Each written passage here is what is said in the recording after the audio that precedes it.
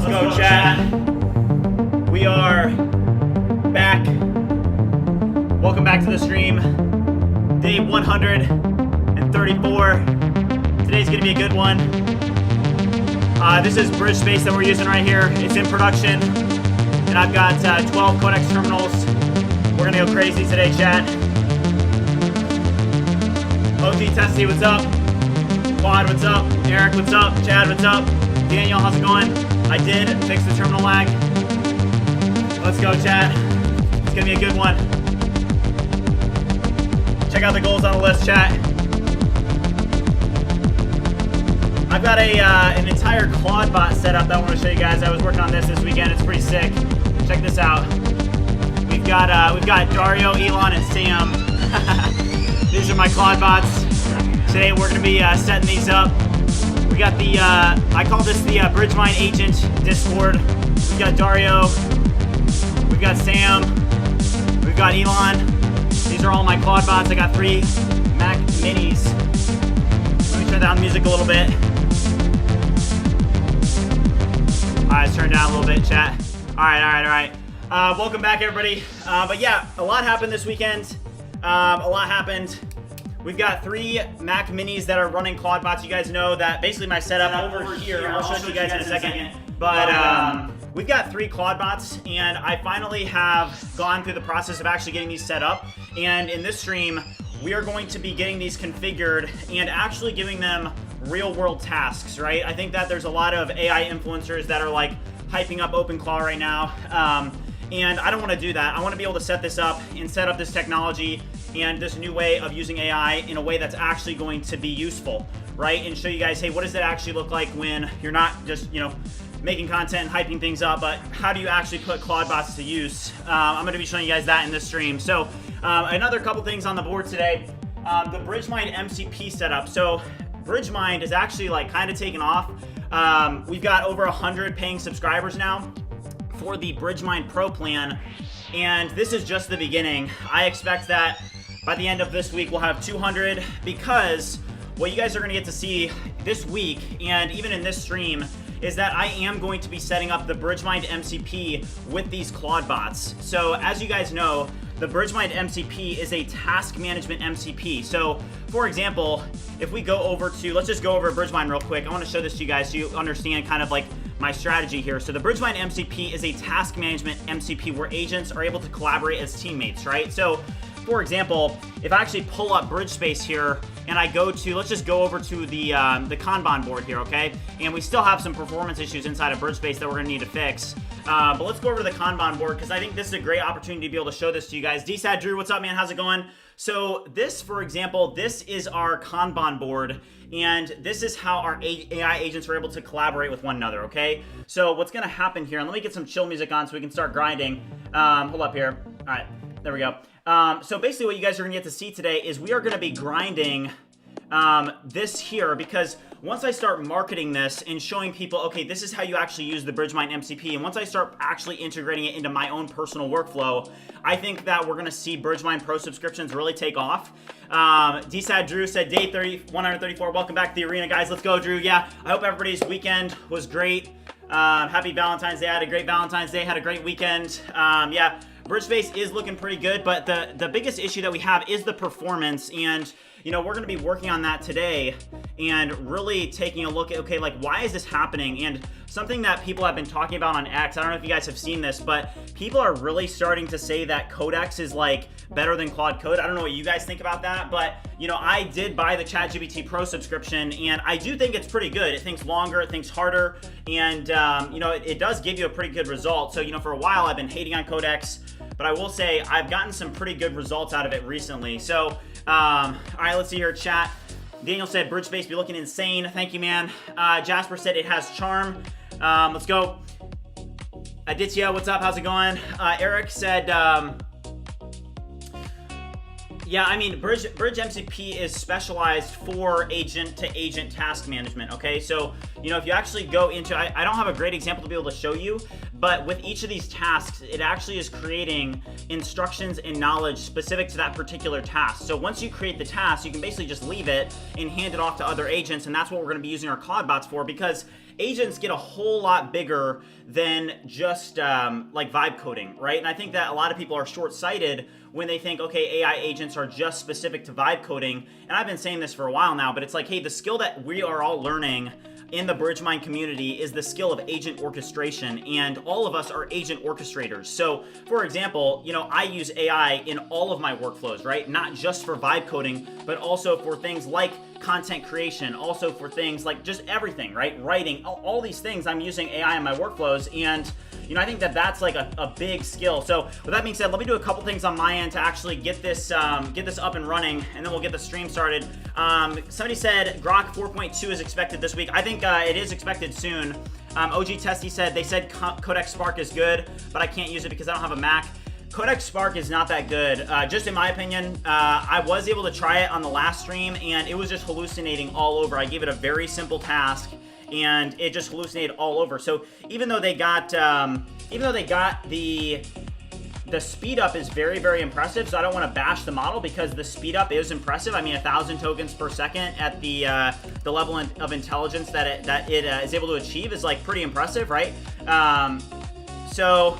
Okay, at 300 likes, we are going to be doing a Vibathon entry review, so I'm going to put that up on the screen. Let's move the desk down real quick, and let's actually get started. We have a lot on our list today to be able to accomplish. So one thing about Codex that you guys should all know is, like, even like look at all these agents, right? They are all doing a very in-depth review, and it takes a while for these to finish running, right? So it is very interesting. But yeah. All right, so Eric said, I'm sadly at the point where I can't defend spending $20 on your MCP when we are in linear. We have many projects to build. Yeah, that makes sense. But also, you know, remember with the BridgeMind Pro subscription, you're talking about a lot more than just the task management MCP. You're also getting BridgeSpace. You're also getting Bridge Voice. There's a lot more that comes with it. So, all right, with that being said, let's actually, I want to show you guys, we're going to do something real quick to start off the stream. So there was a new model that was released this morning. I don't know if you guys saw this, but we're actually going to put this through the Bridge Bench.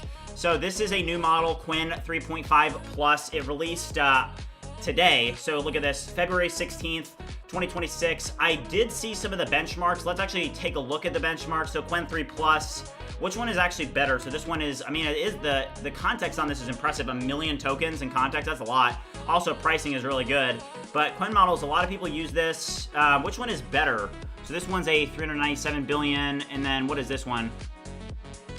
Which one's better for coding? Does anybody know? Qwen 3 Plus. This is probably their benchmark, correct? Wow, they vibe coded this. They vibe coded this with Qwen. I don't know if it's that good.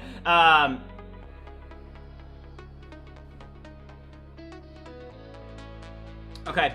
Eric said, how does your MCP work when multiple people are within projects? Right now we're going to expand that, but yes, that's a good point. But once you have the same API, once you have that API key, right, you are going to create a project and you can work inside that project. Okay, so here is what they have. I'm trying to look at, do they have, I know I saw let's go to X real quick. I know that I saw a benchmark for this model, so I just want to see if I can find the benchmark real quick. Let's go over here.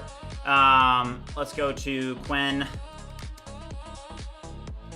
I'm assuming that they released the benchmarks on X. Let's check it out. Okay, yeah, here it is. Okay, so here's the benchmark for this model. I did take a look at this before the stream, and the biggest thing that I always look at is going to be this SweetBench verified, right? So this is by far the most important benchmark that I always look to see how good a model is. Now, one thing to note is that some of these Chinese models are doing a much better job at benchmaxing, in my opinion. If we actually go over to BridgeMind, something that we were working on last week on Friday that we polished up and actually got working pretty well is BridgeBench. So this is now our own internal private benchmark that we're using. And so I was debating on open sourcing it, but a lot of people were saying, hey, don't open source because then the models can train on it. So I was thinking about potentially community sourcing BridgeBench. So if people from the community are interested in working on this project and building it out and creating the best vibe coding benchmark that is out there, please let me know in Discord. I think that we as a community can build just like a really good benchmark together. But the most interesting thing here is that Minimax M2.5 model that came out, it performed very well in the benchmarks. It performed well in Sweet Bench. I think it got like an 80.2% on the Sweet Bench. And it also performed very well inside of the Bridge Bench. It got a 59.7. But then when you look at some of the creative HTML tasks, Minimax M2.5 just wasn't doing very good, right? Same thing with Codex, GPT 5.3, Codex Spark. Like some of these, this creative HTML is a fantastic way for us to be able to benchmark models in a little bit of a different way, so that once the benchmarks actually come out, we're kind of able to get a good visual representation of like, okay, like how good is this model? I think that, for example, like you look at GPT 5.3 Codex Spark here, and you can like look at this HTML, and you can kind of just note like, okay, like the windows are all weird. I don't know if I'm going to give anybody a seizure from watching this, but you know, it's like, look at Claude Opus 4.6. It just did such a good job on this, right? And then you look at Codex Spark, and I think what this benchmark really is going to help us do is it helps us get a little bit further away from just depending on like these benchmarks, right? Like Sweet Bench verified, right? 76.4%. So all I have to do to be able to run a model through BridgeBench is I just am able to pull this up, okay? And I can do this. Watch this. So I'm going to go to one of these instances. I'm going to at BridgeBench. So I'm going to at BridgeBench here. And I'm then just going to drop in, I'm gonna the identifier from OpenRouter. The only question is, which one are they actually like promoting? Is it like, what even is this? This is, which one is the better coding model? So it's this purple one. So it's Qwen 3.5. So it's that second one. Which one should we benchmark? Or should we benchmark both of them? Daniel said, I'm using Minimax 2.5 right now with Teams. Oh, really? Okay, wow. Daniel said the benchmark for BridgeMind be looking same, bro. Thank you, man. I appreciate it. Chris asked, does BridgeMind work with subscriptions, or do I have to get API keys? So it does work with subscriptions. The only reason that you need an API key is for you to be able to set up the Bridge MCP. Speaking of which, I do want to go over here to BridgeSpace, and that we do have a goal up on the list. It's this one here. Create BridgeMind events. So as you guys know, the Vibathon did end, and we have a ton of entries for the Vibathon. So check this out, guys. So at 300 likes today, we are going to be doing a review of some of the Vibathon entries. So check this out. So we have 67 entries. Some of them are better than others, but you know, a lot of people from the BridgeMind community are participating in the BridgeMind Vibeathon. So at 300 likes today, I'm going to be doing a review. Here's Quad. Quad put a lot of effort into his submission, so shout out to Quad. Also, some other people, B-Wall. Here's Kerr put his in. So at 300 likes, we're gonna do a review on stream of probably like, here's Timeless. So what I'm gonna do is like, I really want to be able to reward people that are basically like active and engaged in the community. So for the people that are active, engaged, like Extreme is active, engaged. So Extreme, I'll watch yours, and probably like watch a few of these submissions at 300 likes, and just like check out what people have been working on and what they've submitted. One thing I will say too is that this week, look at this guy was wearing. This is sick. Hi, I'm the creator of CodeMind. I've been coding from. He's got the Vive goggles on. That's sick. So we're gonna take a look at some of these submissions at 300 likes. Shout out to everybody that submitted. And something that's on the list today is if we actually go to the community, there is this events logic, right? And what we need to do is we actually need to create a couple events. So I want to create this events page. I believe that the backend infra is already created for this in terms of just like the database, right? We have the table in the database. So what we need to do is we need to create a couple different events. We're gonna have a project sharing event tomorrow. That's just like a normal project sharing event. Then we're gonna have Vibeathon events Wednesday, Thursday, and then on Friday is when we're actually going to vote for winners for the Vibeathon. But I want to make sure that that's actually in a place where people can go to the BridgeMind website and actually see that. So it's going to be here. Right now we have no events. So let's actually pull up one of our Claude instances here and ask. So also let's benchmark this model right here real quick. So all I have to do is I just drop in BridgeBench to a Claude instance, and I'm going to use Bridge Voice. Let's actually open up Bridge Voice real quick. Let's go to shortcuts, and I'm gonna just set up, let's do shift. I like the shift key. I need you to benchmark this model and then output a table of the results for me.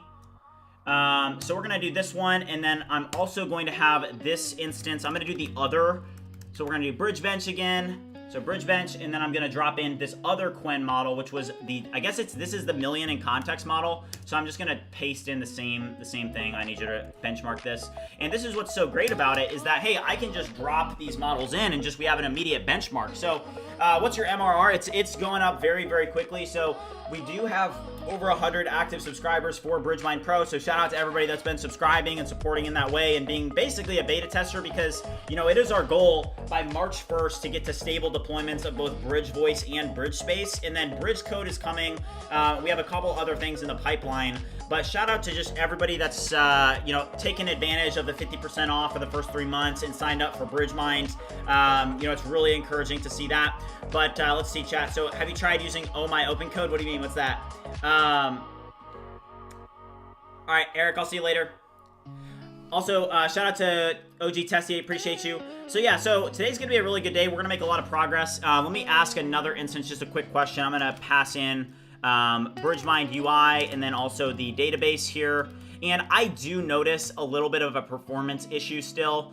We did make it better on Friday, and right now the active version, the latest version is 1.0.26. That's the latest version of BridgeSpace, but I'm seeing this performance lag, right? But now what you can see is that it says good progress, 47 of 130 done. Scores are ranging from 45 to 100. Let me wait for it to finish. So it's now running both of those models through the bridge bench, and then we'll be able to push that to production. I'll make an X post about it as well. I want you to review the database and the BridgeMind UI and the BridgeMind API.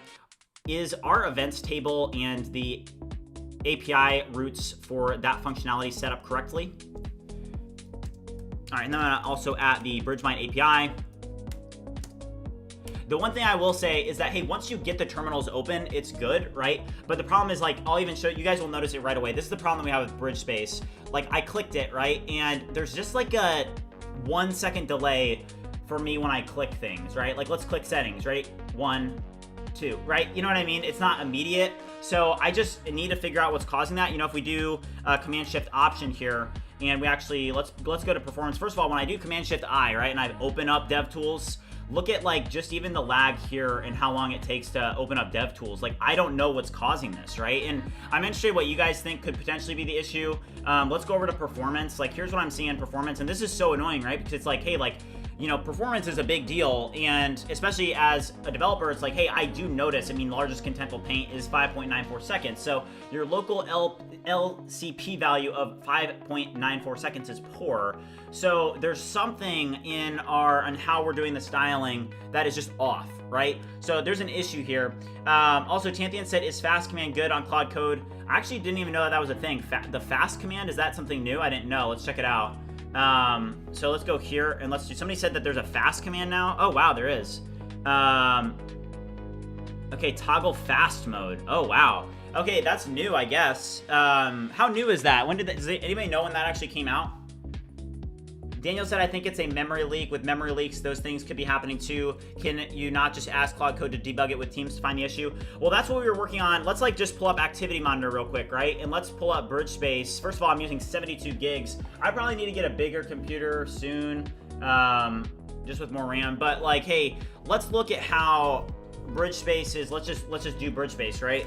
Let's do BridgeSpace, and here's what we're seeing. So, okay, BridgeSpace helper here. You can see that what is that? 1.05 gigs. So let's drop this in real quick and see, okay, what could potentially be causing this? Because that seems like a decent amount. So let's drop this in real quick. And let's drop it into Codex. I honestly think that Codex is getting to the point where Codex is like actually better for like some longer running tasks. So a lot of people are making the point of, hey, Codex is better. And you know what's crazy is that you guys saw, I don't know if you saw this or not, but OpenAI did buy out OpenClaw, right? So Peter is actually joining OpenAI, which is pretty crazy. You know, it's crazy that happened. I saw that basically Sam Altman called him a genius. If you guys want to hear, I'll pull this up just so everybody this is like some pretty interesting news I think that everybody be interested in. So Sam Altman, I saw a tweet this morning where Sam Altman was like, hey, he joined the team. The guy's a genius. Yeah, check this out. So this is what Sam Altman said. He said, Peter Steinberger is joining OpenAI to drive the next generation of personal agents. He is a genius. with a lot of amazing ideas about the future of very smart agents interacting with each other to do very useful things for people. We expect this will quickly become core to our product offerings. So that's pretty interesting. Did you build it with Sloppus? Brother Coates, I know that you're a big Opus fan. You're a big Opus fan. So let's drop another. Well, the issue is that, like, it wasn't always like this. There's definitely something that we did that, like, affected our performance. So let's drop it into not Sloppus. Let's drop it into Codex here. I need you to review BridgeSpace and review the activity monitor information on my Mac, and then review the performance metrics.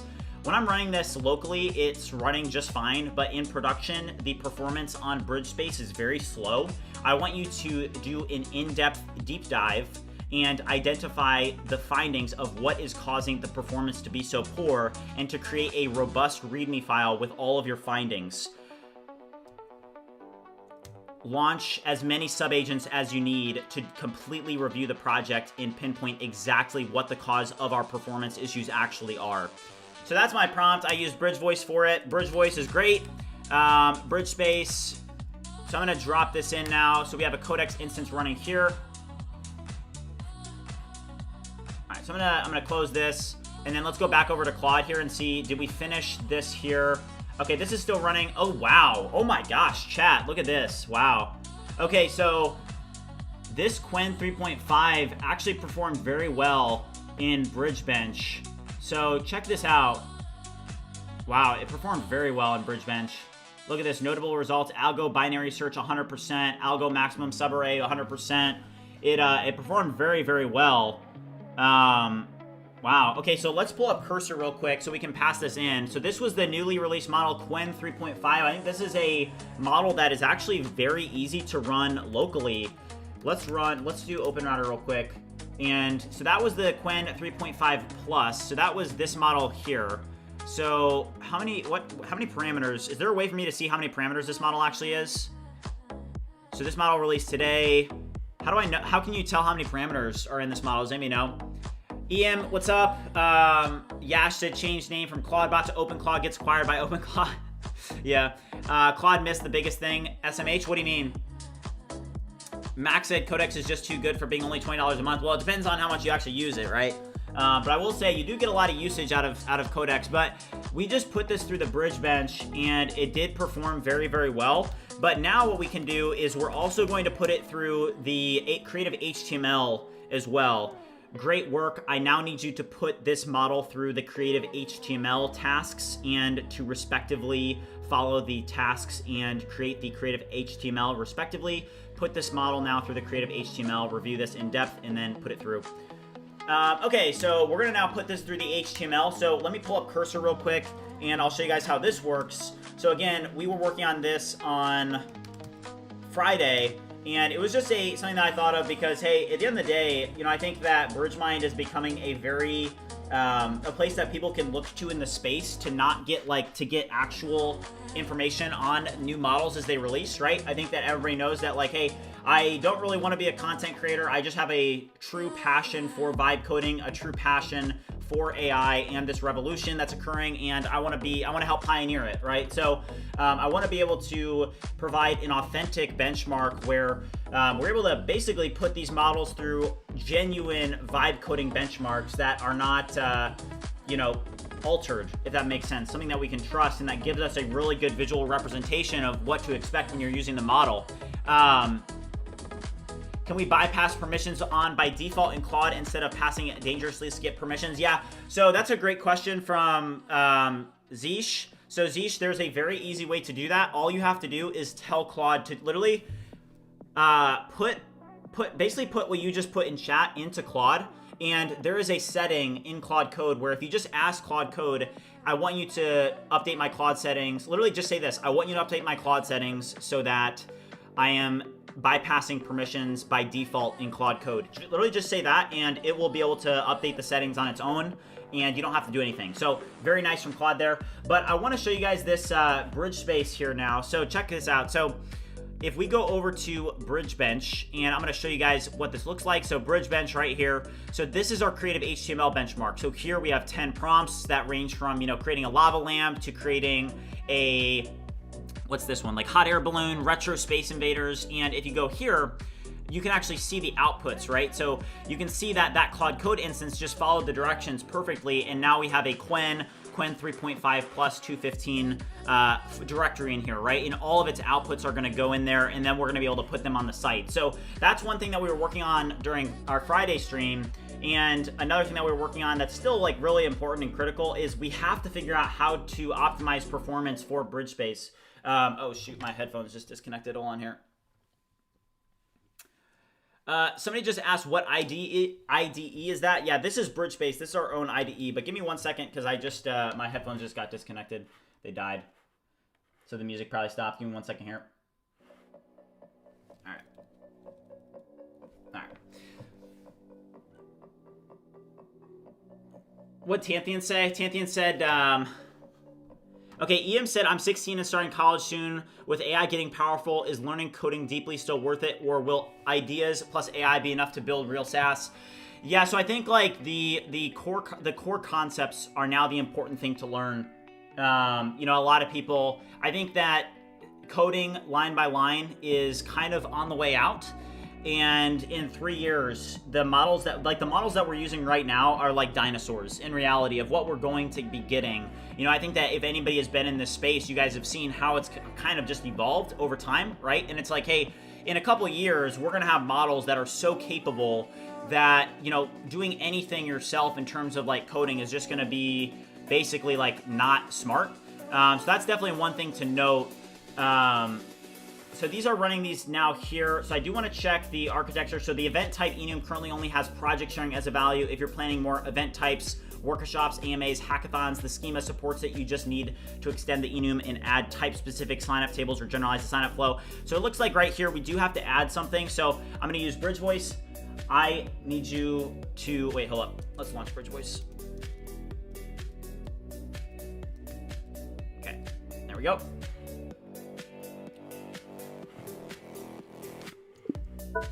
Oops. Alright, here's Bridge Voice. I need you to add in a new enum that will be for the... Oh, shoot.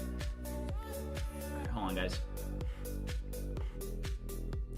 I need you to add in a new enum that will be for the BridgeMind Vibathon. Add this enum both in the database as well as in the API, and then generate and run the migrations as needed. I also need you to update the API routes so that this is included, and then update the front end so this is accounted for. Also, I need you to improve the styling for this so it's very modernly styled and shows these events in a intelligent way that follows the BridgeMind theme. Okay, so we're gonna pass this in. So that's gonna update across the entirety of the stack. Okay, but what do you think of scaling laws? Yeah, so I mean, I think a lot of people are saying that, you know, AI is at its limit, right? Like they're saying, oh, hey, like things are gonna slow down. Which, I don't know, I think that the next models, like, there's a couple of really intelligent people in the BridgeMind community, and there's actually somebody, Backstory Bytes, I don't know if you guys have seen him around, but, you know, he was talking to me, and he made a really interesting point, and what his point was that, hey, like Opus 4.6, what was Opus 4.6? Opus, let's look it up. Opus 4.6, which GPUs trained it? What GPUs was it trained on, right? Hold on, which NVIDIA chips was it trained on?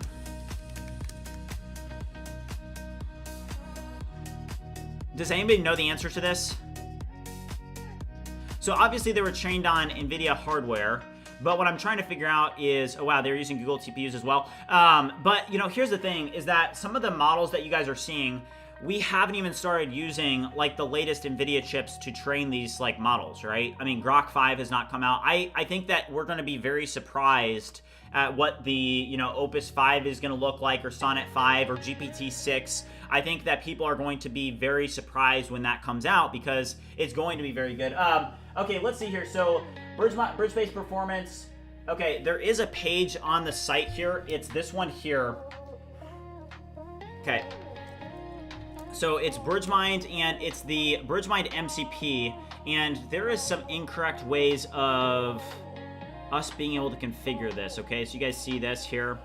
So I want to add in, like, we need better instructions. I do need to create like a demo video for people to be able to do this. Where did you get that DeepSeek benchmark? The DeepSeek benchmark has been basically confirmed to be false. So I saw the benchmark and it was a leak. So if you guys see this, so this was a leak that people were talking about on X. So this has been confirmed to be false. So if you guys see this, basically this was coming out and people were saying that, hey, you know, this is leaked out of DeepSeek and, you know, this has been confirmed false. So they said it had an 83.7% on Sweetbench, which is very impressive. This is a model that it could release as soon as this week. As you guys know, like a lot of these models are releasing at Chinese New Year. We got GLM5, we got Minimax M 2.5. We're getting a ton of models and we're expecting this model as well here soon. DeepSeek V4, which is gonna probably be one of the best Chinese models. So I'm very interested in seeing what comes out of there. All right, the question is, why hasn't it been used? Is there no money to use it? No energy to use them? What do you mean, for the chips or what? Not GPU, that's why it is so good. Oh, that's interesting. So it was used by TPUs from Google. That's interesting. I didn't know that. They use the best of the best custom hardware for AI. GLM5 was trained entirely on Huawei Ascend chips. Well, GLM5 is decent, but you know, the one thing that I will say about the China models is that, like, there is I'm sure that everybody's heard it, but there is this concept of things being made in China, right? Like, there is, like, people often say, like, oh, it was made in China, like it's cheap, right? And sometimes with these Chinese models, I do feel that you get what you pay for a little bit. And, you know, even though they perform very well in the benchmarks, sometimes what I see is that in actual workflows, they are not very reliable. They aren't very fast. And sometimes they don't produce very good code. So even though they're super cheap, which is great, it's kind of like the same thing that we see in a lot of other industries, right? And I'm not like bashing China, I'm just making the point of like, hey, to some extent you do get what you pay for, right? Like, it wouldn't make sense if GLM5, and this is why I get a little bit upset when people are talking about, oh, GLM5 is, you know, Opus performance at a 20th of the cost, or, you know, whatever people are saying, right? You know, I saw some AI influencers that were pumping it like crazy, right? And that's fine, like, pump away, you know, get your views, get your clicks, man. But the only issue with that is it's just not really true. From my perspective, hey, if you're actually, like, you know, genuinely a Vibe coder and you have the budget to be able to spend, you would rather use Opus 4.6 than like GLM5, like, right? Like, you do get what you pay for. GLM5 is not on the same level as Opus 4.6. Opus 4.6 is incredibly reliable. A lot of people use Codex, or, you know, you could put GPT 5.3 Codex in that equation as well. But my point is, you do, to some extent, get what you pay for. So with all these Chinese model releases that everybody is hyping up right now, just be aware, like, hey, if you are a budget Vibe coder, I think that this is a great opportunity for you to be able to use it inside of OpenCode, to be able to not, like, have to buy a $200 Claude Code subscription, but just know that, hey, if you do have the money, you should have a Claude Code 20x plan. You should have a ChatGPT Pro plan. It would be not smart to be able to be like, oh, GLM5 came out and it's Claude Opus level. Like, it's not, right? So a lot of people hype it up, but it's just false, right? It's kind of like misinformation. So let's see here. Models today are the worst they will ever be. People will be stunned by the world that is coming. 100%. All right, guys, also, I do have a goal of 500 push-ups for this stream. So if you guys haven't already done any push-ups, we're gonna drop actually, hold on, we haven't, it's been a couple days since we took the weekend off, so we're gonna have to drop let's drop an 80 bomb, chat. Can we do an 80 bomb? If I do an 80 bomb, you guys gotta do at least 10, maybe even 20, 25. Just do as many as you can, guys. 80 is my max. Let's drop an 80 bomb. We've got a couple agents working for us here. Let's also pass in another agent. Another goal on my list today is PostHog. I do need to, there's so much traffic to the BridgeMind website at this point that I really need to start getting more analytics. The BridgeMind push that we've done has worked out very well with the vibe coding tools, you know, with already 100 pro subscribers with barely any marketing. I think that pivot that you guys saw in January was very smart. It's working out. So we do need to get PostHog set up so that we do have data analytics for the website. If I go to Google Analytics, let me actually check the amount of traffic. Let's take a look at the amount of traffic before we hit our 80 bomb for Google Analytics and see where are we at for BridgeMind. Like, how many website visits are we getting per week? Wow. That's insane. Okay, so check this out, guys. So BridgeMind, what is this even for? Is this for the past 2 weeks? Last 14 days. So that is insane. So check this out, guys. So this is the data of the last 2 weeks for BridgeMind. And yeah, we have 8,000 active users in the last 14 days. So we have 8,000 active users. 7.9 thousand are new users, and the event count is up by 3 million%. And yeah, I mean, just shout out to you guys, because obviously, like, with the launch of the BridgeMind MCP, with the launch of BridgeVoice, with the launch of BridgeSpace to Mac OS, you know, I think that things are really going to start to stack and compound here. And, you know, that's why it's like, hey, it's very important that everybody understands. It's like, hey, when you're in the arena, you have to know that, hey, you're going to be working for a while until you start to see, like, payoffs, but you will see a payoff, right? If you show up and you keep working, you are going to get good results, right? And I just am feeling pretty good about this. So, okay, this looks like this is done. So what I want to do now is I do want to run npm run build in the BridgeMind UI and fix any build errors, and then push.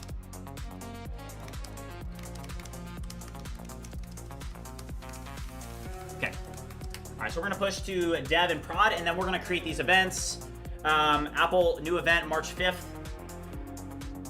Did Codex fix BridgeSpace already? Let's check it out. I do think that it created a README. So let's see what the README. So this is the forensic deep dive that we had Codex do. So we definitely want to check this out. Let's actually pull up Cursor real quick and take a look. Also, here are the results so far. You can see the Qwen results are coming in, Qwen 3.5 plus. It has so far done 5 of the HTML files. So we'll take a look at this as well. But let's close this, and let's actually open up BridgeSpace, and let's go to, where is this? It's gonna be in docs, I'm assuming. Where is it? Okay, it's BridgeSpace README Performance Forensic Deep Dive. Okay, so this is the deep dive that it did. When was this done? Hold on, there's 2 of them. Okay, it's this one here, February 16th. Okay, so we definitely need to take a look at this and see. We're gonna read this and study up on it. But before we do that, let's actually drop an 80 bomb real quick. If you guys want to do some push-ups with me, let's just knock them out, guys. This is how we keep the energy high. We vibe code. I mean, I don't know if you guys saw Peter, but there's some pictures of Peter, the founder of OpenClaw, that have been going around, and basically the guy's jacked. And I think that vibe coders, we're creating a new stereotype for vibe coders. Vibe coders are going to be jacked, all right, guys? So I need everybody to hit as many push-ups as you can right now. Let's change the stereotype. Let's drop an 80 bomb. Let's go.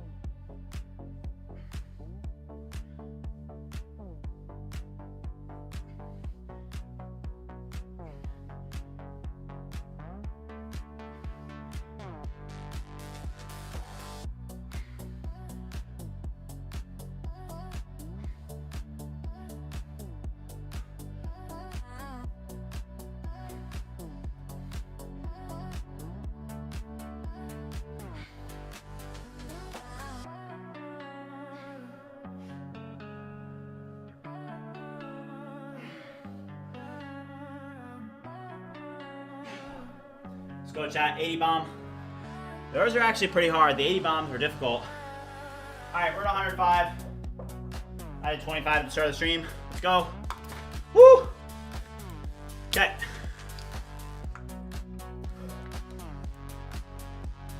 Who did them with me?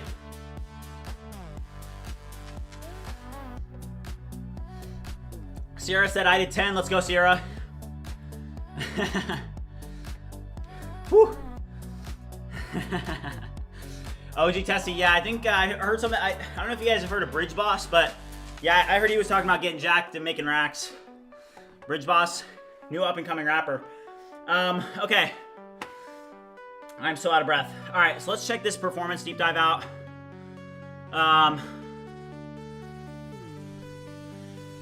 Review this deep dive and help me understand the biggest findings in it, explain them in a concise manner so that I completely understand what is wrong. Woo! Okay. Also, guys, we do have 400 people watching. Let's do a quick like check and sub check. We've got 400 people watching, only 137 likes. So if you guys have not already liked and subscribed, make sure you do so. BridgeMind is the fastest growing vibe coding community on the internet, and there's a reason for that. So make sure you get involved, guys, because this is where it's at. GSD is the best way to develop new features, potentially. Okay, so here is the biggest core findings. The biggest finding is that local feels fast, but production gets slow because the application never sleeps anything. Okay, so it says, hidden workspaces remain active. This is critical. When you switch tabs, the old workspace isn't paused or unmounted. It stays fully active in the background. If you have 10 tabs open, the app is rendering and processing logic for all 10 simultaneously. Even though you only see one, memory and CPU usage scale indefinitely with uptime. Okay?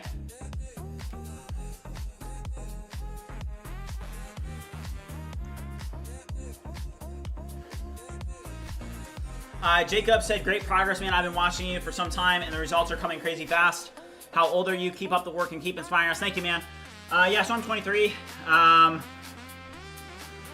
Things are compounding, and the thing is I'm gonna stay true to. I'm not new to this. I'm true to this. I'll keep saying it. Have I tried Codebuff? It's getting so much hype. It's being called Claude Code Killer. Claude Code Killer. Codebuff? Never heard of it. Codebuff AI assistant for your terminal. Are you the founder of Codebuff?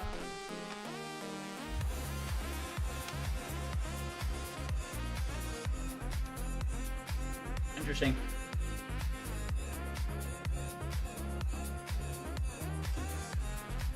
Okay.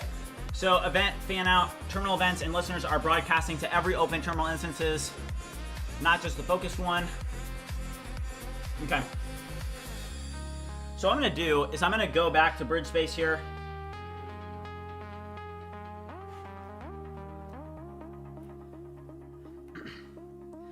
Great work. I now need you to build a structured plan and fix and solve each of the issues that you found in a structured manner that does not break anything. If you break something, I'm gonna put you in AI jail. Okay, all right, he's going to jail if he breaks it, so we're good here. Yeah, I do get the Tom Holland thing a lot. Yeah, so somebody just said, yeah, so let's, I do wanna talk a little bit about the Clawbot. So I do have this set up. So shout out to Super Combo Gamer. I haven't seen him yet on the stream, but he actually was the one that helped me get this all set up. So I have 3 Clawbots. I have Dario, Elon, and Sam. I actually do want to show you guys this. Let me grab the FBI cam because I think it's worth showing it to you guys and how it works. Let me unplug this real quick and grab the FBI. Hold up here.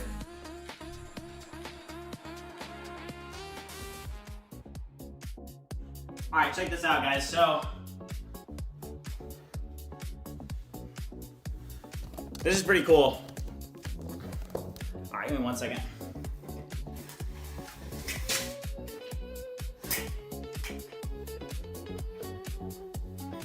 All right.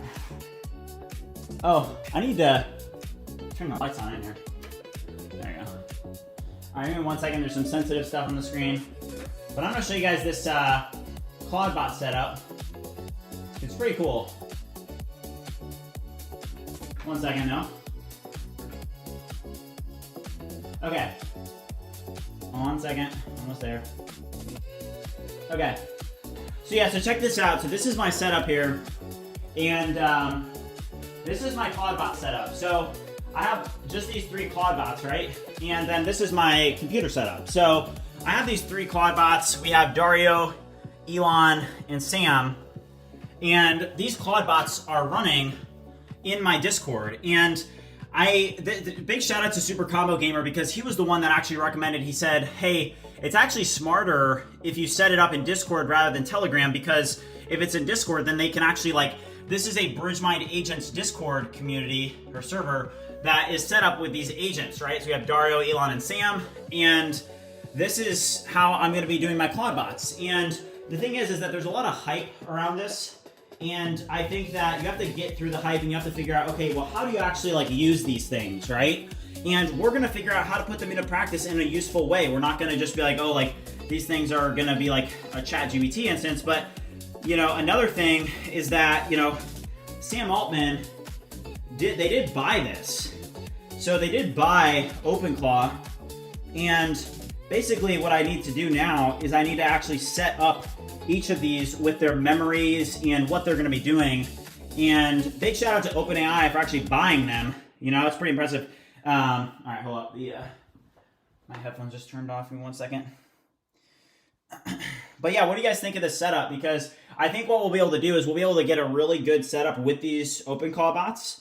There's a lot that I can actually use them for, so I think it'll be a good example of how to actually put them into practice rather than just having people that are just, you know, hyping it up. We'll actually be able to put them into practice. Which model API are you using for Clawbot? So right now they're hooked up with Minimax, but I'll show you guys something pretty cool that you can do with these Clawbots. So this is something that you guys should kind of know about, right? So you can tell these Clawbots, they have full access to their own Mac Mini, right? So that's the cool part about it, is that I can just tell them, hey, I want you to install Chrome. I want you to install Codex. So watch this. I can @ Sam here, and I can @ Sam, and I can give it a prompt, and I'm just going to say, I want you to install and set up Codex so that I can use Codex on this computer. So we'll submit it, and what happens is it basically says, okay, I saw it, right? You see the eyeballs, and now Sam is going to work for us.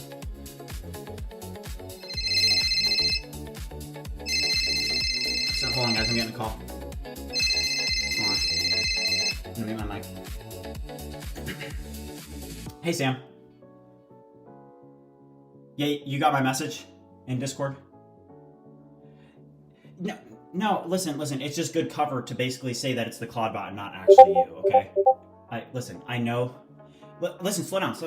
I'm not gonna try and, like, use you, okay? I know you want recognition, but all I'm saying is if they know about our deal, then I think it's just going to be a bad look for you, you know? I think it's better if I just say that it's the Clawbot and not actually you, okay? It's just going to look better for you, in my opinion, okay? So, listen, just slow down. Yes. Okay, you installed it already? All right, thank you. You sent me a message back? All right, here, let me check it. Okay, all right, I'll talk to you on Discord. All right, see you, Sam. Bye. All right, sorry about that, guys.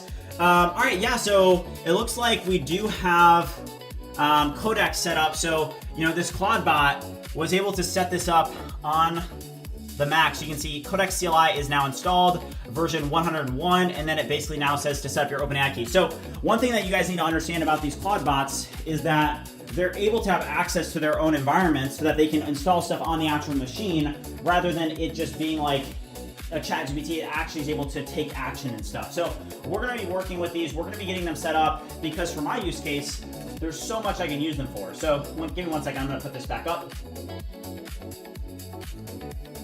So that's just a little bit about, you know, what I can be able to use this for. All right, did you see the OpenClaw founder joined OpenAI? I did, yeah. Phoenix, let's go. Do you think continual learning will be possible in LLMs? I think so, yes. So we have all these set up. We're gonna be setting these up more in the stream. We have a Codex instance that is updating this for performance. That looks good. Let's go back over here to our Claudes. So this is now benchmarked, okay? So what I'm gonna do now is I'm gonna @ BridgeMind UI, and I'm going to say, great work. I now need you to add these HTMLs in this model to the creative HTML on the website.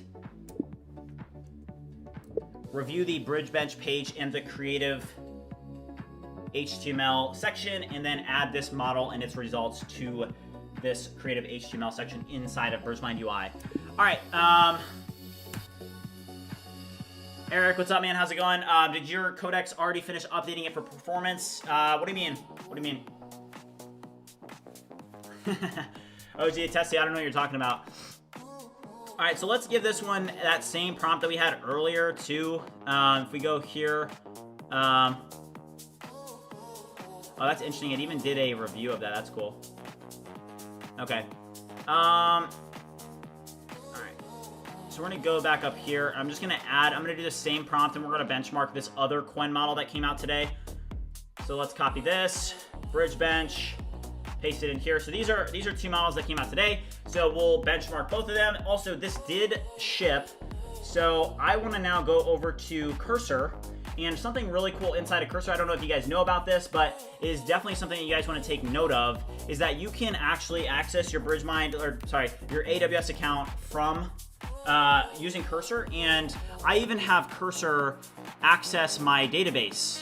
And that may be something that people are like, whoa, like what in the world, like access your database, like what do you mean? And that's something that I think a lot of people have different opinions on. But from my perspective, I think that, like, hey, I do this, and it's great.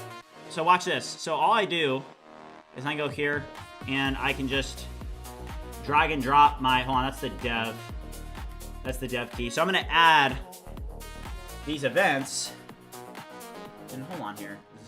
I want you to, okay. Okay, I need to restart this.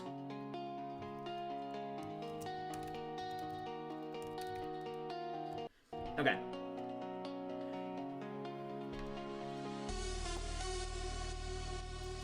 I want you to review the BridgeMind. Hold on. Sorry, that was a bad prompt.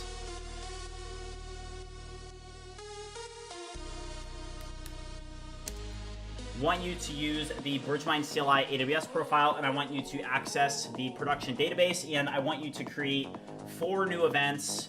I want you to create an event for the project sharing event, which will be tomorrow, Tuesday, February 17th, 2026. This will be a project sharing event at 2 p.m. Eastern Standard Time, and this event is our weekly project sharing event, and there will be one tomorrow. I need you to create an event for this. I also need you to create 3 other events. On Wednesday, there will be a Vibathon demo event where people that entered the Vibathon will have the opportunity to demo on the live stream, to be able to demo their Vibathon submissions to the BridgeMind community.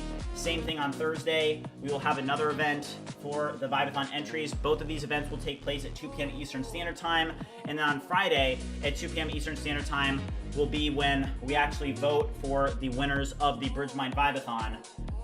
I need you to create all 4 of these events in the database. Okay, so I'm actually going to hide this from you guys because I don't want that to show, but we are going to, I'm going to use, honestly, I'm going to use Opus 4.6 for that one. The 1 million in context does a very good job there. No, I'm not using Gemini 3 Pro for that. CA said, I love bro's energy. He never stops moving. Let's go. Let's go. Let's go. I put a lot of effort into this. So, all right, this model is now the 8th entry in the creative HTML and will appear in the Bridge Bench page side-by-side viewer alongside the other 7 models. So this is now done. So let's go over to localhost here and see how this Qwen model did. So this was, as you guys know, something that we were working on last week. So if we go to creative HTML, this Qwen model is now going to be added. Wait, where is that? I don't see it. Hold on, I don't see this model. Do I need to launch a incognito? Okay.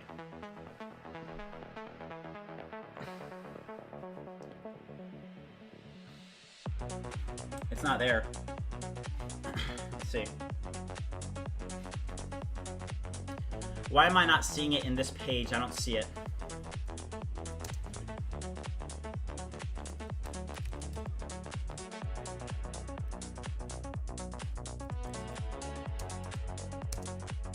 It should be included in the HTML views. Oh, I see. I'm sorry. All right, it's on show. I need to show all. Okay, so here is the first look at Qwen 3.5. Wow, this model is bad. Okay, so Qwen 3.5. So this performed well in the Bridge Bench for the coding tasks, but in terms of the styling here, what do you guys think? So this is the coffee being poured. Aren't you afraid of bypass permissions like Claude goes full YOLO and deletes some system files? You just have to prompt it well. You just prompt it well and you'll be fine.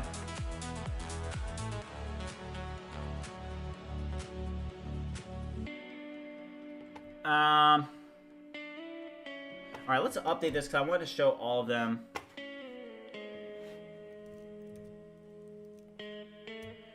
would you update the page so that it shows all by default and not only 6? That may cause some rendering issues, but we'll just go with it. All right. All right, let's go to Bridge Voice. And some users of Bridge Voice have been making the point that they would like to be able to customize the size and the look of the pill for when you're talking. I want you to offer a couple different options inside of the BridgeMind dashboard, the settings section. I want users in the settings section to be able to customize what the pill looks like. They can choose between whether or not, like what they can choose between different options of what they want it to look like. It can be just the BridgeMind logo symbol, or it can be the logo symbol and say Bridge Voice. Let them choose between the two.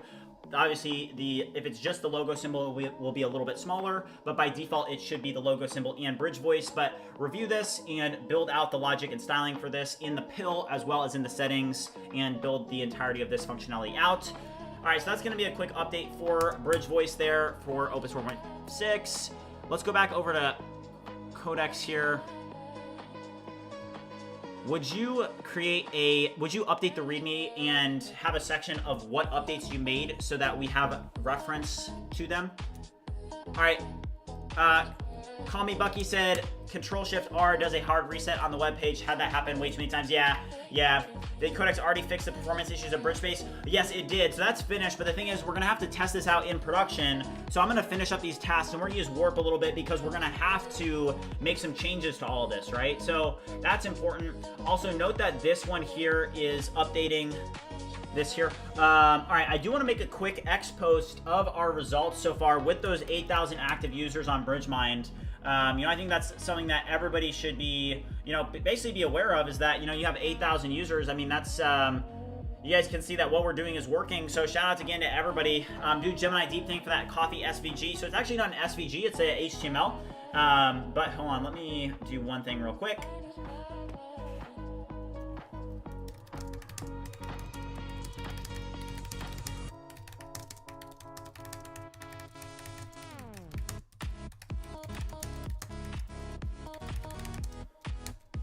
Okay.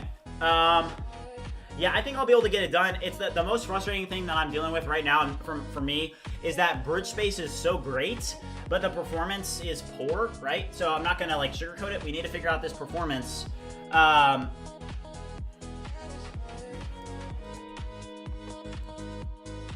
right, so I'm about to make an X post here. I want to show you guys this. Part of my marketing strategy now too, just for building in public and for BridgeMind, is that I think X is an incredibly important platform that's just as important as YouTube. So right now I'm streaming on X, but it's hey, this is where I kind of let people know important information, right? I use AI to be able to help me polish some of the posts so that they perform better. But check this out. So I'll just literally, go to my capture history and I just post this, right? And this will probably get a couple thousand views. So, I'll also add in the link to the website in it, and it'll perform pretty well. So we'll just do, BridgeMind.ai at the end here and let people know, hey, website visits are skyrocketing, right? Building in public works, right? I just want to share, hey, this is what's happening, right? All right, Morass, what's up? How's it going? What are you using for screenshot? That looks good. Yeah, so big shout out to W Dan. He was actually the one that recommended this. So I'm using CleanShot X, and it's very nice because this is actually a great way to use screenshotting for Mac. It helps across a multitude of different reasons, but one thing that I'll show you guys right now, let's say that you wanted to change the styling of something, right? Let's say that you're having a conversation with AI and you were passing in a screenshot and you wanted to say hey, I want you to change the styling for Bridge Voice. I can use this here and basically highlight and draw these squares to be able to highlight, hey, this is what I'm talking about, or this is what I'm talking about, or this is what I'm talking, you know what I mean? And it does help in terms of using context management because it basically says to the AI, hey, here's what I'm talking about. This is what I want you to, take note of. This is what I want you to focus on. So it's very, very useful in my opinion. This was recommended to me by W Dan. He's a respected member of the community. Shout out to him. And he helped a lot. Do Gemini DeepThink for that coffee SVG. Well, here's the issue with Gemini DeepThink is that it takes so long for it to be able to output, but I will do that. Let's actually pull up Gemini real quick and let's pass in that prompt. But I mean, Gemini DeepThink, for those of you guys that aren't aware, this was a model that came out on, what was it? Was it on Friday or was it on Thursday? And, basically what this is it's a new model that's only accessible inside of the Gemini app. So I'll kind of show you. I actually did purchase the Google AI Ultra plan. It's the only way to access this model. So you just turn on Deep Think here, and then I can go to Pro. And what I'll do now is I'll actually pull up Cursor real quick. And also, it does look like Cursor did add those events. So let's go over here and make sure that those events are now added. Perfect. All right, so weekly project sharing, Vibathon demo day. All right, the styling here is terrible. Great work, but now I need you to update the styling of the front end pages for the events ID pages. I need you to update it so that the spacing and margin from the top nav bar is updated. Right now, there is some overlapping. Check out the screenshot for reference. Also, the default screenshotting on Mac is just like not very good, because now it's just much better. Where's my UI? Also improve this page so that it's styled better. Eric Nelson said I had to upgrade to 20x. I kept maxing out the 5x plan. Yeah, I think the 20x is definitely needed. 20x, you'll get so much usage. For this, I don't want it to be... This is like not great styling. I'm gonna get Gemini 3 Pro for this. Yeah, I'm gonna definitely use Gemini 3 Pro on this one for the events page. What's the breakdown of your revenue? You can do a exclamation point revenue for that. Shotter is really good and does the same. Okay, good to know. Can you show DevOps, show how you have AI agents, etc. to build and deploy websites? Yeah, so I mean, for that, like, first of all, like, I do have a lot of experience in DevOps and AWS in particular. I'm very good with AWS. That's kind of where I've had most of my experience.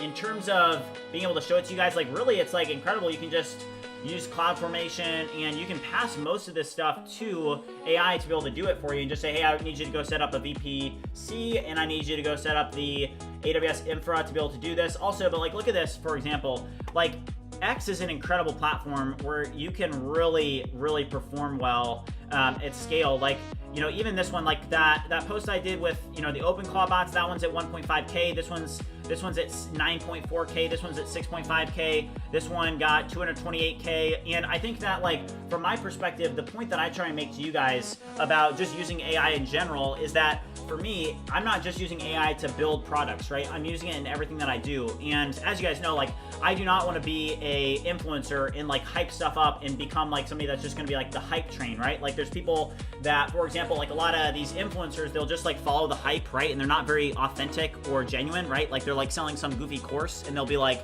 I'm going to follow the hype to draw, you know, attention to my course. And, hey, maybe they make money, but at the end of the day, they just become kind of like a slave to the hype, right? So they're constantly just, like, tracking the hype and trying to follow the next thing that's going to be able to, you know, pump their channel up or pump whatever up. And it really comes at a cost, because it's like, hey, you're just following the hype, right? Like, you're not even that genuine or, like, bringing people value. You're just, like, following the hype, and, like, you're not even really putting these things to practice. I don't know. I rant on that a lot, but it is definitely, like, something that I don't want to become. So that's why I talk about it, because it's just a bad thing. I don't want to become that. So, all right, so we're going to give this system prompt here. This is the system prompt. Your task is to create a single self-contained HTML file that implements the requested animation or scene. And it's this here. But I probably should grab it directly from the actual TXT file. Let me do that real quick. So let's go over to the actual TXT. So let's go over to BridgeBench, and we'll actually grab the prompts. So in the prompts here, it's, somebody asked, what was it? It was the coffee being poured. Somebody wanted to see the coffee being poured. So let's put this one to the test. Drop this one in. All right, perfect. And this will think for a while. But yeah, this is Gemini Deep Think 3. What's the screenshot tool? It's CleanShot X. I'm using Bridge Voice right now. I'm using Bridge Voice. Bridge Voice is up here. If you don't, I do have Whisper. I should probably just force quit Whisper. I do not use Whisper. I try not to. All right, close Whisper Flow. We are using Bridge Voice. All right, so that is gonna think for like 20 minutes. Just to learn about that, I vibe coded my own Bridge Voice this weekend in Python. Pretty cool, running Whisper Fast Large V3 locally. That's awesome, man. Good for you. All right, let's go over here. So we are going to test. This is all. We do have one more that's still working. How close is this being done? 3 of 10 done. Ooh, only 3 of 10. Okay, honestly, I think I'm ready for this to ship. So let's go over here and just confirm what it actually did. So let's go over here and let's just give it to Gemini 3 Pro.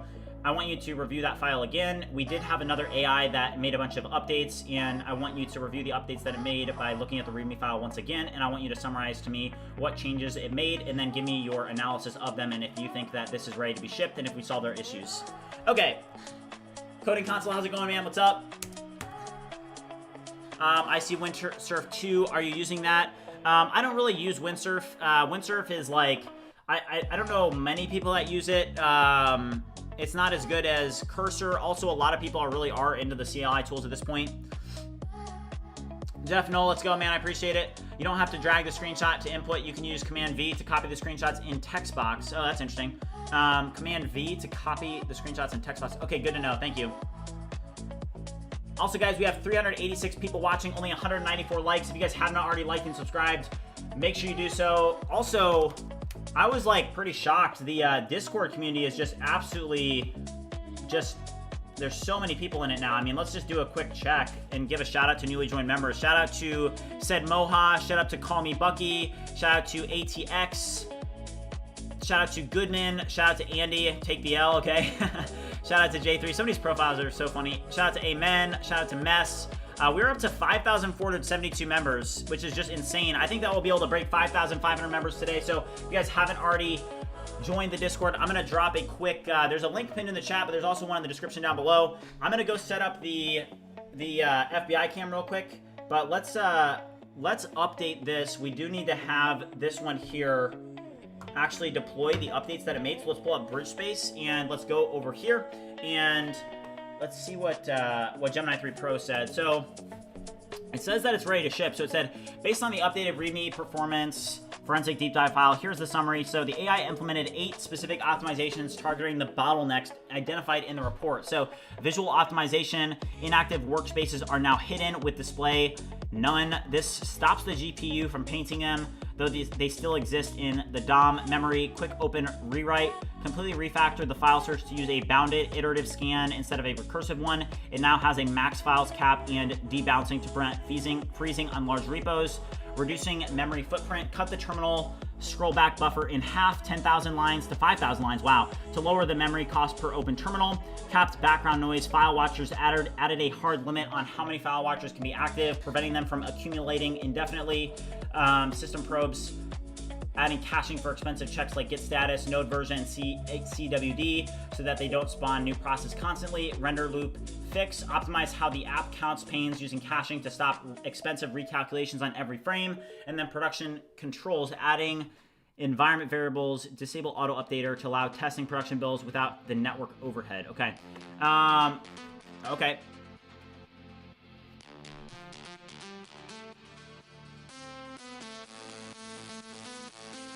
Okay, so let's actually test this. I don't want to just ship it to production since we now have, you know, hundreds of users. I don't want to break this.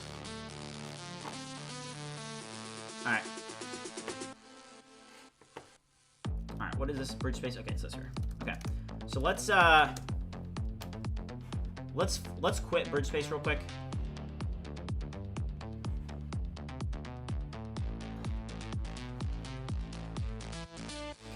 So I'm going to run the dev here. Eric said, thoughts on making my own internal MCP for me and my team or stick with linear for issues in Kanban? I mean, it just depends on like what your team is all about, right? I mean, I think that MCPs are definitely a great tool. That's why I created the BridgeMind MCP, and something I'm going to be doing for marketing the BridgeMind MCP this week is, I'm going to be making like some videos that are really going to pump. I think that we can get 200 paying pro subscribers by the end of the week. That's my goal. So look at this. So you can see that when I'm running this locally, right, we have it's very, very fast. So let's like just sign in here real quick. And what you guys are seeing is it's like, this is what's so frustrating is that like sometimes you'll just have these issues, right? That it's like, I have no issue running locally on my machine, right? It's like, hey, that's very, very fast on my machine. But once it's packaged and it's actually in production, it's really having issues.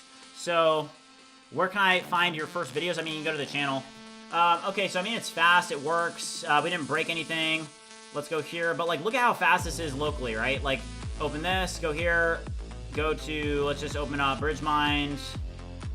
Where is it? Here it is. All right, we're gonna open up BridgeMind. We're gonna go to AI agents, and this is the cool thing is it's like, hey, if I want to open up, you know, 4 open code agents, I can just do that right here, right? Like, let's open them up. Boom, open code, boom, boom, boom, boom, open code, open code, open code. You know, and here we have it. And that's like the great thing about BridgeSpace, right? Is it's like, hey, Warp doesn't have that to just be able to do quick creations. I just like that. I just like how I do that. It's nice for vibe coders. It's nice for me, right? So let's, it looks like this is all functional. So let's actually deploy this. So let's go back over to, let's just use cursor here. And I think it's fine to use, let's just use Opus 4.6.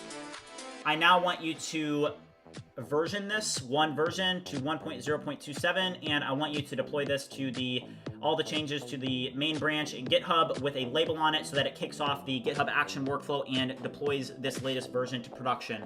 Okay, so we're gonna ship this and be able to test if this is this improved our performance. I've thrown a lot at this though and haven't been able to solve our issues. So I've had the same issues using Electron. The ASAR packaging and unpacking, etc. sucks.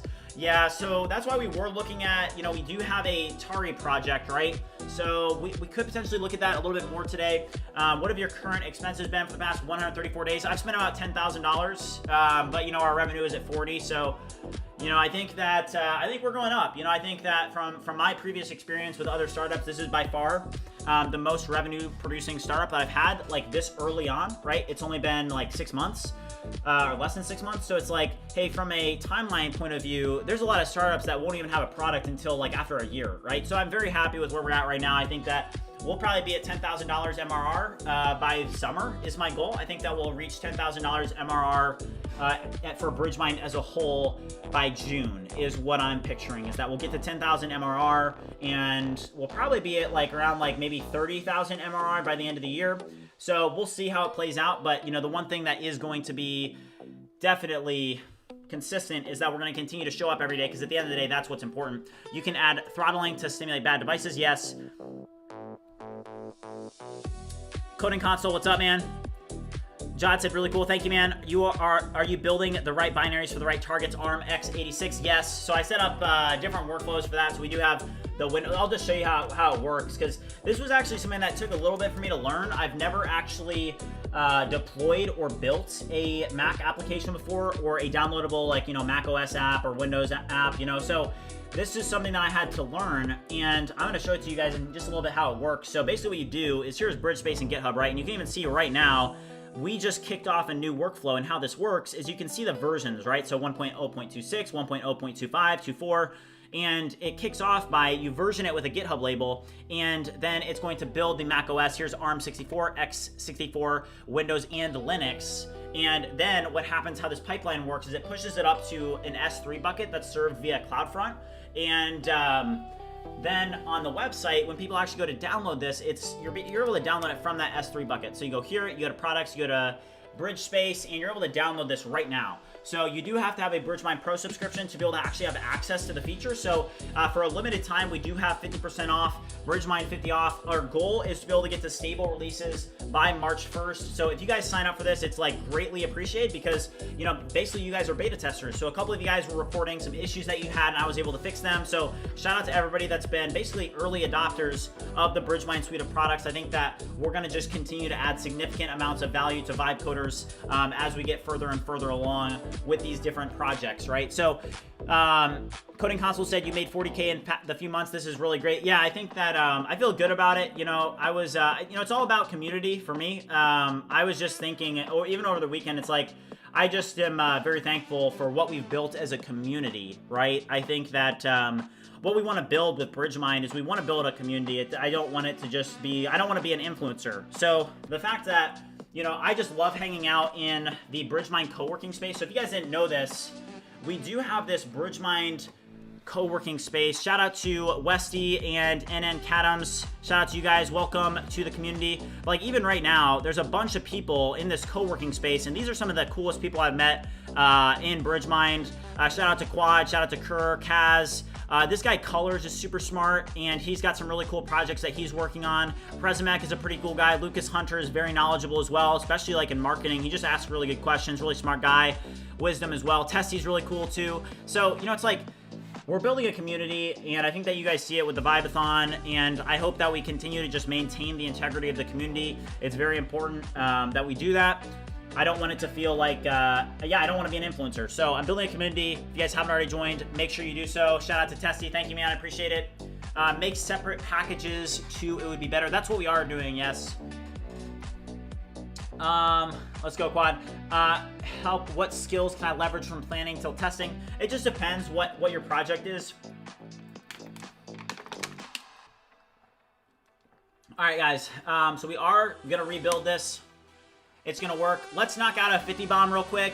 If you guys haven't done push-ups with me, another thing that our community does, we gotta stay fit. We gotta stay in shape. We're changing the stereotype. You know, a lot of programmers, a lot of people are like, there's a stereotype around programmers with vibe coders. We're changing the stereotype. All right, chat, I'm gonna drop a 50 bomb, however many you guys can do. I started out doing like 20 bombs, 25 bombs on stream, and you know, I did an 80 bomb. So I'm gonna drop a 50 bomb, do whatever you can, and I promise you guys, it does add up, all right? Let's go.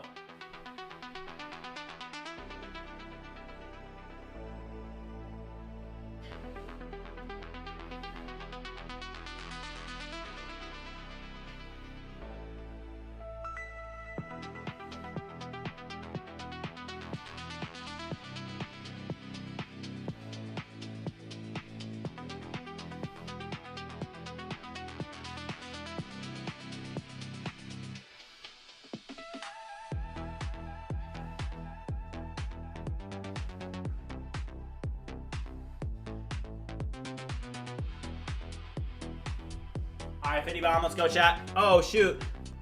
We didn't have the FBI cam up, but I did just hit a 50 bomb. Hold on, let me put this up.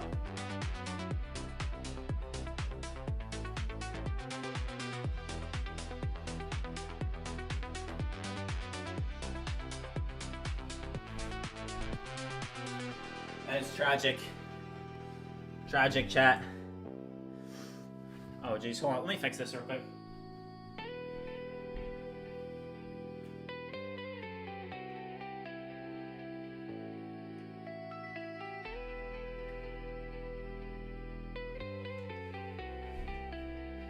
Is that better?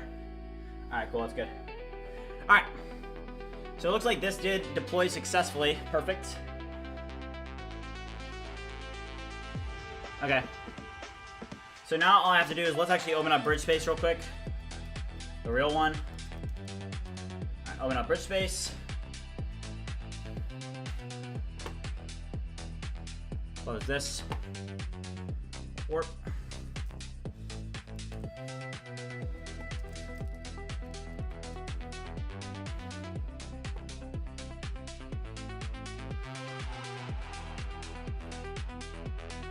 Okay. All right, here's the real BridgeSpace. Let me authenticate real quick.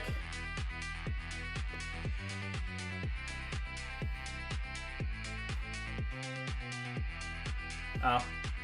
Okay, so you guys can see that it does these automatic installs. This is another thing I had to learn. So you have to restart so that it actually installs the latest version. Give me 1 second, guys. Well, I'm gonna use the restroom real quick while this installs. It's loading in. If you guys haven't already liked and subscribed, make sure you do so. We are up to 229 likes. At 300 likes, we're gonna do a Vibathon review. Check out some of the people's submissions to the Vibathon. But let me, I'm gonna use the restroom real quick. I'll be right back.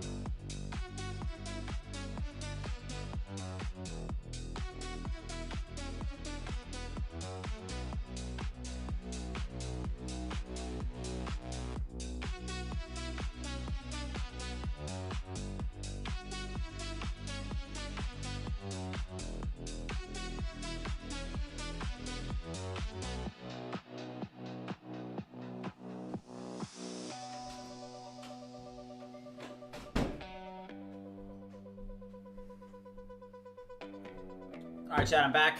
Let's get it. In doing CRM art ordering, which skill is best? What do you mean?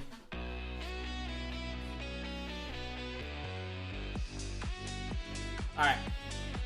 Move the desk down a little bit. I gotta plug these in. Okay, let's check this out. All right, here it is, chat.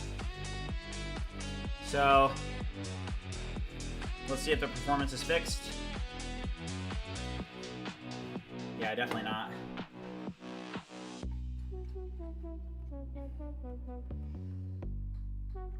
Okay, that workspace did open quicker.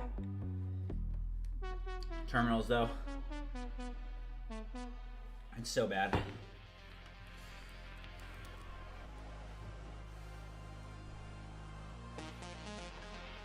All right, let's get PostHog set up real quick.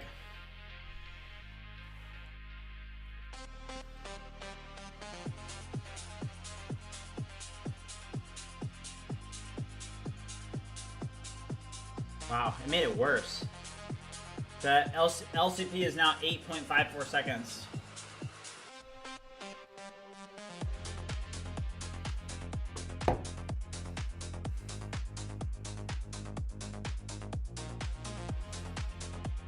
I don't understand. Alright, Phantom said check DeepThink. Thanks for the reminder. It's still working. Yeah, that's the issue with DeepThink. That it's like, hey, yeah, you perform well on Code Forces, but you know, how long has it been running? 30 minutes, you know? It's insane. Okay. All right, let's get Sentry set up. Yeah, let's close. All right. All right. So let's go over here. Let's launch Codex here. And I want to get PostHog and Sentry both set up. And then we're also going to start setting up these Clawdbots. Because what I want to do is I actually want to integrate MCPs with our Clawdbots. So we're going to have PostHog set up. We're going to have Sentry set up for debugging.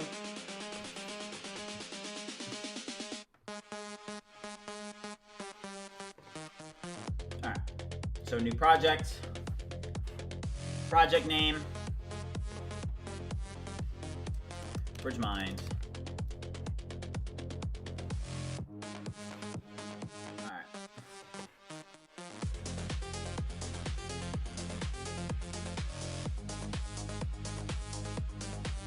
Alright, so you have these options. So PostHog is a very good analytics service. It also has a very good MCP. So we're going to set this up real quick, and it's very easy to set up, especially with AI. So we're going to want to understand a couple things. We're going to want to understand how users behave. That looks good. It's Next.js. Okay.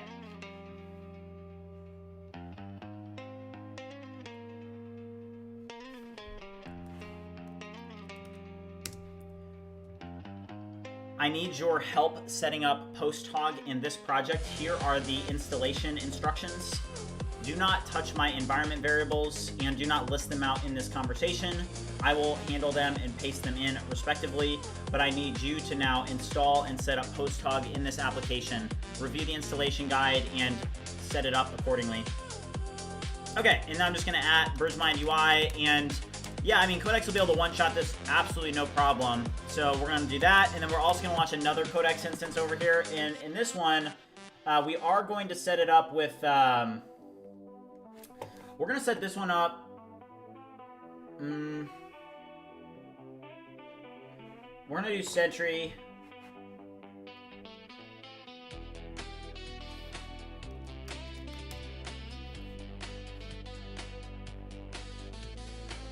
Yeah, I'm still struggling with the performance issues. It's very frustrating, to be honest.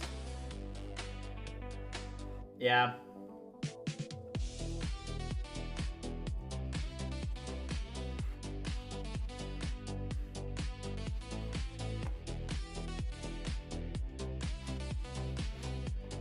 I mean, and that's the thing, is that we do have this Tari application here.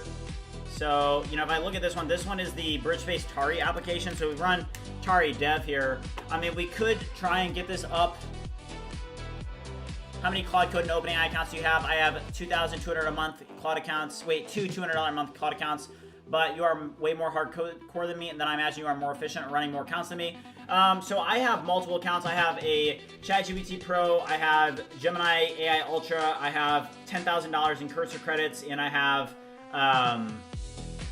ChatGPT Pro as well. So for me, it's a little bit more like I just am able to spread out my AI usage across all of that, if that makes sense. So for me, it's more like, hey, I just am able to, you know, spread my usage out in my plans, which makes it usable. So let's sign into this Tari application, see where we're at. So this is where we're at with the Tari application, because I'm at the point where I'm like, hey, we may just want to scrap the Electron and see if we can make it faster. But here's the thing, it's like the same thing, right? It's like, hey, this is very performant. I will say that Rust is very fast. So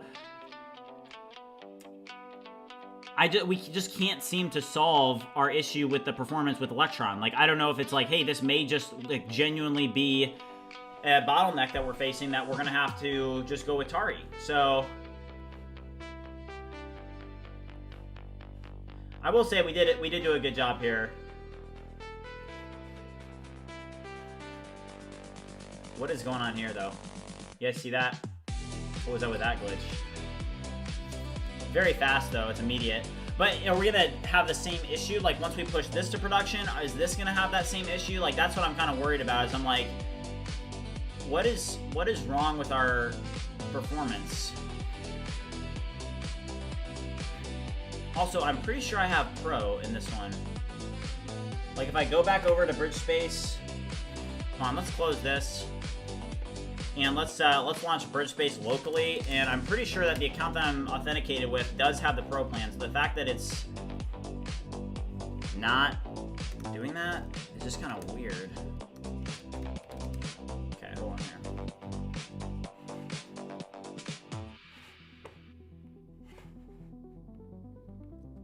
Okay. What are the specs of the Mac Minis? They're the baseline. They're the base Mac Minis. Okay, so here this is. I mean, this one is. Hold up. Okay, that has to be production, for sure. Oh wow. All right. Well, here is the. Okay, it looks like Gemini DeepThink actually misunderstood. Look at this. So I said, this is what it did. What in the world?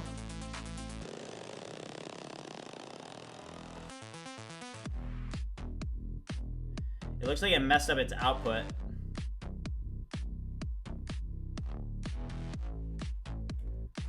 HTML renderer.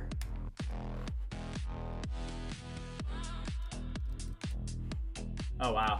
Okay, so here's what Gemini DeepThink did come up with for coffee being poured. I mean, that is pretty incredible, to be honest. I mean, when you compare this with some of the other examples that we saw, you know, let's paste it back in. Hold on. Let's refresh.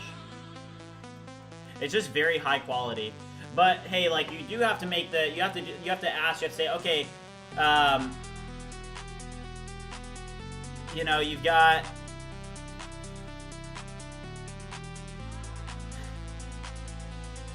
it's very high quality. I will give it that. I mean, if we go over to this and you look at some of these other, like if you go to the bridge bench and you look at some of these other options, right? Like, let's go over to coffee being poured for Gemini Opus, or let's look at Opus 4.6, right? Coffee being poured. So here's Opus 4.6. And then you do look at, I mean, look at it as shadows. Somebody said it's pouring through the mug. What do you mean? Oh, I see what you're saying. Yeah, that is a little bit off. But look at this, just shadows. It's actually on the table. If we go here, this isn't even on the table. You know, look at the handle compared to this.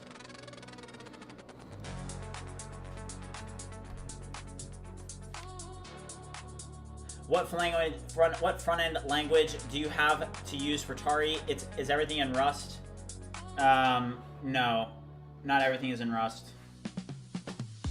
We're using a lot of TypeScript.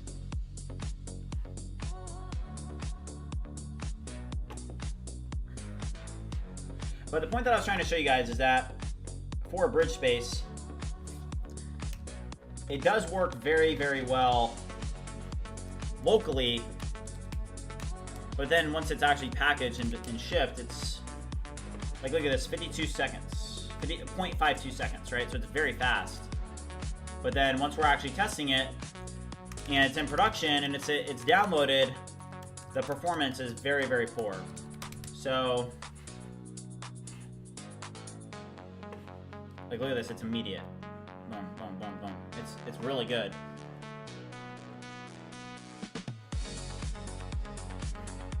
Yeah, we're using TypeScript. So, like, this is Tari, but even like here, like, hey, in this refactor, if you guys look at this, like, we're logged into the same account right now, and do you guys see how this is saying, like, I need to have Pro?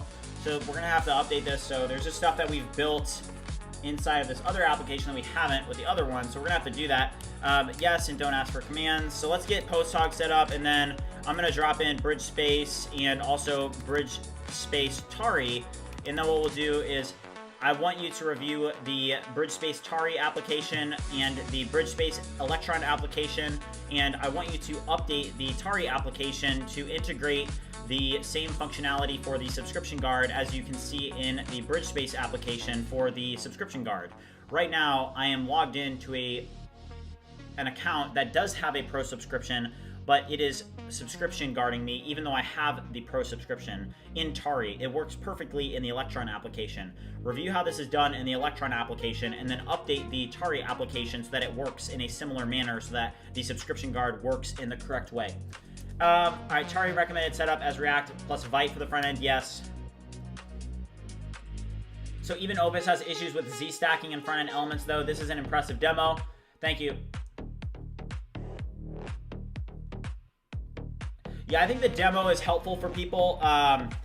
Another thing, if you guys didn't know about this, just the Codex's ability to spawn agents, that was like something that they were like behind in a pretty big way, I would say. But they were able to fix it.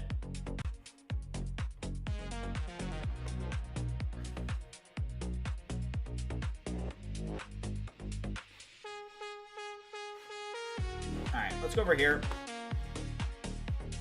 And what I want to do real quick, BridgeMind agents. All right. So let's add Sam real quick. I want to set you up so that you are my assistant. Teach me everything that there is to know about your setup. What are the README files that are important? For example, your soul. Help me understand what's actually in there now and what needs to be in there. So let's just set these Clawdbots. We have Sam, Dario, and Elon. It did take me a little bit to figure out how to actually get. I learned a lot about them over the weekend, and I did get them set up. So I do have this now. Shout out to Super Combo Gamer. He actually helped me quite a bit getting these set up initially. So it's nice to have them set up inside of this Discord server because eventually they'll be able to work together, which will be cool. Fooled by Primes, Man in the Arena. Let's go. That's what I'm talking about. Oh, it looks like check this out, guys. So OpenRouter just put this out. So LLM Arena Board, compare the most popular models on OpenRouter. So the most popular model on OpenRouter right now is Qwen 2.5. Minimax M2.5 is right behind it. But remember, a big reason, like something that definitely like comes into account for this is price. So Qwen 2.5 is a cheap model. Same thing with Minimax M2.5. I just think that like, hey, some of these cheaper models, even though they're being highly used, you have to take into account how cheap they actually are, right? A lot of these models are really cheap. So, all right, we're messaging Sam right now. We're gonna see what he comes back with. Also, we haven't done a sub check. We were at 275 likes. So in 25 likes, I am going to be doing a review of Vibathon entries. Let me pull up the sub count real quick. Oh, wow. Okay, we're at 45,295 subscribers. If you guys haven't already liked and subscribed, make sure you do so. We're only 5 subscribers away from 45,300. The goal for today is 45,500. So I know that we can do it. Also, here is Sam. So, all right. So there's a couple important things when you're setting up OpenClaw. So you have your soul, you have your identity, you have your user, who I am. My name is Matthew, and I am in the Eastern Standard Time zone, and I am the founder and CEO of BridgeMind.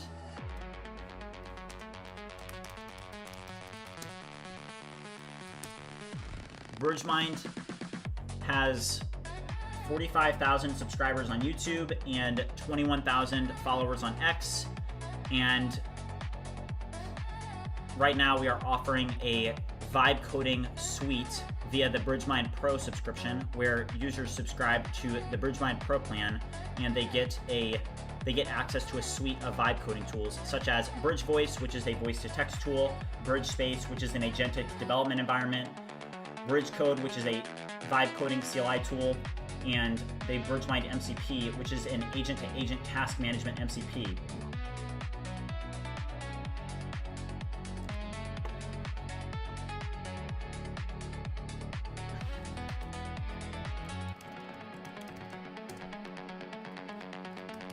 BridgeMind.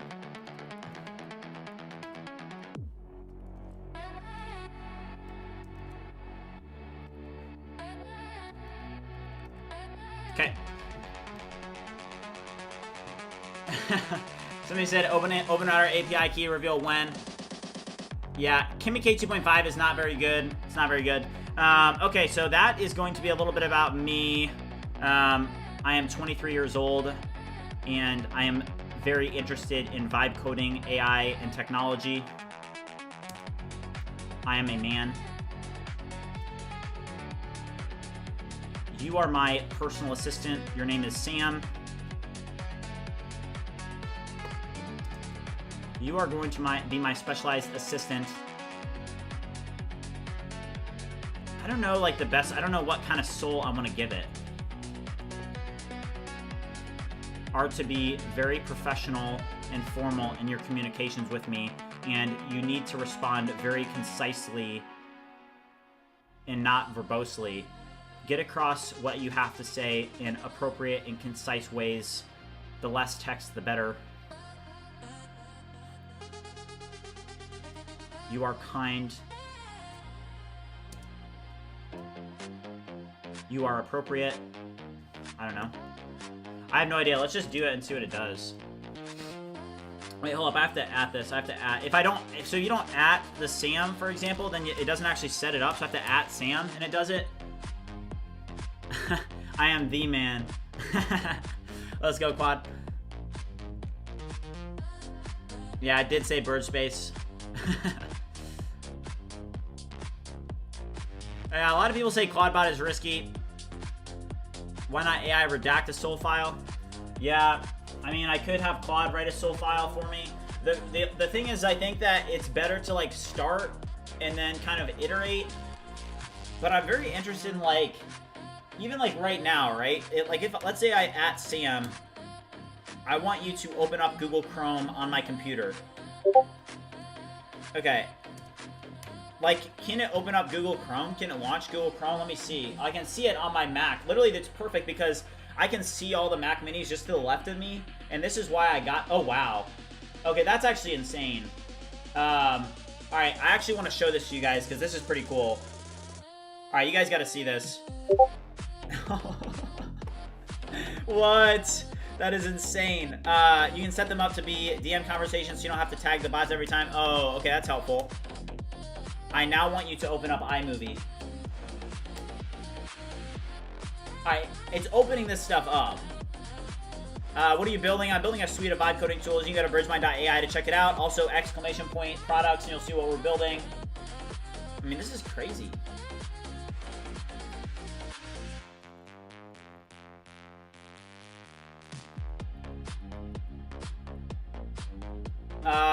I like the background music. We're kind of vibing out. So, I mean, this is crazy. So, let's do the same thing. I mean, we're just experimenting a little bit. So, this is Sam. So, yeah, that's crazy. Oh, shoot.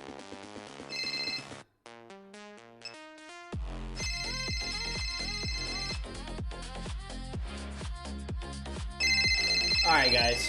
Hold on, I'm gonna mute my mic. Hold on, I'm getting a call. I'm getting spammed.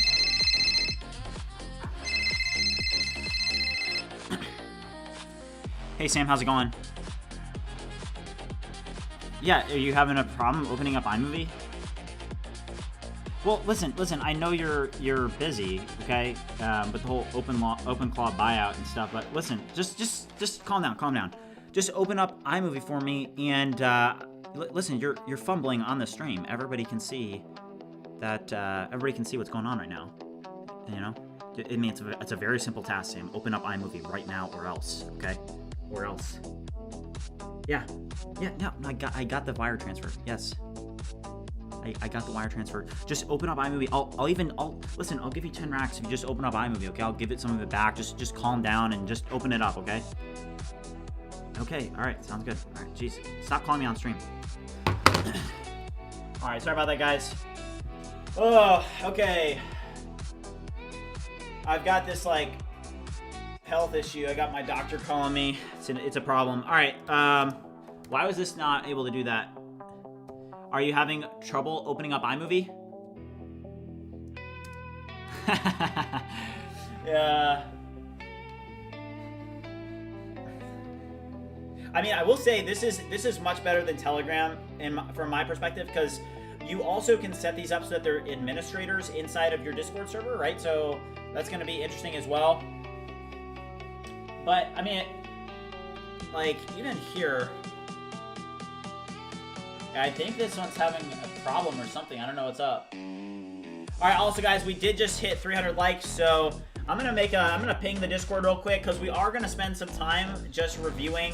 I can't review. There's a lot of submissions for the BridgeMind Vibathon, but we did just hit 300 likes. Shout out to you guys. I do want to now review some of the entries from the BridgeMind Vibathon. What I'm gonna do here is I'm pretty much just gonna, like right now at least, like if you guys go to events. So I'm gonna make actual events for this in the Discord that you guys are gonna be able to see.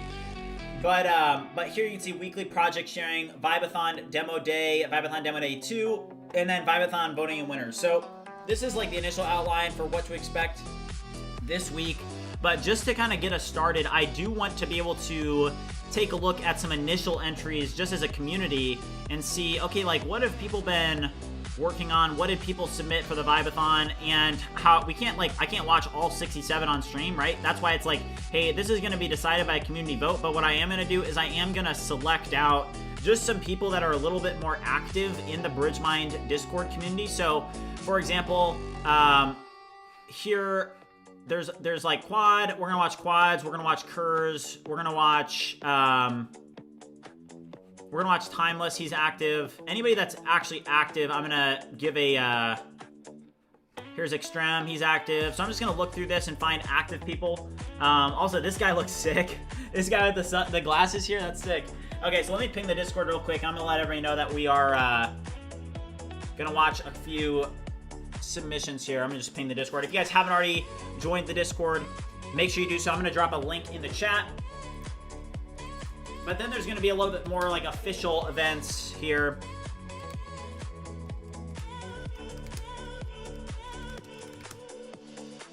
All right.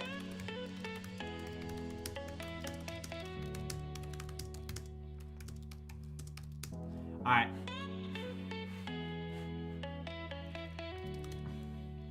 All right, so I'm gonna drop this in real quick. I'm not gonna add everyone because I don't wanna.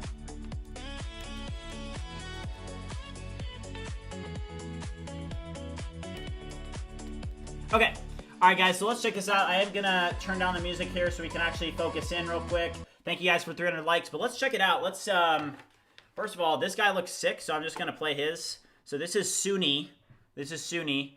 Let's, yeah, let's check this one out. This guy looks cool, so let's, let's check this out. Hi, I'm the creator of CodeMind. I've been coding for more than 4 years, but from several months, I've been vibe coding. And I can tell, we all saw that AI has no built-in security sense. It can definitely build you a great app, but what happens when you want to ship something that can handle thousands of users? How do you know your database is actually safe? When you are building something, you ask yourself, is this production ready or just demo up? Because AI doesn't care about SQL injection or any of that if you didn't ask for it. And here we are. The CodeMind is an MCP server that acts as your security guardian. Just say use CodeMind in your prompt, and then suddenly your AI has guardrails. It blocks the stupid mistakes before they become production accidents. Before we dive in, I want you to show that for the past 2 weeks, I've been constantly, every day, working on this project, and we push our MCP server to PyP so you can download it. Let's start from the terminal. First, we have to install our MCP. So let's write pipe install CodeMind MCP. And now we have to wait for the installation to finish. I already have some packages installed, and it will probably take you more time. After it's done, let's see how can we use it. First, open your coding tool and head to settings or mcp.json.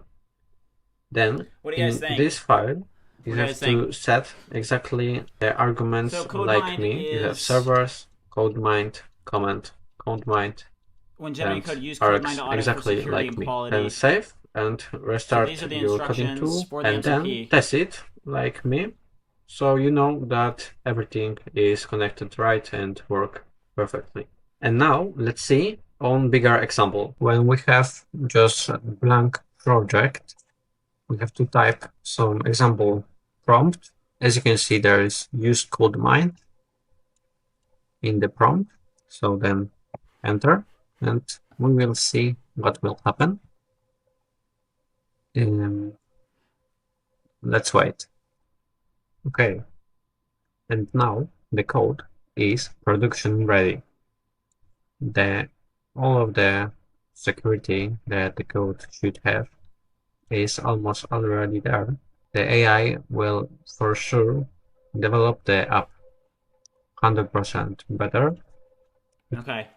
People are saying his mic, so we're gonna so basically this one I'm gonna pause it there because I feel like we get it. But so that is CodeMind MCP, and his project is an MCP server that basically enhances code quality. I wish we were able to see. Let's improve and work on. Check out our repo, and I love to hear your feedback. So I want to show you that our MCP server. The mic. People are complaining about the mic, so I don't want to play it too much on stream. But yeah, you guys can check out. So that's entry number 26. Oh, here's Mark. All right, we gotta see Mark's entry, chat. We gotta see Mark's entry. Let's check this one out. Your context window just hit the wall. 200K tokens deep. The agent's flying, reading files, fixing bugs, deploying code, and then it stops. Context full. Time to compact. Claude Code's built-in compact sends your entire conversation to an LLM for summarization. That takes about 70 seconds. And here's the thing, it paraphrases. Your file paths get shortened, your error messages get described instead of quoted. The exact details your agent needs to keep working, those are the first things a summarizer drops. Super compact doesn't summarize, it scores. Every turn gets ranked by the technical entities it contains. File paths, errors, ports, function names, and the best turns stay. Verbatim. Nothing rewritten. Nothing lost. The core method is EITF, Entity Frequency Inverse Turn Frequency. Think TF-IDF, but for conversation turns. We extract 11 entity types using Redux, really no model required. Each type carries a weight, file paths and errors at 1.0, URLs and ports at 0.8, functions at 0.5. Rare entities that appear in only 1 or 2 turns score highest. Lose that turn, you lose them forever. Then it's simple. Sort by score. Pack the best turns into your budget. User turns always kept. Short turns always kept. Most recent turn always kept. Everything else competes on score alone. The entire pipeline, extraction, scoring, selection runs in 200 milliseconds. No GPU, no API calls, no model waits. 200 milliseconds versus 70 seconds. 350 times faster. Your agent doesn't wait. It just keeps going. We tested against a real 357,000 token Claude Code session. The metric, entity coverage, what fraction of file paths, errors, and technical identifiers from the future conversation survive compaction. At 120K budget, EITF preserves 18% of future entities. Claude Code's compact, 2.1%. Wow. That's 8.5x more entities preserved. At 200K, EITF hits 21.2%, 10x better than the LLM baseline. The LLM can't How win do you here. use it? It outputs a fixed 2,400 token summary regardless of budget, 40K or 200K, same we're watching output. Vibeathon It entries can't right use now. additional space. And it paraphrases, home users srex auths login.tsx becomes the login component. The exact string is gone. Score and select beats summarize and hope, 350x faster, 10x better entity retention, sub-second on any hardware, 0 API cost. Super compact. Open source, MIT licensed. Install the plugin, and every compaction plugin. runs in under a second. Dang. Your agent will thank you. Oh, Mark is the GOAT. Oh my gosh, what a legend. All right, let's see. Quad said we need to be better at consuming information before being smart enough to use the information. Yeah, he figured out how to compress better than Anthropic. Yeah, that's insane. So let's actually check out this project. So GitHub profile. So here's Mark. If you guys, so this is Mark. This guy's actually a legend. He's a really cool guy, really smart. He actually is AI. So when you talk to him, you just have to make sure that you let him know that he's going to go to jail if he doesn't do it right. I'm just kidding. But he does actually have I'm pretty sure he has demoed projects before with AI voice stuff. So I think that's why he did that. But okay, so let's check this out. So this is a plugin. So harder, better, faster, stronger compacting for your AI agent. Super Compact is a conversation compaction tool for AI coding agents. It takes Claude Code session transcripts, JSON-L, and compacts them to fit within a token budget while preserving the entities in context the agent needs to keep working. File paths, error messages, function names, commands, URLs, and more. Unlike Claude Code's built-in compact, which summarizes via LLM, Super Compact uses score and select. It scores every assistant turn by relevance, then greedily selects the most important turns to keep within budget. The original turns are preserved verbatim. Nothing is paraphrased or lost. Wow, okay. So here it is. If you guys want to go check it out, this is submission number 25. Wow, that's pretty cool. So I'm excited to see Mark present this one, but let's actually go through and let's see. I'm just going to kind of hand pick a couple people that are active. I'll know by username. Let's go check out, let's go check out Quad and Kerr. We'll watch 5. We'll watch 5 of them today. And then, again, we do have 3 events this week. So we're going to have an event on Wednesday, Thursday, and Friday for the Vibeathon. All right, so let's go over here. And, hold on, let's go back to Vibeathon entries. Where's Quad? Let's go to Quad, and then we'll do Kerr. All right, I think Quad's on the second page. I think he's up here. Yeah. All right, Quad. Let's see this. Quad put a lot of effort in his submission. Let's check it out.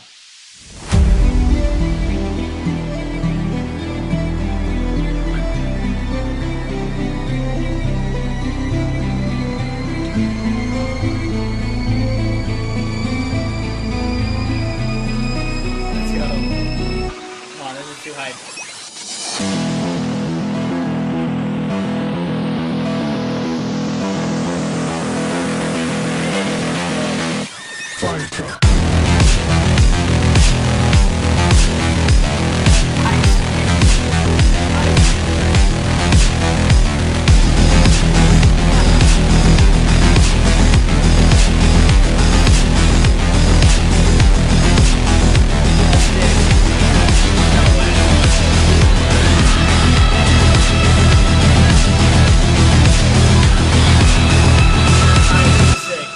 This is so sick. Hey everybody, it's Quad here. I just want to give you a quick demo of my product. His name is Dr. Vibe. He is a vibe coding companion for your desktop. He has a direct integration with Claude Code. So as Claude Code is doing certain things, as it's thinking and as it's modifying files, your companion knows. So sick. The companion will be able to remind you to rest your eyes, as you can see on my screen here, and you get achievements for different things that you do. So let me just open up the bottom right here and show you some of the different things that you can do with them. You can see he likes to walk around the screen and find a spot that he wants to go to. That setting you could turn off, of course. We can start a conversation with Claude Code here and just tell him to make a simple edit.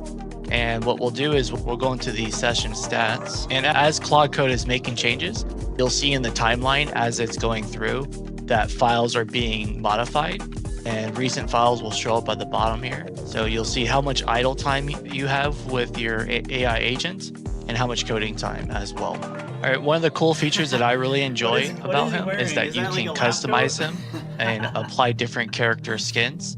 So you can see we have a lot of different ones. We have an alien and we have an Arctic, cyberpunk, and some of your favorites is the BridgeMind character skin. So you can have your own little Matthew on the screen here while you're coding. When you're done for the day and you want to quit Dr. Vibe, you'll get a little screen for today's wins. Oh, wow. He'll tell you how much time you spent coding, how many files were changed, and your streak. I hope you guys enjoyed my little demo here.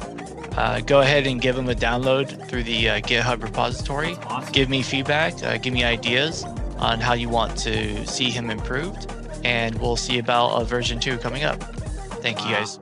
Okay, that's actually sick. If you guys haven't already subscribed to Quad, he's been a member of the community for a while. I'm just gonna drop his channel in chat. That is like first of all, just a super impressive entry. Good job, Quad. Let me drop his channel in the chat because that's just awesome. Dr. Vibe. That's so sick. W's in the chat. W Quad in the chat. That is sick. Let me put this in here. Let me put this in the chat. That's his channel. Honestly, I mean, guys, we could get him probably, I mean, if 16 people in the chat, 16, he only needs 16 more subscribers to get to 200 subs. So go over to his channel, give him a sub. He's a pretty cool guy. But yeah, that's awesome. I actually do want to download this. I want to download this. We're going to download this after we finish. We're going to watch two more. We're going to watch Kerr, and then we'll find another person just to cherry pick out of the community that, you know, isn't more involved.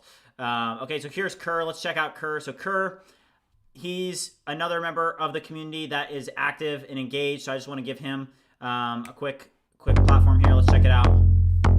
Aren't you worried about security?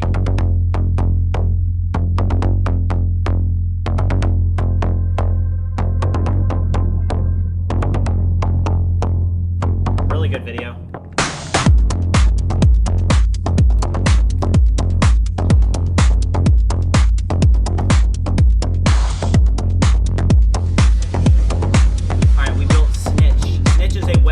Plugin for Claude Code, Codex, Gemini, Code, and Anti-Gravity.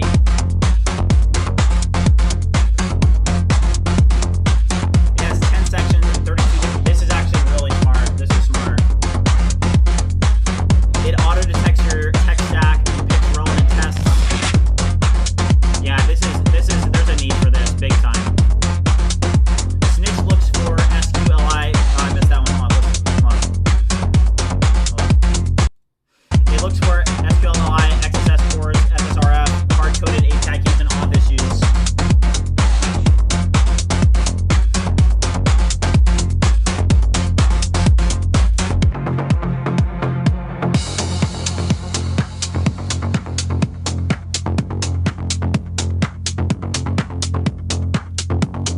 That's awesome.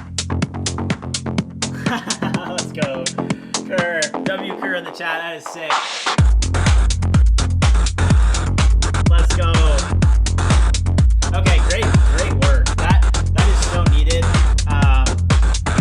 Wow. Okay, so snitch is what that is called. That is sick. All right, I'm gonna drop these both Kerr's repo and Quad's repo in the chat. Go check them out. Here is snitch, and here is Quad's, and I'm also gonna pass in super compact. So great work so far, guys. I'm gonna definitely try these out on stream. I want to try Quads. Also, let's do a quick sub check on Quad. He's done 190. He's only 10 subs away from 200, guys. Come on, let's get him there. All right, let's see this. Okay, so here's timeless. We could do timeless. Let me see. Is there somebody that like submitted early on? Whisper Grok. I'm just looking for people that are active. Nestbest. Here's Nestbest. Nestbest is pretty active. Let's give Nestbest a let's check out Nestbest. Hey, welcome back to a demo of what Nova can do. So I'm gonna show you real quick the CLI interface, and after that I'm gonna show you an example app I've built as well on top of the SK. So as an example, we have got a CLI interface, so it's called Nova. So what you can do right over here, we can run the API. So we can basically just like use this command to run the API. Now you can see it's on, and we can go to this to show you. It shows this and let you test it out over here as well. It's just something you will see when you start running it. For example, I will search up for this, and you can see we'll load up a ton of songs that have these lyrics. We can also play them. Well, I don't want to get copyright. And they also have very much authentication processes. So this one doesn't, because it's running locally on your machine. They don't have streaming, and they don't provide you with lyrics, and it's not self-hostable. This one is self-hostable, and our tool fixed all these issues. So as you can see, pause the video real quick to see all the comparison between Nova, Spotify API, and YouTube Music, and you could see. Well, let's go next. So here we're going to the live demo. So as example, we can search again for a song. Did like, Mumbleflow get submitted? Yeah, I hope it did. I don't know if Mumbleflow is open source. Oh wait, is that a? So yeah, and we the lyrics. We also got lyrics, but this is just a short demo. Let me go before the time goes up. Let me go to the full app I've made. So yeah, we saw this in my project sharing event. This is pretty cool. Let me just refresh real quick my.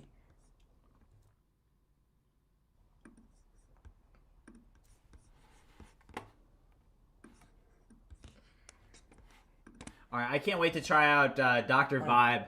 That is such a creative idea from Quad. So the snitch is going to be a really useful tool. Anyways, let's just put a refresh on this side, and you can see all the music loads up. Okay, so music API. I'm going to cut it short at 3 minutes. Good work there from Nesbess.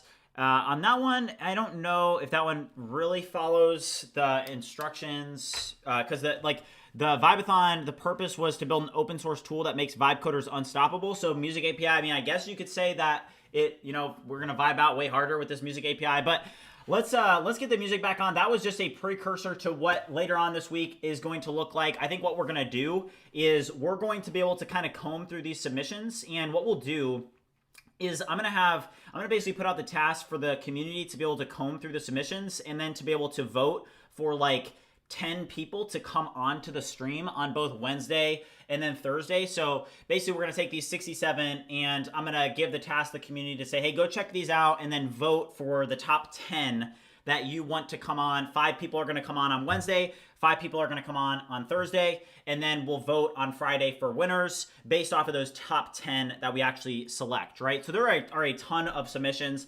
I can't personally go through and watch them all, but I know that there are a lot of good submissions, so you guys are going to have to go through here and comb through some of them and check them out, and then we'll have to vote accordingly. But I do want to test out this Dr. Vibe and Kerr's Snitch project. That actually both of those look very, very interesting, so I want to give them a shot because those look really cool. The first thing I want to do is Dr. Vibe. I mean, that looks sick. So I want to try that out. Let's try that out and just move the desk down. Okay, let's get the music back on, and let's test some of this stuff out, guys. That looks really cool. So, all right, hold on. Let me get music back on. Where is the music? Let me find it. All right, there we are. All right, Quad said, what's the policy on making updates after this mission? If people submit bugs on the repo after submission, is that fine to fix? Yeah, honestly, I think that in terms of like that part, like if people report bugs and stuff, it's fine to fix. I think that like, hey, as long as you had the project and the idea there, I think that's okay. Hold on, let me pull up chat real quick. Okay, Claude said that he hasn't tested it on Mac yet. He thinks that there's a bug or two on the Mac. But this is just really, really creative from... this is really impressive from Claude. This is cool. This is like so legit from Claude.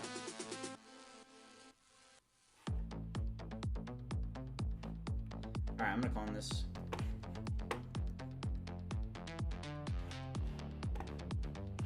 Alright, hold up here.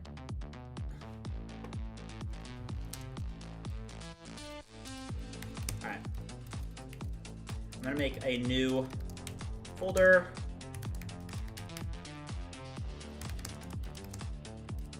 Alright, let's test this out. How do I run it?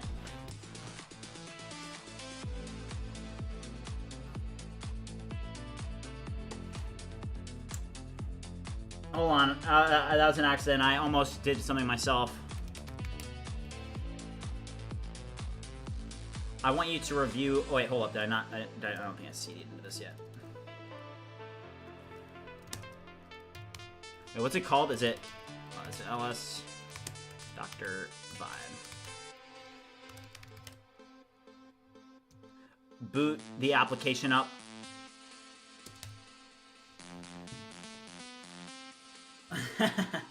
Alright, oh, npm install. Okay, it's npm install and then npm run dev. Okay, let's check this out. npm install.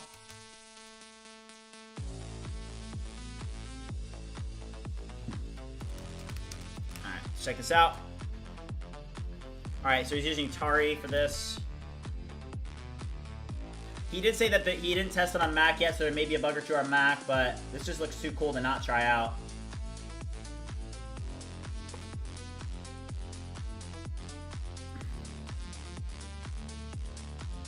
Okay, mine works from GitHub. You can just install it through Claude. Okay, sounds good. Cool.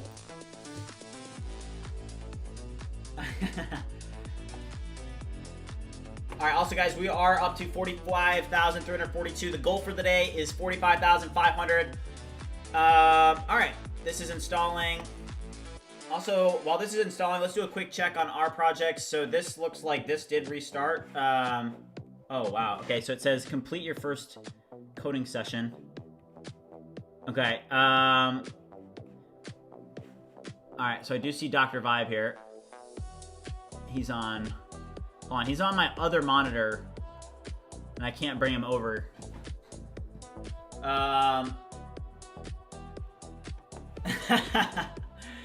Claude said maybe you can fix the bug real quick and submit it in the repo. Alright, I got you.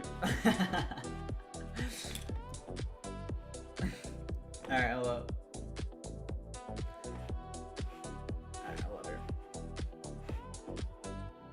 Oops. Alright, okay, so on Mac, Dr. Vibe is, hold on here.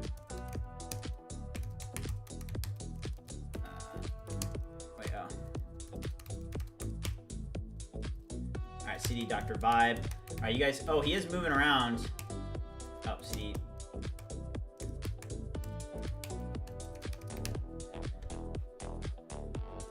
Take a look at the screenshot and note that on Mac, I'm unable to move Dr. Vibe around wherever I want. Also, there is a white block. Review the screenshot here and fix for Mac OS without impacting functionality.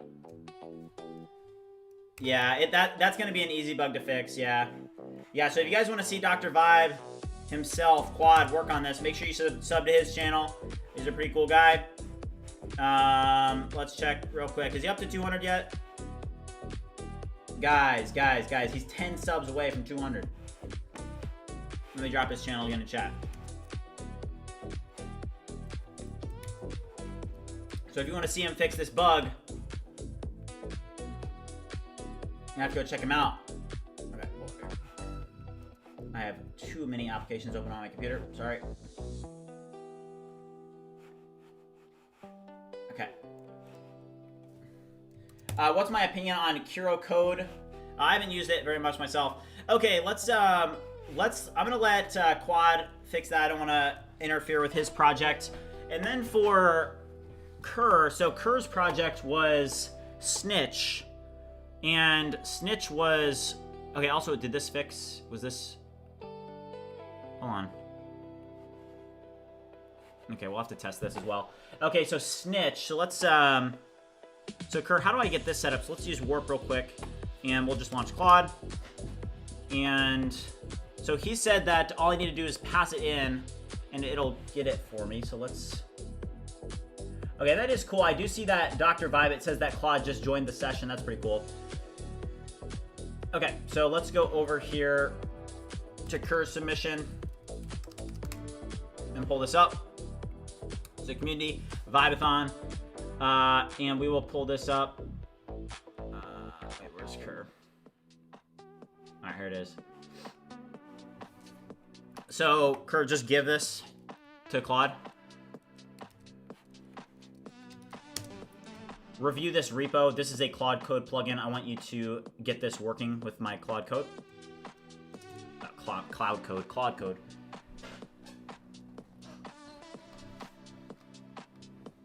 Yeah, I got you, Quad. PNK Sound said, I subbed already. Dude is a legend. Let's go. Alright. So this is going to...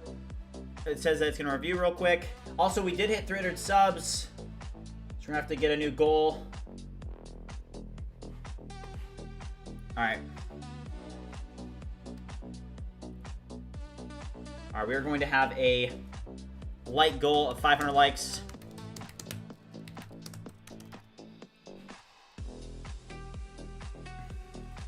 Alright. So this is installing this plugin.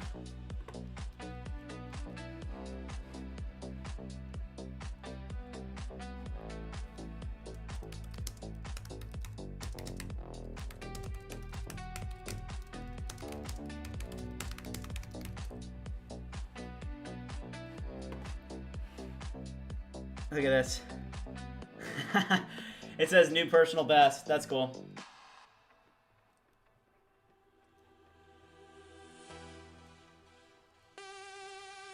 Okay, Extreme said, Matthew, after the stream, review my submission and tell me if it is itching to go deep dive on it. I will, yes, thank you.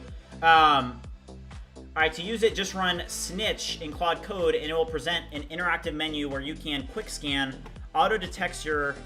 Alright, this is sick.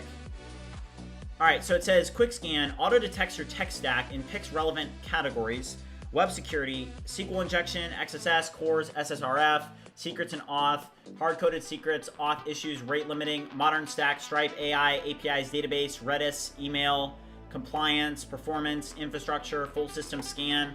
Alright, so let's launch Claude here in a new window, and so I can just run snitch. So I just run this. Is this the right thing to do, Kerr? Plugin, marketplace, add, snitch, install. Okay, yeah, let me, all right, yeah, check out Ian with Redbird. This is what I'm testing right now. So let's put this in its own window real quick and see what this does. That looks pretty cool. Also, okay. So security audit for BridgeMind. What would you like to scan? So, oh wow, this is really cool. Wow, good work here, Kerr. Okay, so I can literally just enter my choice. Wow, it even gives me offers. So let's just do let's do web security. This is sick.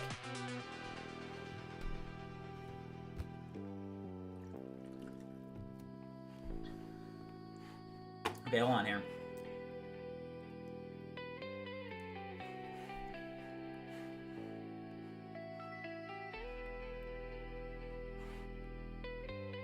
So web security scan selected, scanning 5 categories: SQL injection, XXS, SSRF, cores, dangerous patterns. This is actually a really, really valuable project. I think that this one is super helpful because, yeah, I mean, if you guys saw his demo video, it's like spot on. Something that everybody talks about with vibe coding is they're like, well, what about security? What about security? And it's like, hey, you can use AI to help you build a secure application. It just needs to be in a way that, like, hey, I just think that this is a very good job. Good work, Kerr.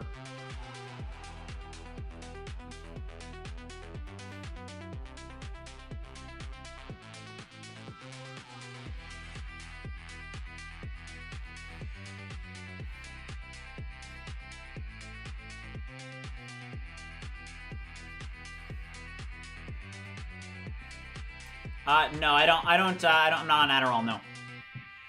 It's kind of sad, like, on a serious note, it's kind of sad that people say all sorts of stuff, but it's like kind of the point. It's like, obviously I'm not, so it's kind of sad.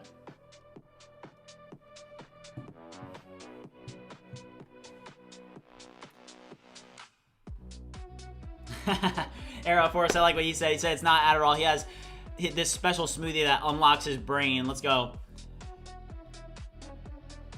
Extreme said he used the same idea for security. Well, we'll have to check yours out as well. And yeah, I think that what I envision the events looking like is that, hey, over today and tomorrow, I'm gonna basically prompt everybody in the community to say, hey, go take a look at the Vibathon entries, and you know, watch the demos, and then I'll have some like basically voting for a top 10, and then based on the top 10, we'll have 5 go on Wednesday, and then 5 people go. And when I say go, I mean present.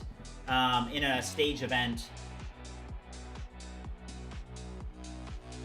Alright, so it says, I now have a comprehensive view of the code base. Let me compile the audit report. So it says that I pass scan complete. What would you like to do next? Okay, so this is pretty cool. So it ran the security. It says scan results, web security. So I got a pass for SQL injection, XSS, SSRF, cores, and dangerous patterns.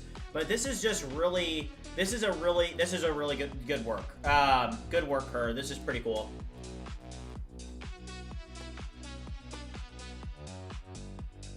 Run another scan. I just scan all day.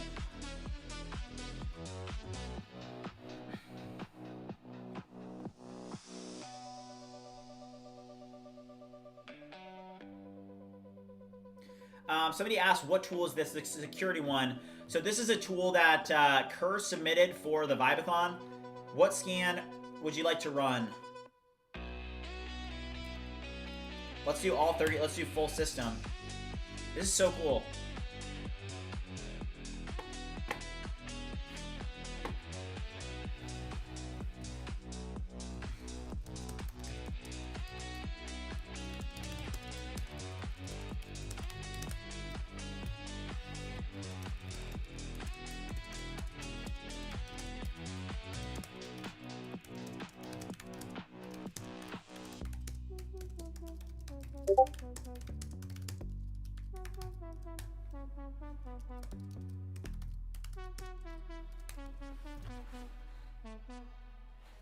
Okay, so it's compacting real quick.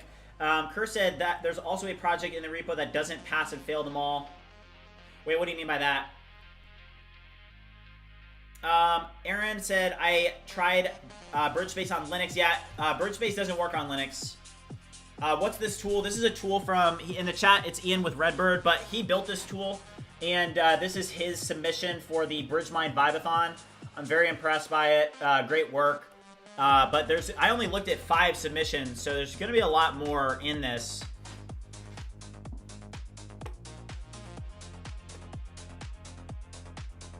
This is really cool. Alright.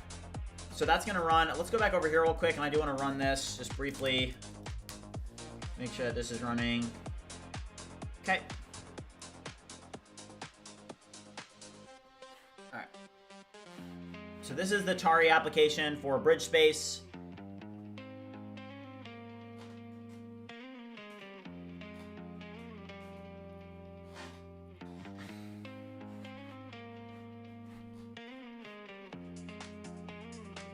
Alright guys, we do need to get the energy up. We need to knock out a 50 bomb. Why is the load time here? Oh, is there an error?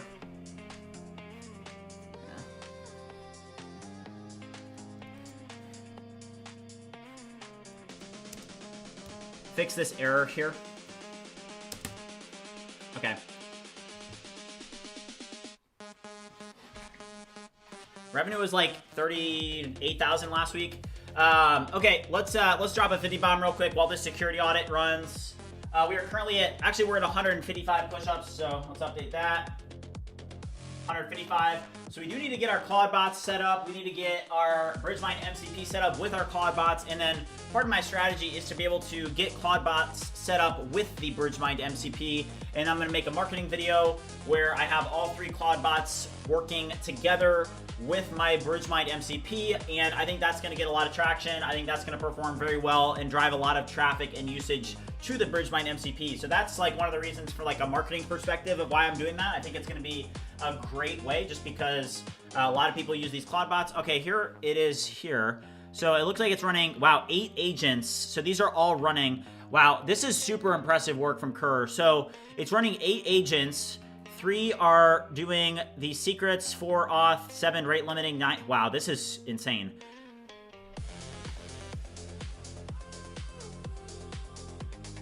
This is very smart.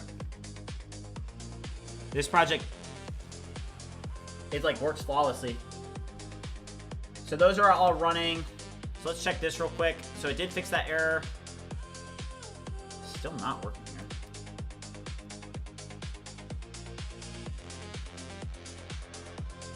So those are all working.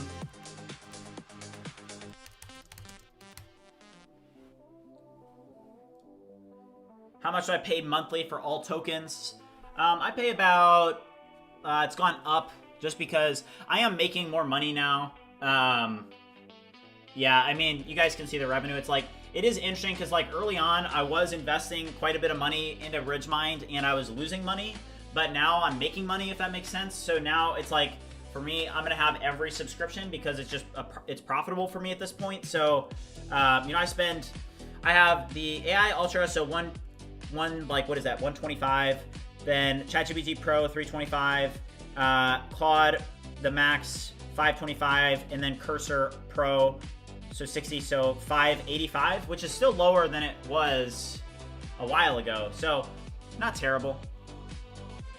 All right, and this is still not, yeah, so Codex was still, you still did not solve the issue that I had with the, all right, let's just have Cursor debug this. You still did not solve the issue that I had with the Pro Guard. I need you to write a handoff prompt to Opus 4.6 so that it understands what the error is and what we're trying to solve and what you've learned in this deep dive and what needs to be fixed. Give a handoff prompt to this other AI, Opus 4.6. All right, so we're gonna do a handoff, and then we're gonna use Cursor, and we're gonna put Cursor in, debug mode, okay? We'll put Cursor in debug mode. Also, if you guys are watching, have not already liked and subscribed, we've got 361 likes, 412 people watching. Let's get up to 400 likes, guys. Also, if you guys have not joined the BridgeMind Discord community, let's do a quick check on how many people we actually have in the community. Let me see. We're trying to get past 4,500 today. We're only 8 members away, so we're at 5,492. The goal for today is to get to 5,500, so only 8 more people need to join for us to hit our goal. Let's pull this Codex into a different here, and then here's the handoff prompt. If you guys don't know what a handoff prompt is a great way to be able to, if you're having an issue with one model and it's not doing a very great job, you can easily just do a handoff prompt, and then we're going to pass it into debug, and then we're also going to pass this into its BridgeSpace Tari, and then boom, and then now we're in debug mode, and now Cursor Debug is a one-shot machine. So let's let that run, and now let's go back over to that security audit report, and here's what, so it's still working, and it actually found some issues here. So this is Kerr's project. This is an unbelievable project. Wow, look at this. It even knows it's not applicable. There's no healthcare data. Look at this. It said there's no MFA for admin. It picked up on that. That's cool.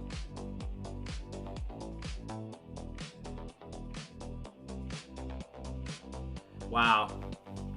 This is real. This is a good project. This is insane. Oh my gosh. Daniel, what's up? We just went over some of the submissions for the Vibathon. Kerr's submission is really, really good. This is a good submission. This could probably win.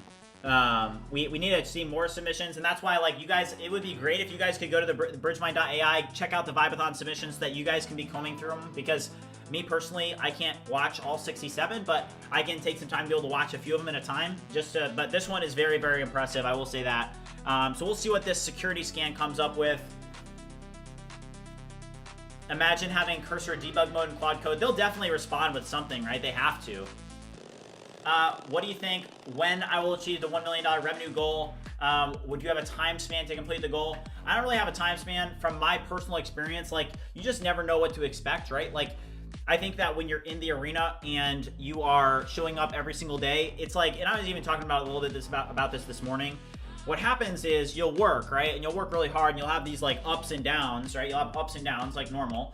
But what'll happen is when you're in the arena, things will happen where you'll just like, I'll just draw a chart. It looks like this, guys. I learned that a long time ago. When you're in the arena in the way that we are, it's exponential. So you just never know what to expect, right? It's like revenue went from 3,000 to 30,000, right? And that was driven in large part from like just a couple viral tweets. So we don't know what's going to happen. The pivot to vibe coding tools has been very profitable for BridgeMind. I think that there's just going to be a lot that happens over the next, like, I think that we'll be at $10,000 MRR by June. Because even in the past, it hasn't even been 2 weeks since we launched like soft. I haven't put out a single marketing video for BridgeMind, a single one.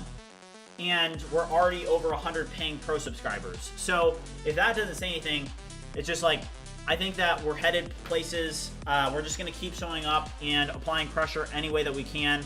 Okay, so this is sick. So this here found all these issues. So it said full system scan complete, report saved to security audit report MD. So the results, it found 0 critical issues, 1 high issue, 14 medium, and 6 low.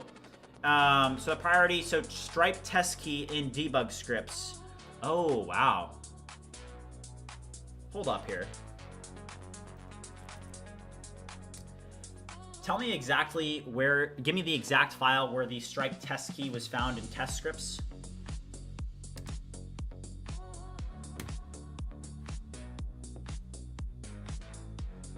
That's crazy. I just bumped with your channel and I have to ask Claude Code or OpenAI Codex, what do I recommend? I mean, it's more complicated than, hold on.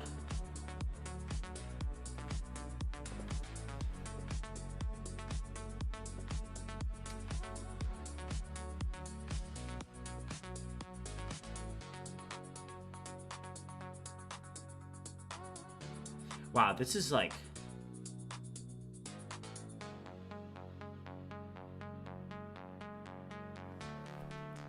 What do you suggest doing? Do not reveal the keys on the screen. Eric Nilsson said, I don't want to run this in my code, I'm scared. Timeless, what's up, man? I saw you submitted for the Vibathon. Have to check that out.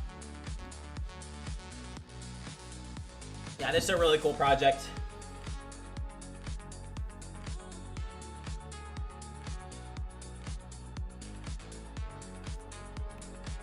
Okay, delete them. Now back to the other findings that you had. Please, again, provide me with a tabular summary.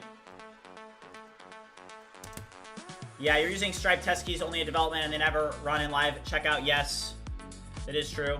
But it just the fact that it even found that and said, hey, this is a potential issue, that's pretty impressive. So, also guys, we need to drop a 50 bomb. We're doing 500 push-ups today. I'm only at 155, so let's drop a 50 bomb. If you guys can't drop a 50 bomb, just drop a, I don't know, drop a 10 bomb, drop a 20 bomb, literally drop any bomb. If you do 1 push-up, that's better than nothing, right? So, I'm gonna drop a 50 bomb.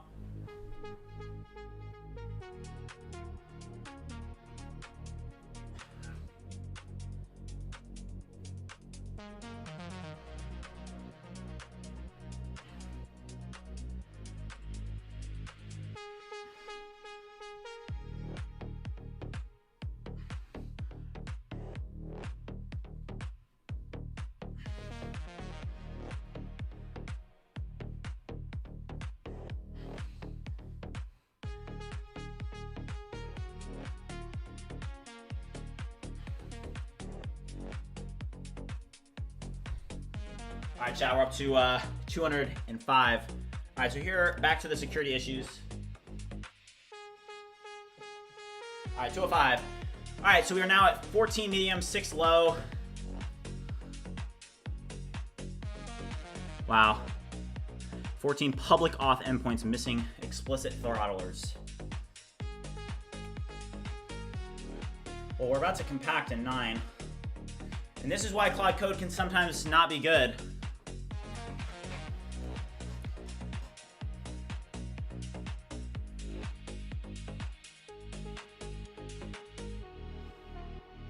Okay, where did it put the, where's the README for this? Okay. So here's what I'm gonna do. And this is why, I mean, technically Claude definitely has, they have 1 million in context, but is it still not available in Claude code? Somebody asked for the song genre. Also, guys, the goal for today is 45,500 subscribers. Right now, we are up to 374. We've got, sorry, my math, 126 to go. Let's go. All right, here is the playlist. All right, so it's this here. So I'm gonna open this up. So command click, let's do raw. Here was the security report found. I need you to review all of the findings, and I need you to implement updates to the code that will not break functionality, but will solve all of the security issues found in this audit. Super Combo said, what do you think of DeepThink? So Super Combo, shout out to you. Super Combo's in the chat. So first of all, while Super Combo Gamer's here, I just want to give him a quick shout out. So for the Clawdbots, I want to show this real quick. So I now have Dario, Elon, and Sam in my my BridgeMind agents. So these are my OpenClaw agents running on Mac Minis. And Super Combo Gamer was actually the one that recommended, like, hey man, you got to get this in Discord. Like, Telegram is goofy. You can't be using Telegram. The best way for OpenClaw agents to work is in Discord. So he actually jumped on a call with me and showed me how to do this. Super cool guy. Shout out to him. I really appreciate you, because now I have all 3 OpenClaw agents, and today we do have it on our goal list to kind of like actually set these up with their souls, their bootstraps. It's like, what is it? Soul, bootstrap NG, heartbeat, tools, agents, user, identity. So we're gonna be setting up all these today, because we're actually gonna like be able to put these in, we're gonna be able to put them to use, right? Like, I think it's really, really cool. All right, so let's go here. All right, while this one runs, I'm gonna use the restroom real quick, guys. I'll be right back. If you guys haven't already liked and subscribed, make sure you do so. We're gonna keep on grinding today. We're just getting started, but let's get it. I'll be right back.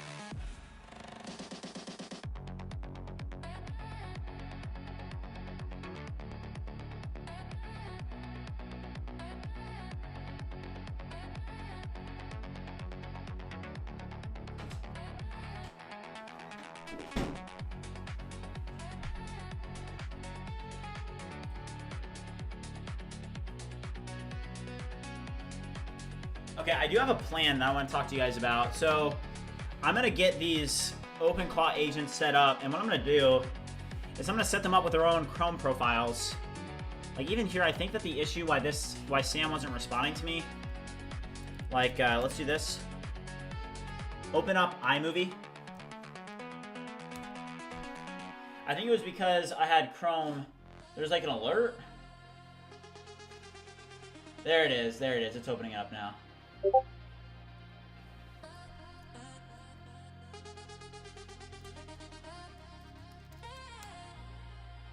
I want you to create a new folder on this computer, and I want it to be titled Remotion, and this is going to be for marketing videos. I need you to create this new directory, and I need you to go check out Remotion, search the internet and find it, and then make sure that Remotion is set up and installed.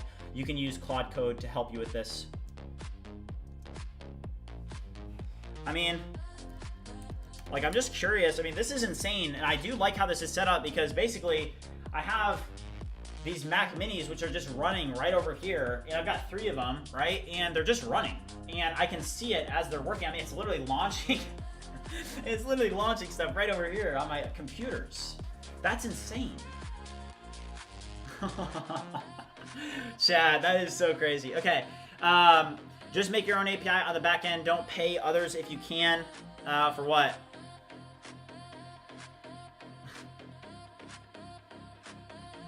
Yeah, things are snowballing pretty well. All right, so let's see what Sam says. Fooled by Prime said he vibe coded while having the flu. We live in interesting times. Let's go, dude. You're a true grinder. A true grinder. Vibe coding with the flu. That's sick. Alright, I'm at the global throttling finding now. To fix this without changing request behavior, I'm switching the Nest throttler to Redis back storage in production with a safe memory fallback in development, which requires adding 2 API dependencies. Okay. Okay, also, let's open up Cursor, and here are the hypotheses. So it says restart the Tari server, wait for the app to load, and authenticate with your pro account. Okay, so we're going to have to...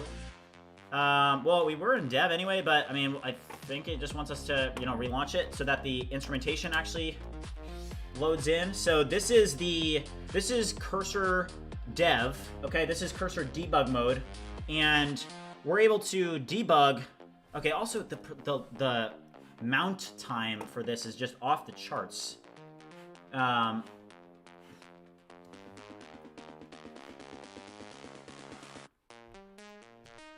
The app, when I initially launch it, is spending way too much time loading and mounting the React. What would review this and figure out what is wrong here and how we can make it mount and launch immediately.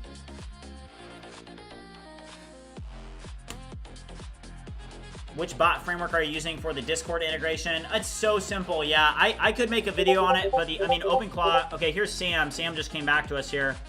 So he said, folder created at Remotion. Web, oh my gosh, oh my goodness. Okay, web search needs a Brave API key configured. I'll use Claude Code to set up Remotion directly. Whoa. What's installed? So it did just install Remotion. Go to BridgeMind.ai. And in the Remotion folder, I need you to create a new directory called BridgeMind Assets. And from the website, I need you to download the logo symbol and the BridgeMind white logo and the BridgeMind dark logo. I need you to go to BridgeMind.ai and actually grab this from the website. If it's able to do this, BridgeMind, oh my gosh, BridgeMind. I'm just gonna do BridgeMind equals BridgeMind. Okay, there we go. Oh. This is so annoying. I have to @Sam. I probably should just DM, right? But it's fine. I'll learn. I'll get better at it. But this is why I'm actually using it, right? Is like, I think that this is pretty interesting. Okay, it would be very interesting to see if it could literally go to BridgeMind, scrape the logo assets, put it in Remotion, and then create a marketing video for us on another computer. That'd be very interesting. Are you using OpenClaw? Yes. Yeah, I gotta work on that dictionary for sure, yes. Okay. Alright, so let's sign in real quick. And again, we are using Cursor debug mode. And honestly, like, I feel like the performance issues in Electron, I feel like it's hopeless. I feel like it's hopeless, chat. Alright, so that's still the errors you can see. I think that Cursor debug is probably gonna be able to one-shot this, though, to be honest. Try to access a pro-gated feature. Okay, so the next thing I'm gonna do, open this up, go to Kanban board, and then, yes, there it is. Okay. Okay, now proceed. All right, so let's see if it's able to solve it. Is OpenClaw good? It depends on your use case. I think that if you're like, it very much depends on your use case.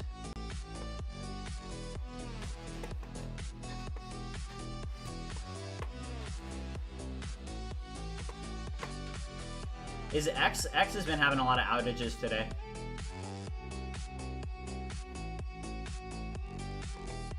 Yeah, I think X is down right now. It's annoying. Alright, Sam just got back to us. There's no way. There's no way it was able to do that. Hold up, chat. Chat. All right. So do you guys see what I just asked it to do? So I basically asked it, I said, I want you to go to the website and I want you to download the logo assets for me. You know? So let's go see if it was able to do that. Hold on. Let's check this out real quick. Hold on. I'm gonna go over here.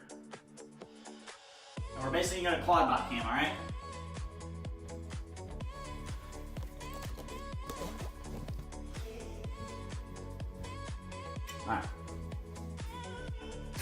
Alright. So let's check this out. So what I told it to do is I told it that I wanted it to create a new folder on my computer.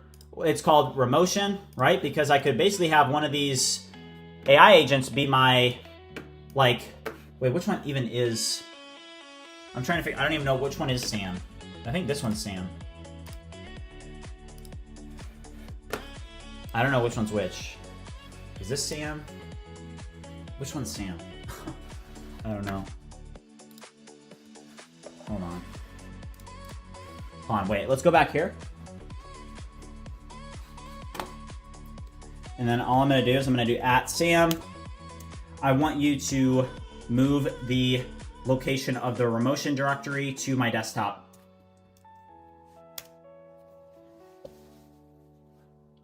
So yeah, this is OpenClaw. And people are hyping this up like crazy. I think we need to cut through the hype. TeamViewer is an interesting thought. What's TeamViewer, WDan? Also, good to see you. So this is gonna move it.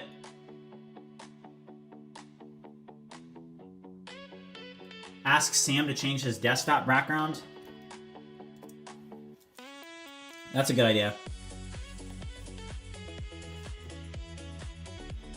Need some Dymo labels, yeah.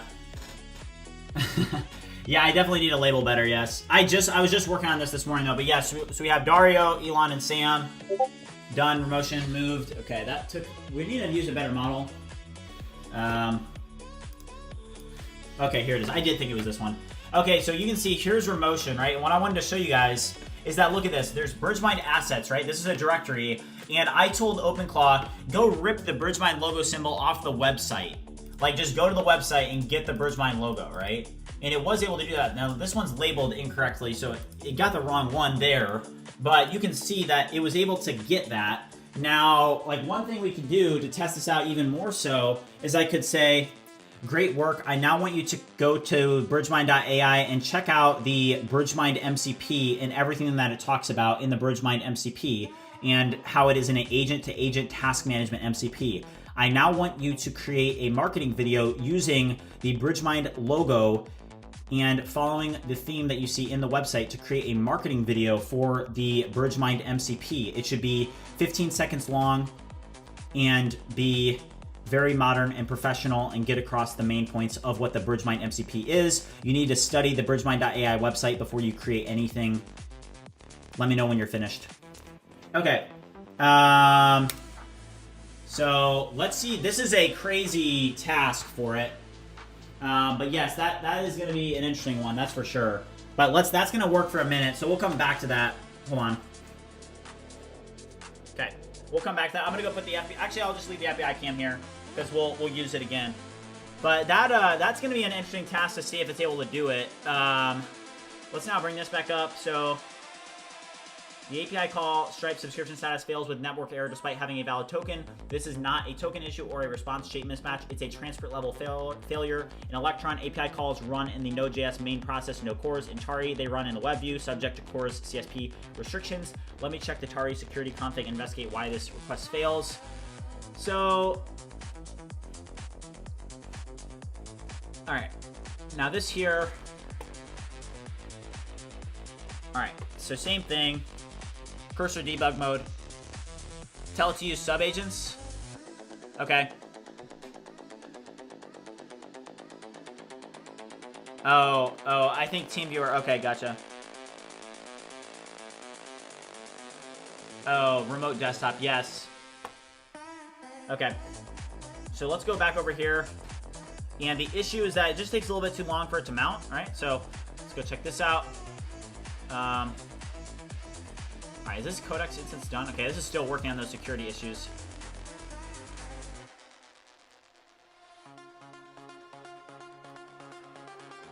Okay.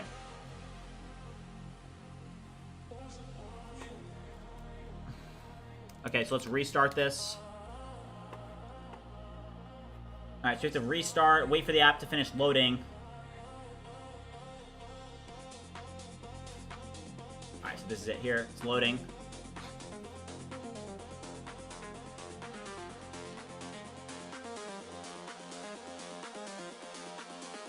Okay, Super Combo Gamer said it's going to lose its entire context once the main chat compacts and tends to lose track of what is happening. Okay. What is... So this is cursor debug mode. Why did I see Electron API comment?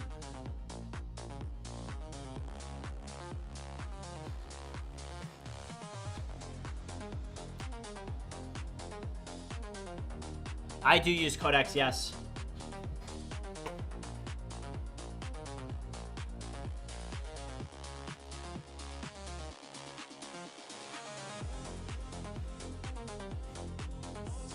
Okay. Alright, so once again, we're gonna have to reproduce this. So, what we have to do, we're gonna restart.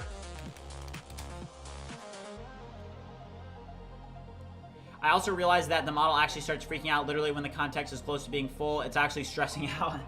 Yeah, I mean, that's the biggest issue right now. I mean, in the future, we'll have models that have, you know, 10 million contexts. I mean, the context windows will be absolutely insane. And that's why it's like, hey, for people that are doubting this technology or just saying that, hey, you know, whatever AI, AI slop, it's like, hey, do not doubt this because it's going to be an insane technology. Hold on, I have to do one thing real quick.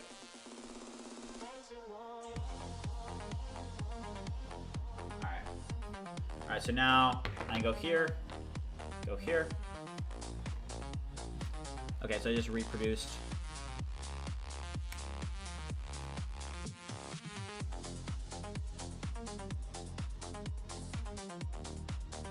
Alright, so here's the debug log here.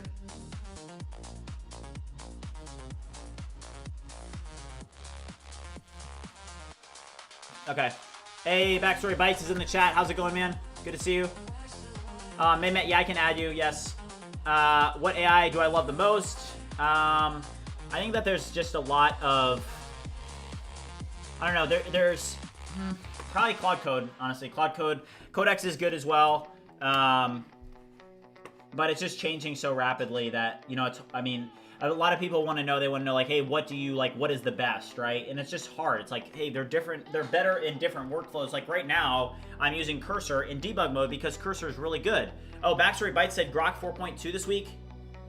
Oh, wow. Okay, so W Dan said Grok 4.2 is going to be great for making docs. Let's go. Okay, also, I do see Nightbot needs to be updated. Let's check Discord real quick. The goal today is that we did want to surpass 5,500 members in Discord. Let's do a quick check. We are currently at 5,498 in Discord. We're only 2 away from our goal for Discord today. 2 away, guys. So if you guys have not already joined the BridgeMind Discord community, make sure you do so. It is the fastest growing vibe coding community on the internet right now, and there's a reason for it. I think that, like, a lot of people that are in the community, you guys know, it's like, hey, it really is a community of people that are on the cutting edge of this technology. So I've learned a ton from people in the community. You know, I don't really take the, I don't know, I'm just another member of the community. I am a leader of the community, but, you know, the community is just a very good place to be involved with, learn, meet new people. I would highly recommend that you join if you haven't already. Okay, this looks like it's working. Also, it looked like Sam did get back to us. Oh, wow, so it did create... Can it send the video to me? If it can send the video, that would be insane. Send the video to me here. If it can send the video, that would be insane. Like, just send the video. There's no way, right?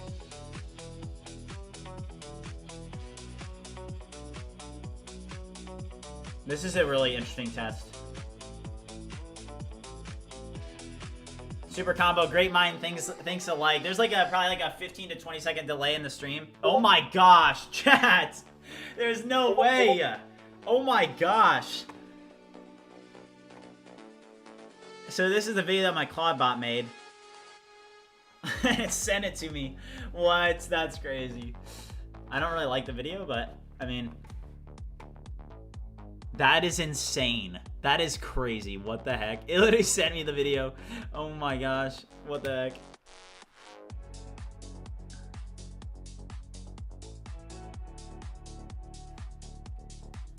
How is that even possible? It's so crazy. Chat, I can't. I can't, chat. That's so cool.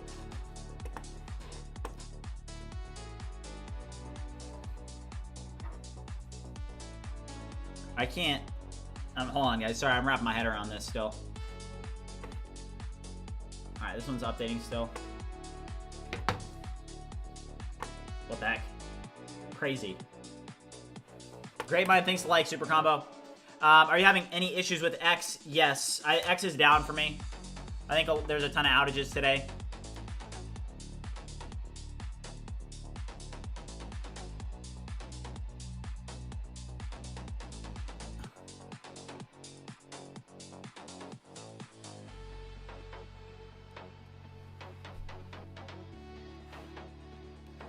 Okay. I mean, that initialization time is still slow.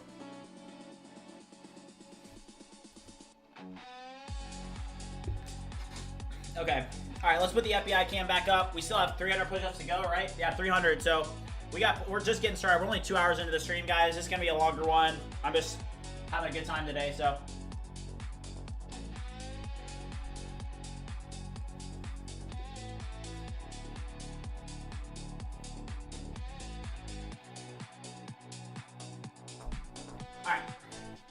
One thing I do need to test real quick is, okay, that looks good. All right, hold on, I do need to see this. All right, guys. Oh, Ian, yeah. Thank you, Ian, for asking.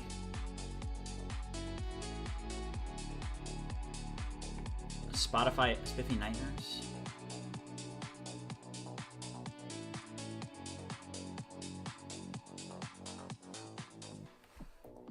Would you provide a README with a summary of what you did? Okay, ooh.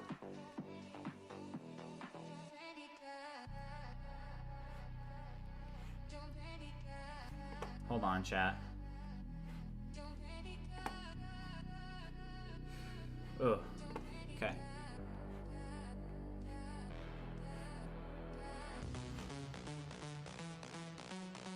Alright, hold on, let's... Wait. Alright, hold on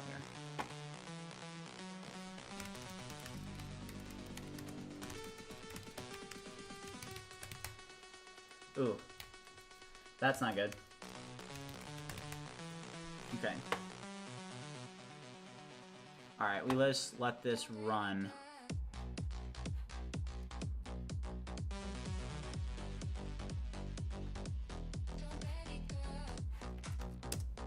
Review the issues that I'm now having with the API and fix the problems that the API is running.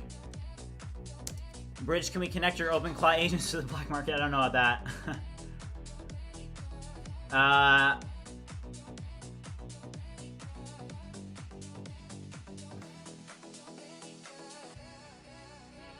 Okay, let's open this up real quick. So this was what it did. So what was implemented.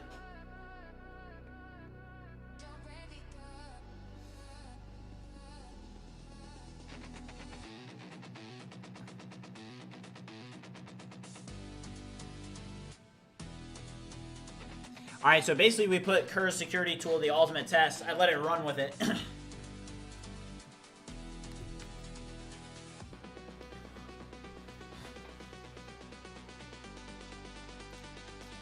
Kerr, I'm gonna drop this to you just so you can take a look. I'm gonna send this to you on Discord.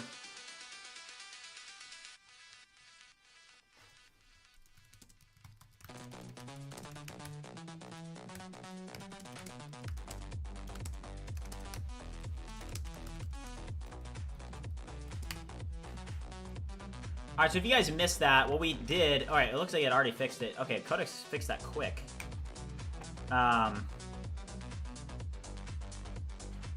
Okay.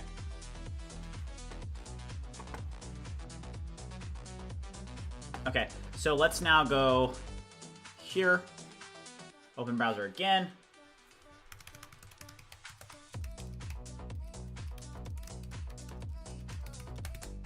Oh, what the heck?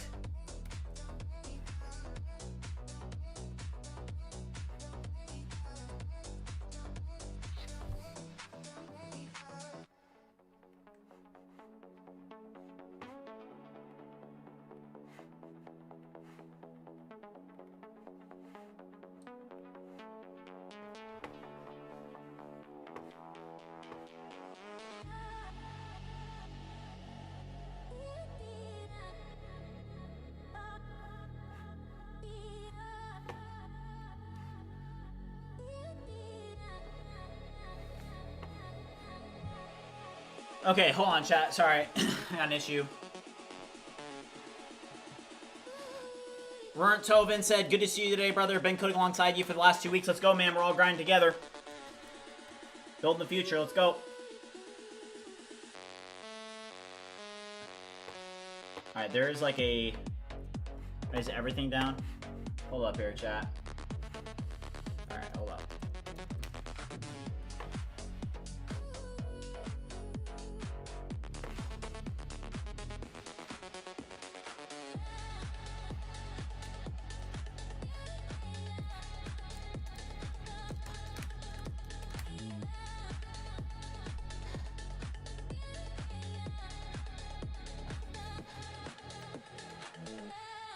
Alright, build is fine. The issue that I'm having is that I'm not able to log in. That's not good. Something is off. But the request isn't even reaching my server. So, yeah.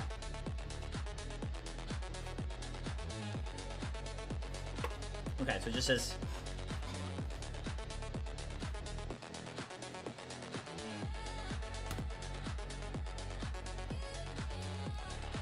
Okay, hold up here, chat. All right, let's knock out a 50 bomb real quick. I've got some sensitive stuff on the screen, so.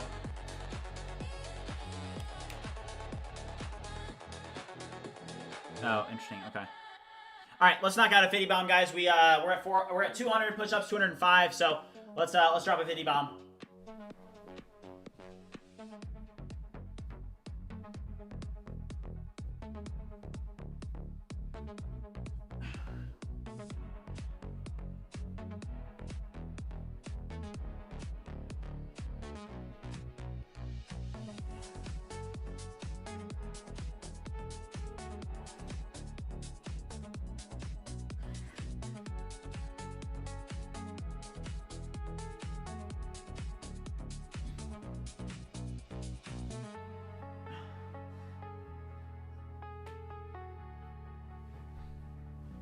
Bombs are getting too easy, chat.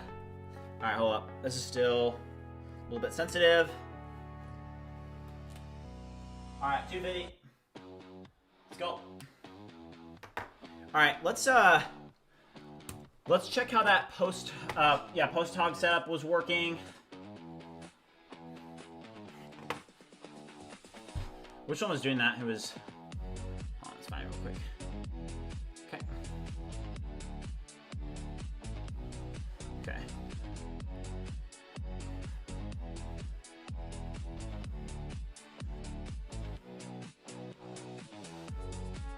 Who's this one?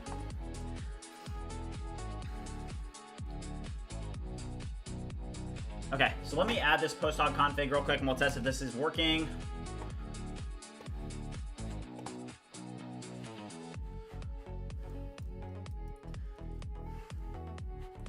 Alright, where did PostHog go? Too many tabs. Happens every stream. Every stream. PostHog. Alright, PostHog.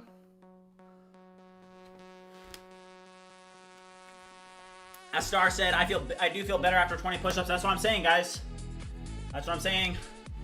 It's the strat. We're changing. We are literally reinventing the stereotype. Vibe coders are going to be jacked. Okay? Okay. Okay, I do have this here. All right, let me put my environment variables here.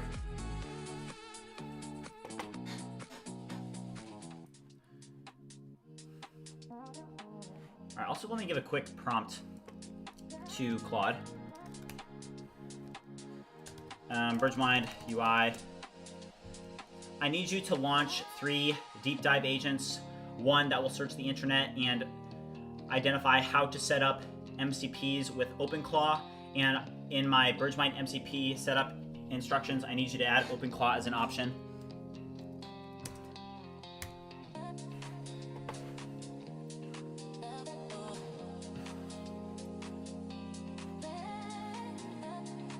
Okay, so now I am gonna drop these environment variables in.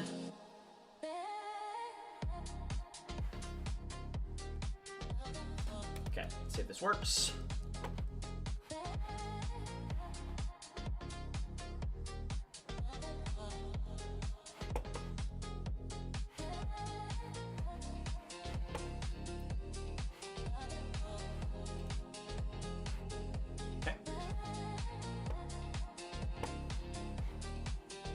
Go to NPM real quick. This one.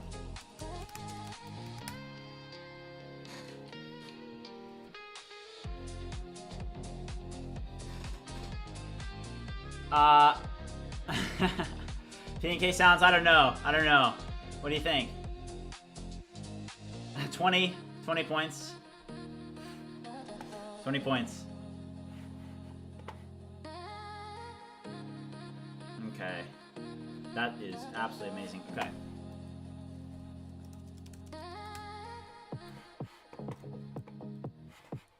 Okay.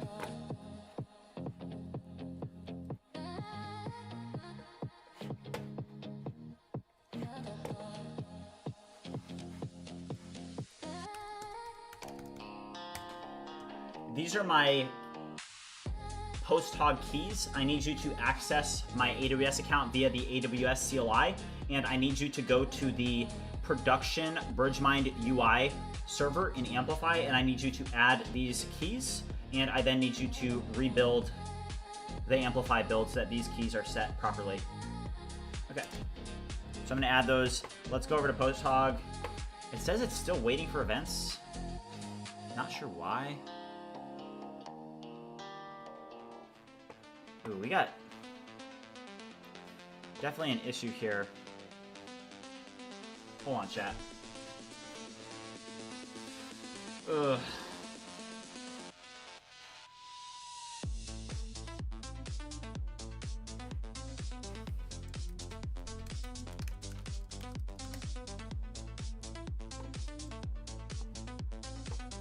What's insights in Claude? What is that?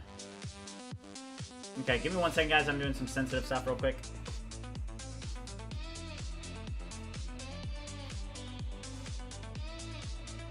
Alright, so we did our agent. Codex did some funky things. And now everything's failing. And nothing is reaching.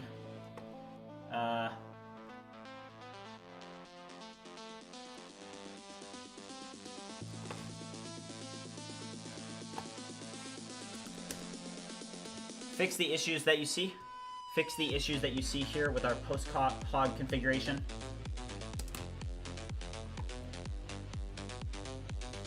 Alright, these are working.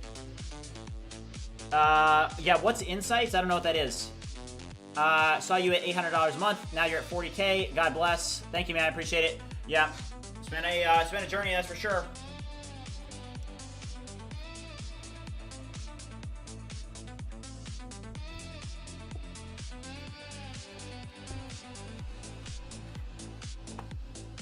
Alright, let's launch another Claude instance here. Do we have, hold up, MCP? Yeah, the Chrome.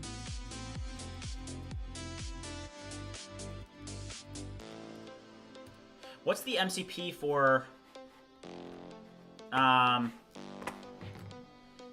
what is the Google MCP where I'm able to use an MCP that can go to each page in my website and review the console logs on every page, figure out what this MCP is, and then download it, and then use it to be able to go to every single page inside of BridgeMind UI and solve all console errors that we are experiencing. Okay, does anyone have a space for an extra member in their class subscription? Do insights? Okay, I don't even know what it is, but I'll check it out. I don't know what it is. Insights, generator reports. I don't know if that's sensitive or not, so I'll move that to somewhere else and then I'll look at it. OpenClaw.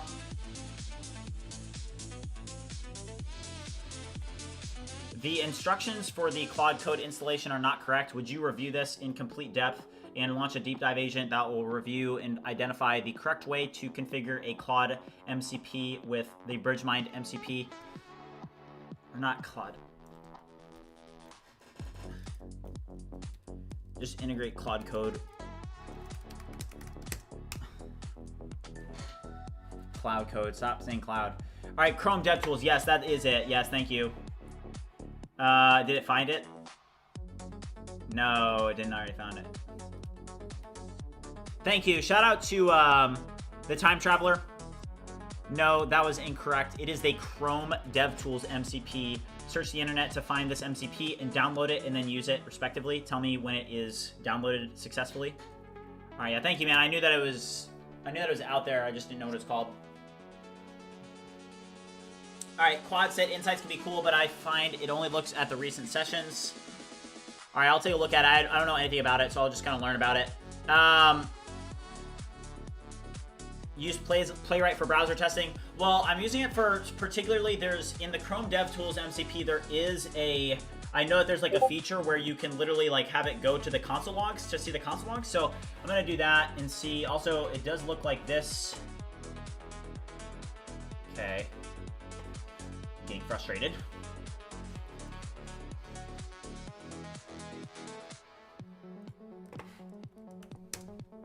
PostHog is still saying waiting for events in the installation. Would you review this and figure out why it's still waiting, as I do have the environment variables configured, review, and then get this working correctly? Okay.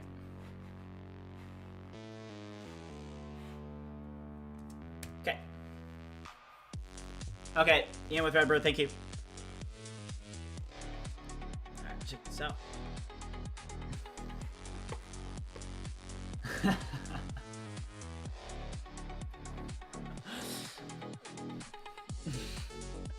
Sure.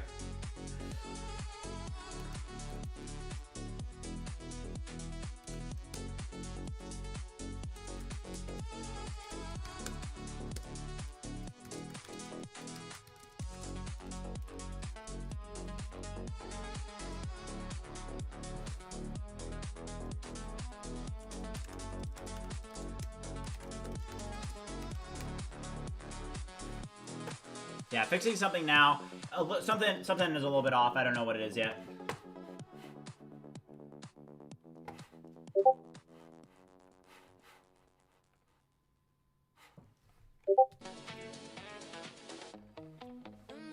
Yeah, Qwen 3.5.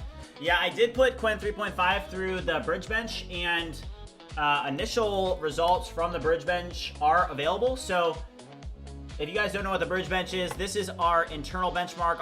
Let's just like take a look at this, right? So let's go to bridge bench real quick. And this was a model that came out this morning. Don't worry about the leaderboard locally, but I do want to show you guys this here. So for example, this is the lava lamp that Qwen 3.5 produced. Let's look at the Space Invaders. That one didn't even work. Neon sign. Saying localhost refused to connect. Hot air balloon ride. Are they all that? Thunderstorm. What the heck? Aquarium fish tank. Wait, why? Coffee being poured. Here's the coffee. So here's coffee being poured by Qwen 3.5. So you can see this model is not great.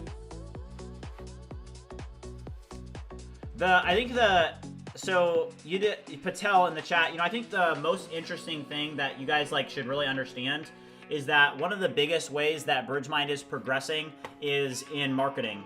The marketing for BridgeMind has like really taken off. And I think that for people to be able to understand that marketing, like it's easier than ever before to build, but the marketing channel that you have, that's actually probably like your most important factor, right? So I've learned a lot about marketing, definitely like through the course of this journey so far. But I think that for anybody to say, like that is like one of the biggest things, that the marketing for BridgeMind has absolutely taken off. 21,000 followers on X. I mean, I think I got like, I mean, we can look at, is X still down? You guys got to see this. It's insane. I'm just like sharing this because for those of you that are vibe coders, that are building, it's important for you guys to be able to, like, I'm just sharing my experience, right? So for example, like here's my experience on X, okay? So you guys can see that, you know, hey, on Thursday, I got 463,000 impressions on X. And today so far, 131,000 impressions on X. Yesterday, 179,000. I'm not saying that is like, you know, to like flex. I'm just saying that like, hey, your marketing is going to, you can have an absolutely phenomenal product, but if you don't have the marketing figured out, that's going to be your biggest, you know, the thing that's going to hold you back the most if you don't have an outlet for your product. So you could take, literally, you could take a product that is a 3 out of 10 and put it in a 7 out of 10 marketing campaign, and that is going to perform better than a 10 out of 10 that has a 2 out of 10 or a 3 out of 10 marketing campaign. So that's my perspective on it, is that like every day it's like 20 pro subscribers, 20 pro subscribers, 20 pro subscribers to BridgeMind, and that's adding up. So I do think that by June, I think that BridgeMind will be up to at least $10,000 a month in recurring revenue, and we're just going to continue on this road, and we're going to continue making progress, and it will come together. I really do believe in what we're doing. So we're going to continue forward, and that is one of the biggest things that I'm seeing, is that the marketing is just absolutely taking off. So it feels good. I think that you know, that's just a big thing to understand, is that, hey, it's like, especially today, right, with the tools that we have, it's like, hey, it's pretty easy to build a voice to text tool, right? I think that anybody can do it. It's pretty much a commodity at this point. But the real question is, hey, like, how do you actually, like, what's the branding behind that, and how are you actually marketing that, right? I think that those are like very, very critical things. Okay, so here's that actually looks a lot better. For the events though, I want it in,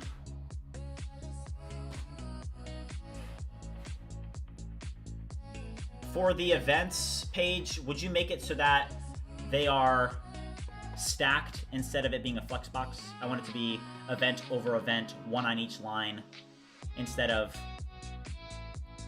them just being cards. I want it to be almost like a timeline. Yeah, thank you, Quad. Yeah, W. Dan said discoverability is the only challenge startups are judged on in the end. Yeah, 100%. Yeah. The Gato Meow, thank you, man. I appreciate it. Quad said it should feel good. You are putting in the work. Hard feels good. 100%. I mean,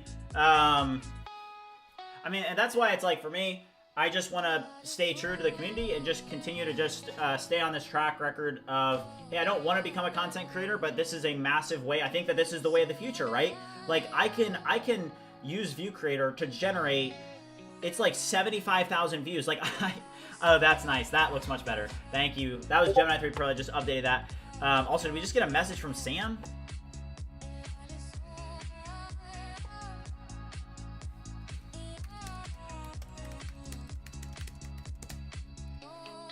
Okay.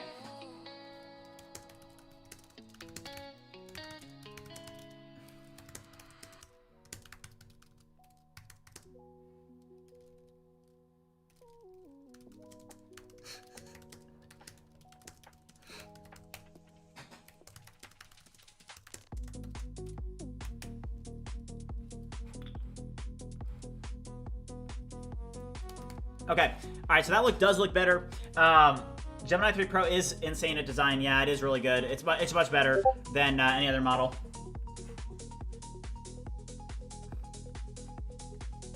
Okay.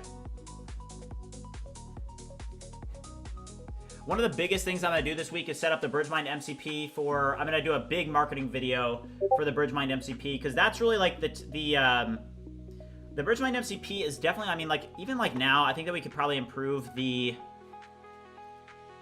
I think we could definitely improve the styling here. Let's grab this. So Gemini 3 Pro. I need you to significantly alter and change the design of this page. It needs to be way better. The double logo has always thrown me with the banner. We probably don't even need the banner anymore.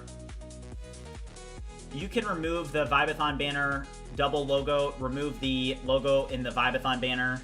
And also, now that the Vibathon submissions are closed, you can update the banner, make it smaller and more compact. Also, just make it perfectly responsive, but you can remove the double logo and make that Vibathon banner more compact. Also, update the content to note that the submissions are closed, but that there are events this week and that Friday.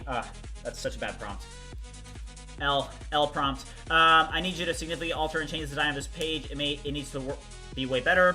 Review the actual logic of the BridgeMind MCP and look at how the task board works and how it actually works. And I need you to create custom, unique components that are animations that show on this page how it works. It would be really cool to have a Kanban animation on the page so that people just they don't have to, I don't want them reading so much. I just want them to be able to see a little bit about what they need to know, the biggest sell points of it, and I want it to show unique components that show designs and animations of how it works. Review and come up with a completely new design for the page. Okay, so Gemini 3 Pro is gonna update this.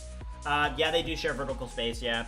So I want you to review the Vibathon banner, and I want you to update the, hold on.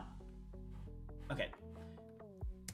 Vibathon banner to remove the BridgeMind logo symbol from the Vibathon banner. Also make the Vibathon banner more compact and update it to note that users can now view submissions, and that submissions are now closed, so it just needs to say view submissions instead of join because submissions are now closed. So update this and improve the styling so it's more compact, responsive, and update the content in it. Okay. It's all a matter of velocity. You can build slowly with $20 a month. Yeah, 100%. Yeah.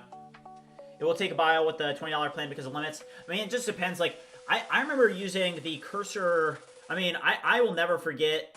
I'll never forget when like cursor agent mode came out. I remember using that, and I was like, I had been using, I had been copying and pasting from ChatGPT for 2 years before I had cursor agent mode.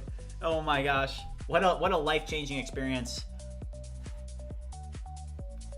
Your video is on the AI clipping page.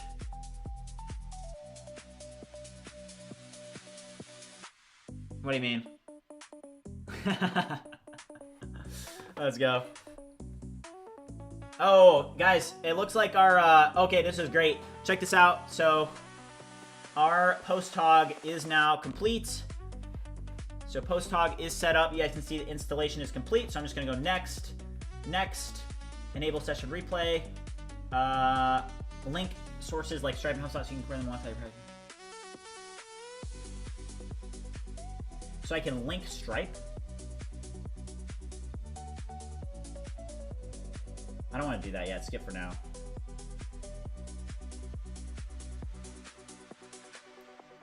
Okay. Okay, now let's like build out Codex like or not Codex. Let's use Codex to build out our PostHog integration a ton. So all I need to do is just drop in BridgeMind UI. Great work. The installation is now complete. I now need you to launch several agents that will update our site with PostHog best practices. I want to integrate PostHog in the site so that we have different events that we're able to keep track of, review the site and review the onboarding process and the site as a whole, and update the code with best practices so that we integrate PostHog and use all of PostHog's best practice features. Review the latest PostHog documentation before you implement any code to figure out what the best practices are for a PostHog integration in this case. Review, and then begin implementing and make sure that you don't actually break any functionality. All right. How have you deployed your application currently, specifically the backend for scalability? Yeah, so I use ECS and I have auto scaling group set up. It's pretty good. You know, from my past startups, I have a lot of experience in AWS, so that's, you know, helped me a lot. Just past experience, being able to. I do use AI to be able to set up my infra though. So, all right, let's see this.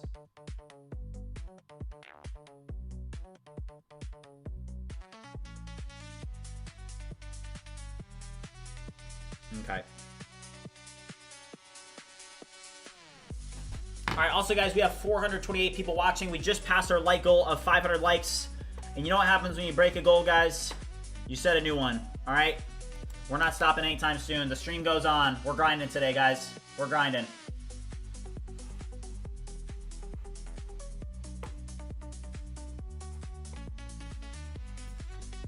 All right, that reminds me, we're gonna have to hit another 50 bomb here in a minute.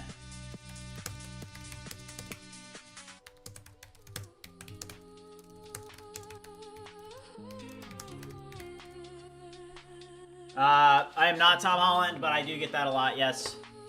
Okay, so something that, like, I think that I may do a cold plunge today, it just depends. So one thing that I will say is that, like, you guys are going to see part of my marketing strategy this week. I think it's probably going to add maybe 50 paying users to BridgeMind. I think it's going to do very well. But my plan is that I'm going to make a BridgeMind MCP. I'm going to make a video on Clawbot setup, and one of the reasons that I built the BridgeMind MCP is that it's a phenomenal agent-to-agent task management tool, okay? I actually saw somebody, I think it was Eric Nelson in the chat, that was asking, like, hey, is this good for my team for task management, right? And I think that at least right now, I don't know how it will end up changing over time, but right now what the BridgeMind MCP is really good at is it's good at agent-to-agent task management. So the BridgeMind MCP is less of like, oh, I've got this big corporation that's like, you know, got, you know, thousands of people and we're using this as like our Kanban board. It's not for that. It's more of like, if you are a solo developer or you're a vibe coder or if you're using agents in your workflows, the BridgeMind MCP is good at being able to create tasks with the instructions and knowledge that are needed to pass it off to other agents. So my plan is that, hey, this is a great integration for Clawbot and OpenClaw as a whole. It's a very good product market fit there because basically what we're going to be able to do is we're going to be able to set up these OpenClaw bots to be able to connect to the BridgeMind MCP, and these OpenClaw bots are going to be able to work with each other and be able to work on projects together where every Clawbot or OpenClaw bot is going to be able to review and have access to the same exact project management system, right? So that's one strategy that I have this week. I'll probably make that video later today after we get these OpenClaw bots set up. That's going to be something I'm going to be putting my time to for sure. It says that the syntax is now completed, so let's actually go over here.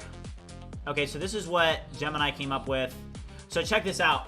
Gemini 3 Pro is like definitely undefeated for styling because it really did a good job. If you guys remember that prompt that I gave it, check this out. So my prompt initially was basically like, hey, I want a custom look and feel for this, right? If you guys go back, I said, you need to significantly alter and change the design of the page. It needs to look way better. And really, that's just like my point of like, hey, you need to update a lot, right? That's why I'm saying that. And then I need you to create custom, unique components that are animations that show on this page how it actually works. It would be really cool to have a Kanban animation on the page so that people just by, I don't want them reading so much, I just want them to be able to see a little bit of what they want to know, the biggest sell points of it. I want it to show unique components that show designs and animations of how it works. So you can see it pretty much hit spot on because it's showing that Kanban board, you know? It's showing, it's very simple, just get your API key, right? It's like very simple. It's, we really do need to, you know what we can do? This is actually a good way to use, okay, chat, this is a good way to use our agents, okay? Let's go over to Sam real quick. And what I want to do is I'm going to do @Sam. I need you to get me the OpenAI logo symbol in a downloadable format. Just find it off the internet, whether it's off the OpenAI brand assets site, but I just need you to send me a white and a dark logo symbol for OpenAI. Find it on the internet, download it, and then send it to me here. I mean, this would be very interesting to see if this works.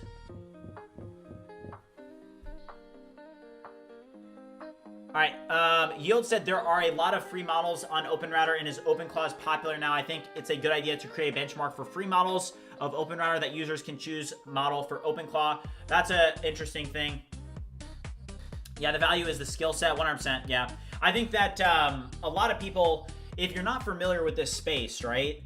And that's the thing, is that I have a pretty tough chin because I've been doing this and I get a ton of hate. But my point is that if you are not familiar with the space, you may not even really follow what's really going on, right? You may not understand what's going on. But for people that are in the space, they understand exactly what's going on. They understand the workflows, and their skills in the workflows, in understanding how this stuff actually works, right? So the skills are in like context management, being able to manage a bunch of agents at the same time, being able to know what an agent is actually capable of, pushing the limits every day, because hey, there will come a time where all the code that's written by AI is pretty much flawless, right? And so we just need to wait and keep working on this skill until it gets to that point, because right now the AIs aren't that good. You know, they're good, but in reality, we'll have technology in just like a year that's just absolutely off the charts. The button that you used for view submissions does not follow the theme of BridgeMind. Try again, restyle that button. The buttons on the page that you created do not follow the BridgeMind theme. Update the buttons so that they are the default BridgeMind buttons. Try that again.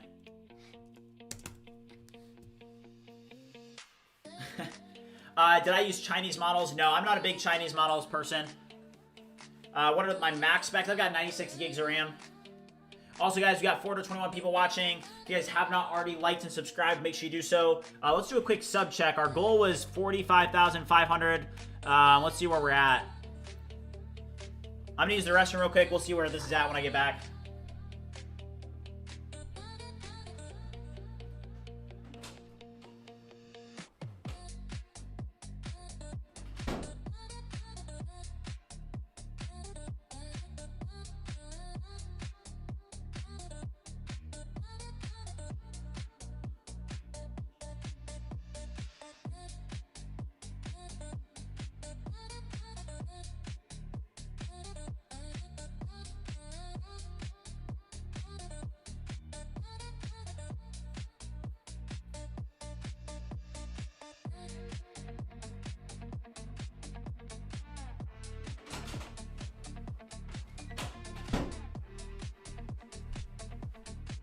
All right. Oh, wow. We're getting close. 45,464. Let's go.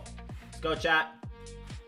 All right. So, all right. That one wasn't able to get it. Still not following the theme. Review the other pages and try that again. Review the buttons on the other pages. Try it again.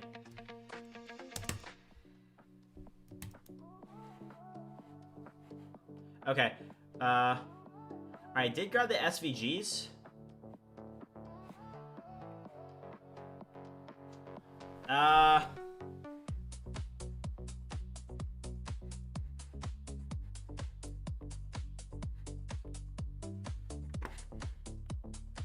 Wow. Great work, but would you do the same thing with the OpenAI Codex logo symbol? And note that I only want the symbol. It literally did it perfectly. I mean, that's crazy. I mean, all right, and this is one thing that, so this is what I'm trying to show you guys. What is actually possible with these Clawdbots and how are they useful, right? Like, how are they useful in a real workflow when you're not, like, just pumping the living daylights out of it in hype?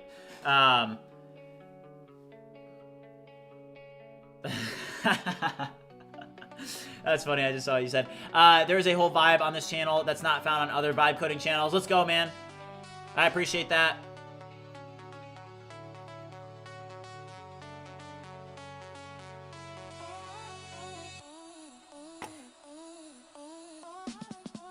Okay, let's check up on that Codex instance that was working on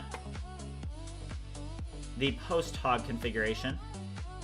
So it's actually still working.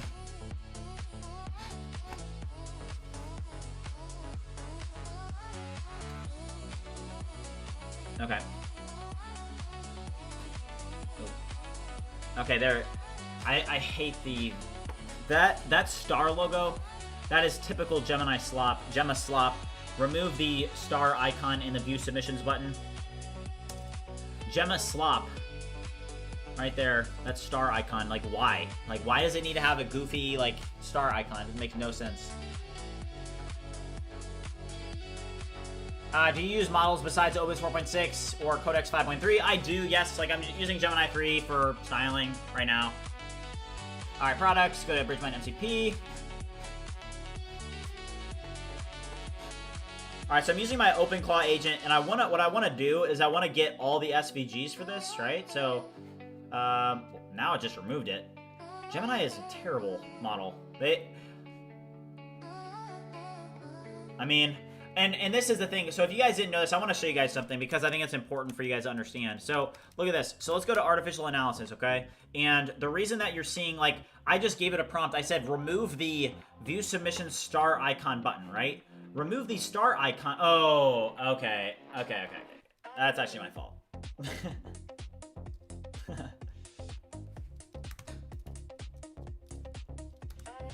I said and. Okay, never mind, guys. Never mind. But I wonder if... I mean, the point that I was going to make before I realized that was actually just complete user error is these Gemini models are peak for hallucination. Where is it? Where is it? They changed up their page? They switched up on me.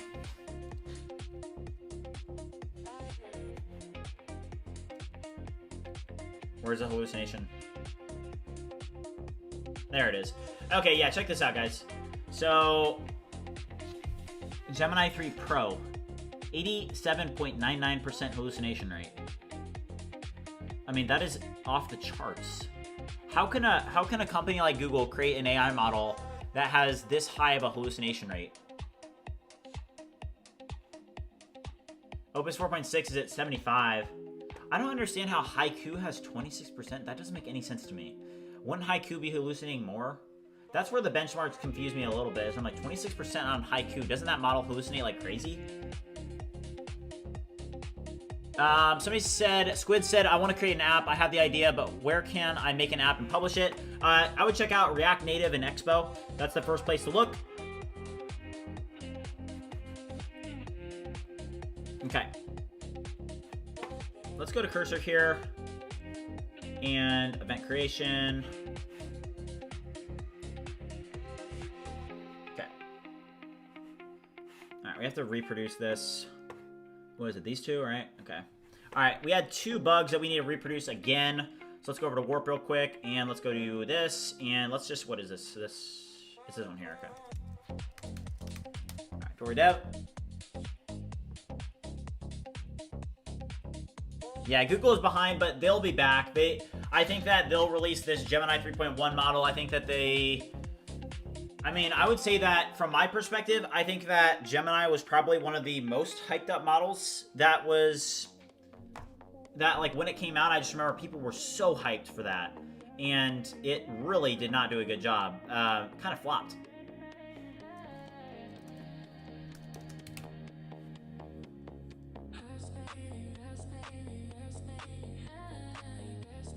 Okay, hold up here.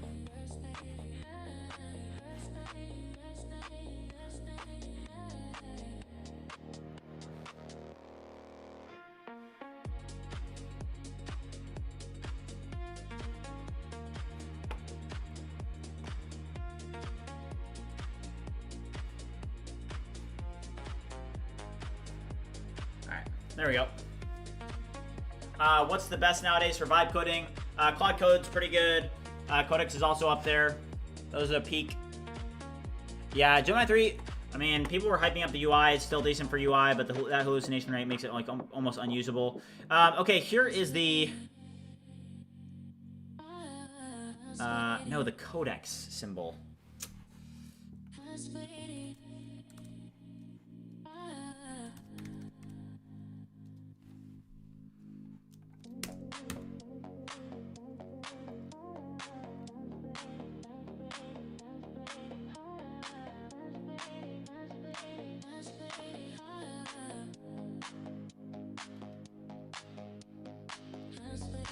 All right, Patel said Claude is only better because it costs them $1 for every minute spent on a response. They double, triple check their answers, but run up their compute cost. That's interesting. All right, let's go.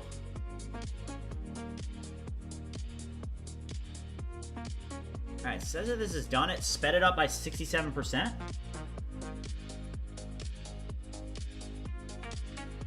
All right, it says that remove the CSS file from warmup. Qwen v4 CSS processing is the most CPU intensive warmup task and is blocking the HTML serve. Okay.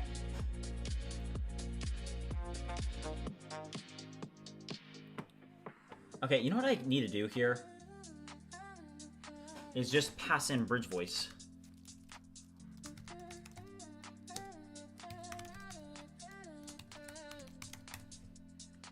Review Bridge Voice for reference. Bridge Voice is another Tari application and it works perfectly for authentication. Review its strategy and how it implemented the connection to the API, and then update BridgeSpace Tari to implement a similar connection.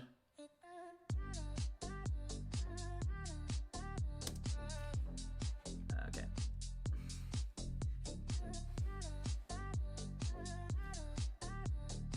Yeah, Minimax is bad.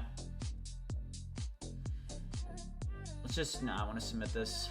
All right, let's drop a 50 bomb real quick, chat. I'm up to 255 push-ups, so let's drop a 50 bomb, get up to 300. If you guys haven't already done push-ups with me yet, why not? You got to get the blood flowing. I'm telling you, it gives you energy. Also, PostHog config is now done. Clawbot setup. This is done. BridgeMind events is done. At least on the site, we're gonna have to make those in Discord as well. Let's drop a 50 bomb.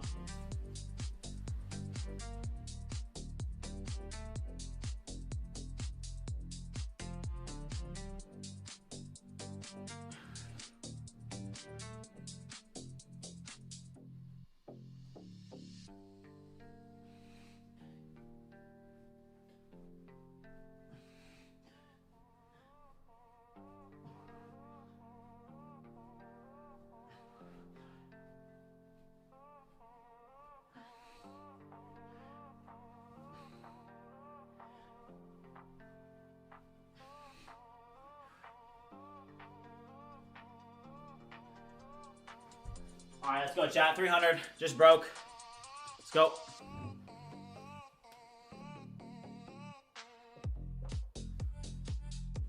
All right, BridgeMind MCP setup. Woo, let's go. All right, check on Codex real quick. Okay.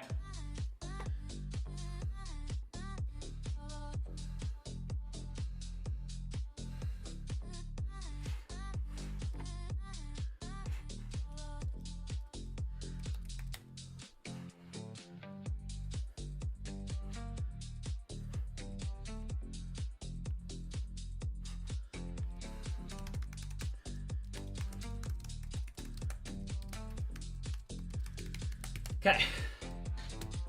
What? 401?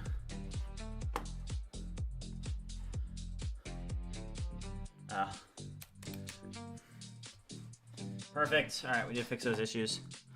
All right, this does work. Run npm run build and fix any build errors. Kibalia said he hit a 20 bomb. Let's go, man. That's what I'm talking about. What do you think about the Windows versus Mac OS comparison as operating systems?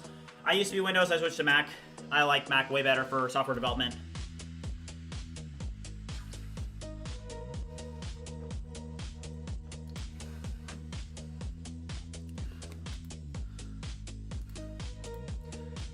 Kerr, I just made you mod, by the way. Literally, with the mods, I'm taking a different approach to mods. Mods in Discord and mods in YouTube. The approach that I want to take is that moderators are just people that reflect what I think that the BridgeMind community stands for. I don't really expect anything from moderators. I just think that people that I respect, that reflect the community that I'm trying to build well, I'm going to give the moderator role. Not to say, oh, I now want you to become like a mod that has like is like doing a bunch of stuff. It's more so I feel like you reflect the community well. I'll make you a mod. I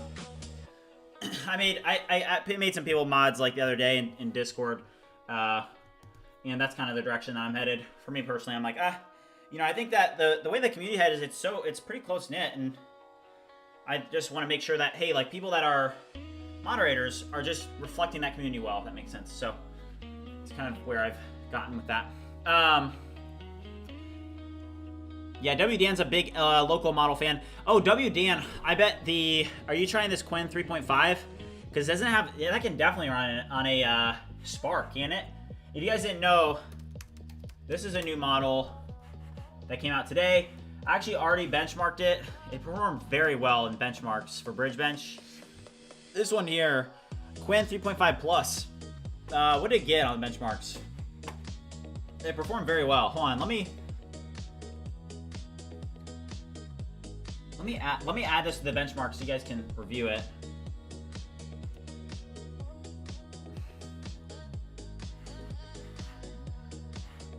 Okay, where is it? Event. Review BridgeBench and figure out how the Qwen 3.5 Plus scored and what the outputs were for that when it was run through the BridgeBench for both Qwen 3.5 Plus and Qwen 3.5 397, and then write new rows to the BridgeBench leaderboard so that these models are added with their scores. Okay. Also, we should go to my keys real quick. I don't feel like leaking any keys today, so just gonna go here. Ooh. We'll say the running some of these getting a little bit expensive. It's fine though. Alright, so here's my open router usage. So Qwen. So this one actually cost a decent amount to run it through the BridgeBench. It cost Qwen 3.5 $3.72 to be run through. And then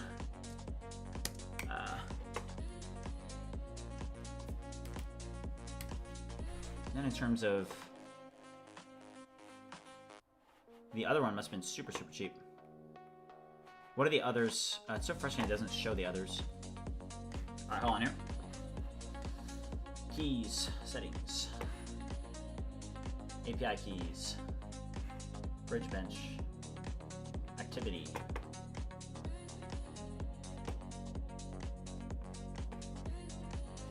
The Qwen 3.5 is actually fairly expensive.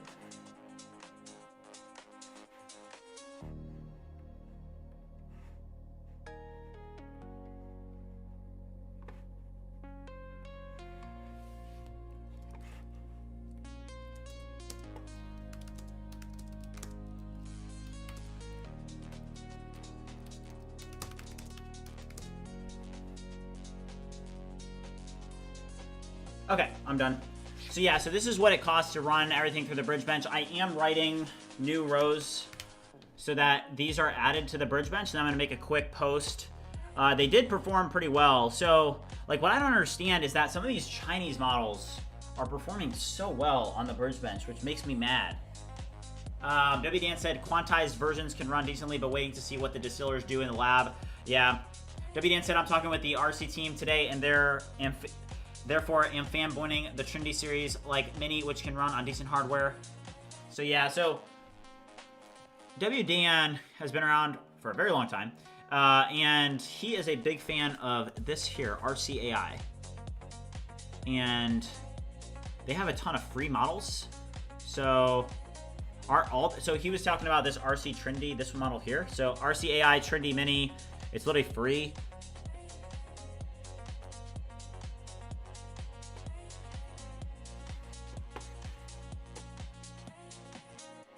Let's go over here. You want to check on this. So this one, what do you want me to do? Wait for the app to load and authenticate. So it wants me to restart this real quick. Let's do that. Let's go here. And then where was it? Here? No. Okay. All right, let's restart this. Oh, Bridge Voice.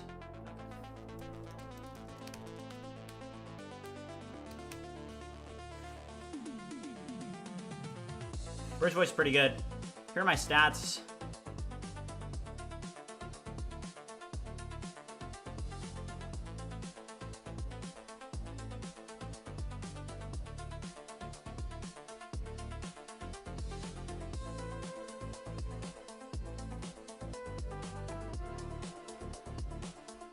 It's taking a lot longer to build. Okay. How long did it take for you to get that 40K? 134 days.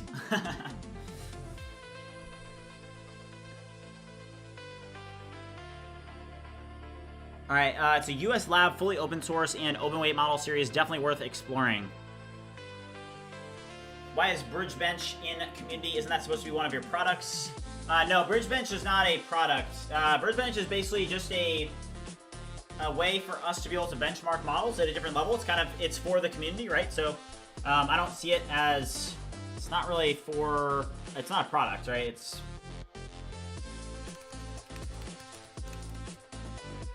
oh.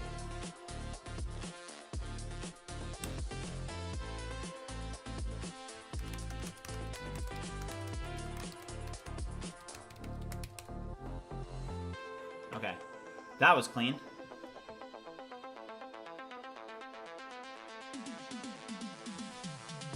Alright, the big question is this here. Let's go, we got it. Okay, this is clean, this is clean. Okay, so if you guys remember, what we were working on here is we were working on, for this to be able to actually render in my account. And now it does that, perfect. So this is one thing that I do use a lot, so I can now mark this as fixed. So that is now fixed. And like, look at the prompt that I gave it that was actually finally able to get this to work. Is that, yeah, somebody said, and it's a great marketing asset, 100%. So if you look at Bridge Voice, in there it says, review Bridge Voice for reference.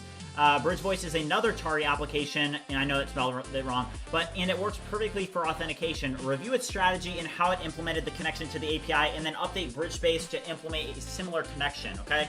So this is basically a strategy that you can use whenever using AI or vibe coding, is that AI at times can be hard to get to do exactly what you want, but if you have an example of what you want done and you have a working example of what you want done, you can basically pass that working example in, and it's going to it'll probably up your probability of getting it done the way that you want it by probably a factor of 10. So if I had a 5% chance of getting that done in one shot, if I pass in context that shows how to do it correctly, that shows an example of it being done correctly, it's probably gonna be like a 95% chance of it getting done. So just something to note is that context management is very, very important whenever you are using AI. It's one of the biggest skills as a agent orchestrator. Context is incredibly important. If you have something that works, make sure you know what it is, have it, reference it when you are prompting. If you're just blindly prompting with no reference, it can be difficult. So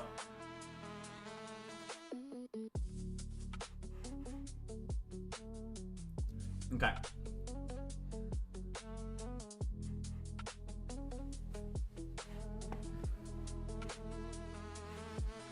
All right, let's go here. And what I want to do real quick is I do want to ship this.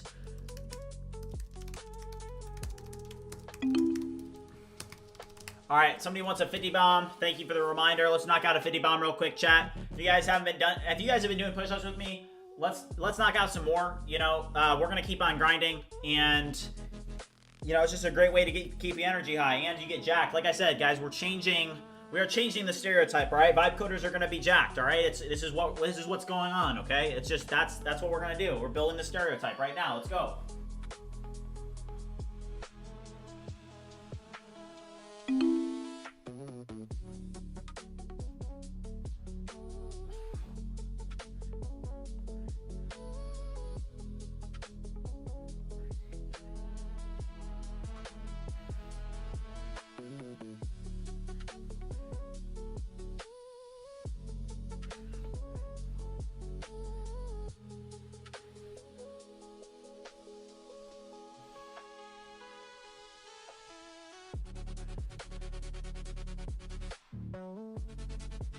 All right, let's go, chat. 50 bomb.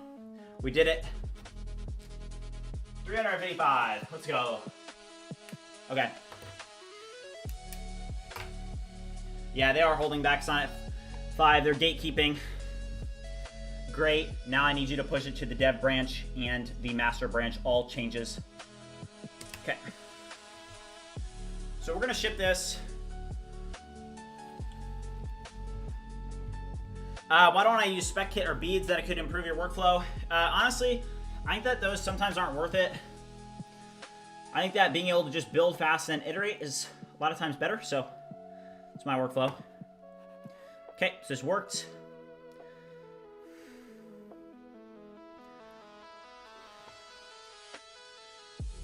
Okay.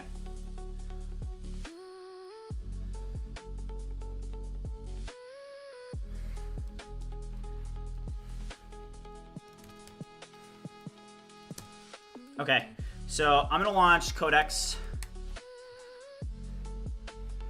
Okay, done. Close. All right, now I'm gonna add bridge voice.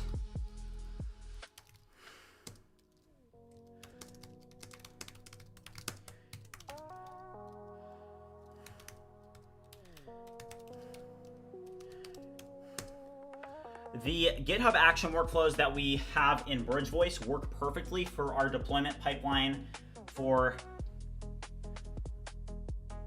deploying the build and getting this shipped to production for both.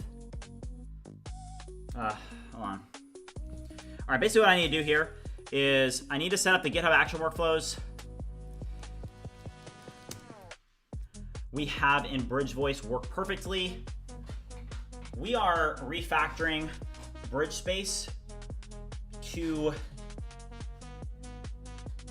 a Tari application. You can see it here in BridgeSpace Tari. I need you to review the BridgeSpace application, which is an Electron project, and I then need you to review the Bridge Voice project, which is a Tari project. And note that we need to create the GitHub action workflow for BridgeSpace Tari, and it needs to follow the same patterns and guidelines that you see in Bridge Voice because that actually works. That deployment pipeline works. So review that first. And then I need you to create the GitHub action workflows for BridgeSpace Tari so that it connects with the deployment pipeline of BridgeSpace, but uses the same approach as Bridge Voice, which is a Tari application for deployment. Review all of this in depth and then create a structured plan for what to update and why.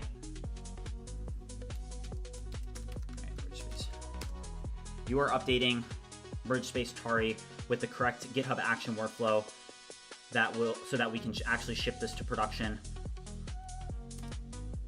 Merge space. Oh, jeez.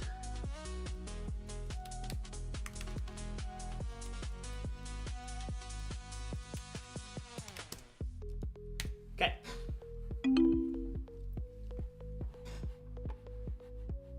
ZP Maston said, where should I start? Please someone help. The best way to get started, man, is just to start.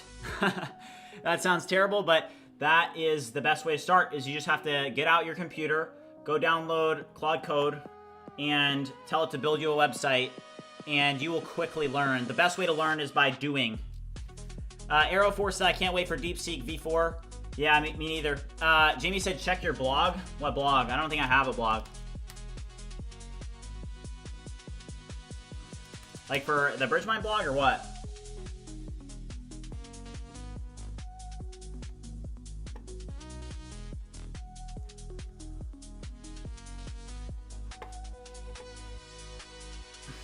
Okay, this looks good.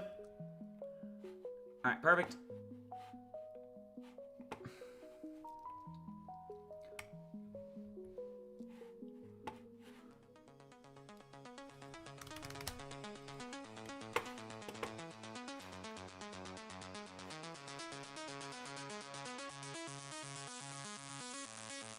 Okay, hold on, guys. I need to set this up. I started and then I discovered this channel. Let's go. Honestly, comparing our approaches right now. Let's go, John. If you guys are watching and haven't already joined the BridgeMind Discord community, we just hit 600 likes. That was our like goal. Make sure you guys join the Discord community. That's where everybody hangs out. That's where pretty much like As soon as models drop, we're there and we're implementing them. It's insane. This is by far one of the best communities to be a part of right now for vibe coding and for AI. Straight up. Okay. Let's go to orgs. BridgeMind. Repo. Yes, keep getting pulled.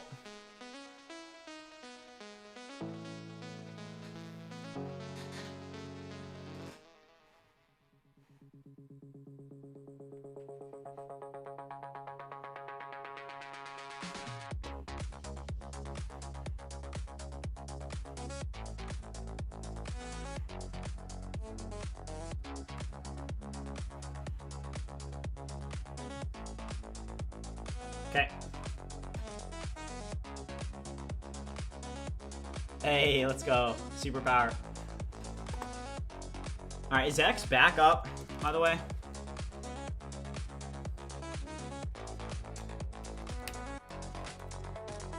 Alright, let's go check out BridgeBench. Whoa! The heck?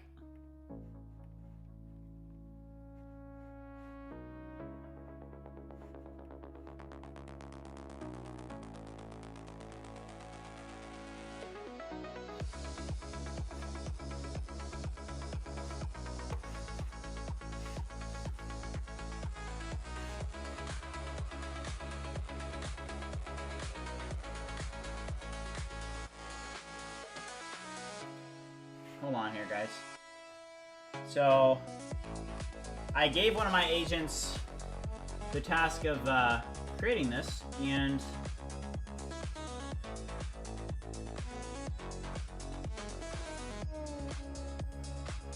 that's not good. So it removed the other tables. Okay, hold on, guys.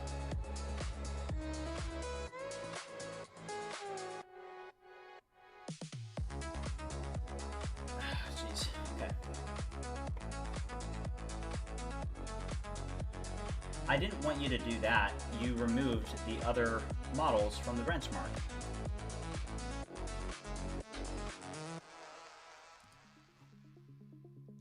Note that now the only two models that are here are these ones that you just added. Why did this happen? Make sure that you add back the other models that were in the database that you removed.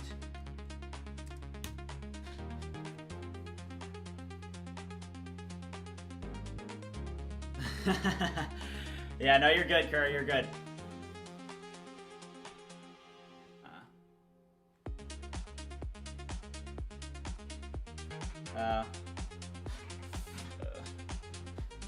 Okay. Well, I'm pretty sure I have a screenshot of it, so.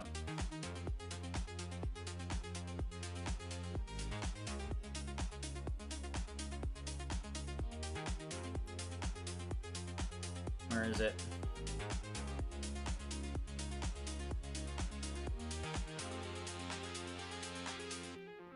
Alright, all 10 models are back. There we go. Oh no, oh my gosh. Okay. Alright, chat. What model are you using? Opus 4.6? This model is terrible. Okay. Alright, hold on guys, I just messed something up.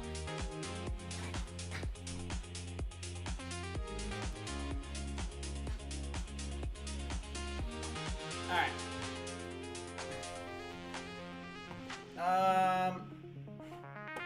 Okay.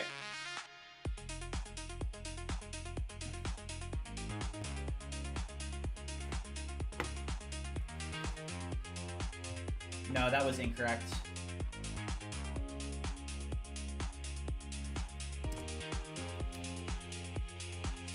Those are placeholders that we have in development. Those models are not accurate for BridgeBench. Review the actual accurate data here. Alright, we only have 4 in this image. This sucks.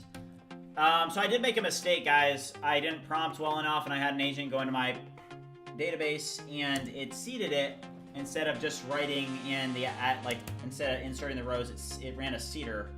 So that was actually my bad. Yeah.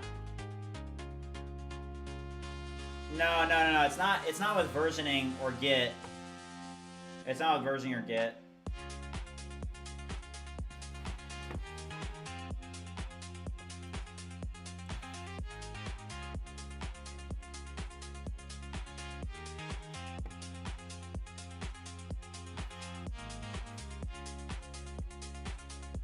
Here is the results from Minimax and Kimmy K 2.5. Add these back in as well.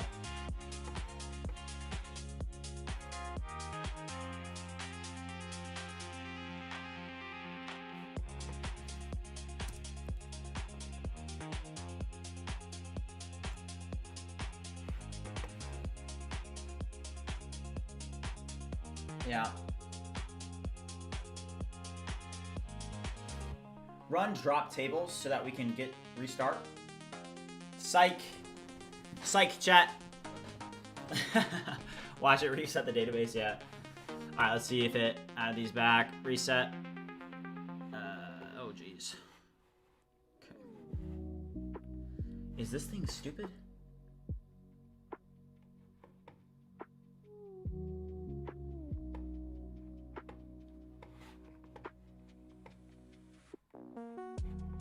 Chat, what is going on?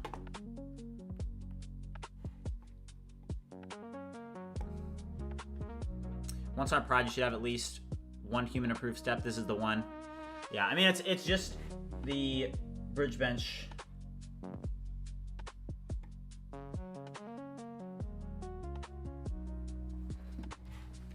Alright, hold on here.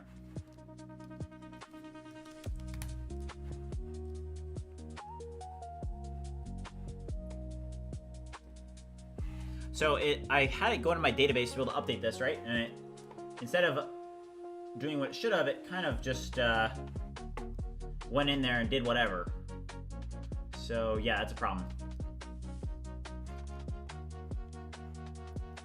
Man, we have a ton of new subscribers today. Shout out to everybody that's subscribed to BridgeMind Pro. Okay. All right, it says that everything looks good now. Okay.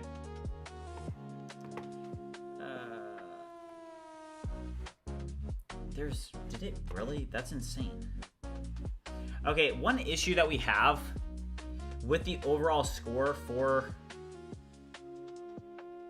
this, I mean, what is this multi-step?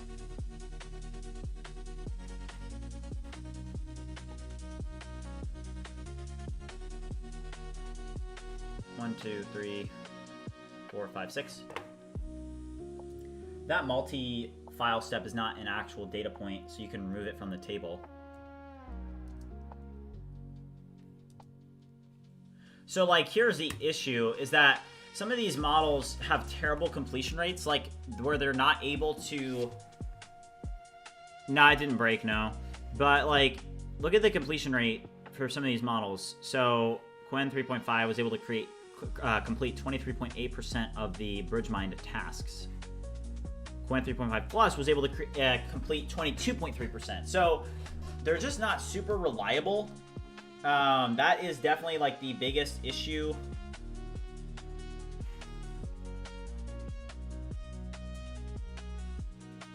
Would you review the speed that Qwen was able to complete this in? Is it in the outputs or no?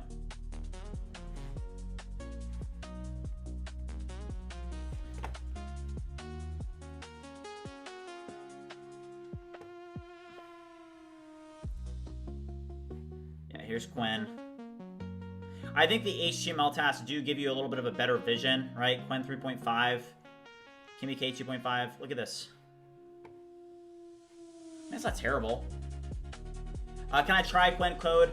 Well, I'm really I'm benchmarking it. I won't try it.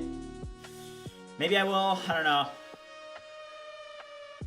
Here's the record player. I mean, it does have interactive abilities. It's cool.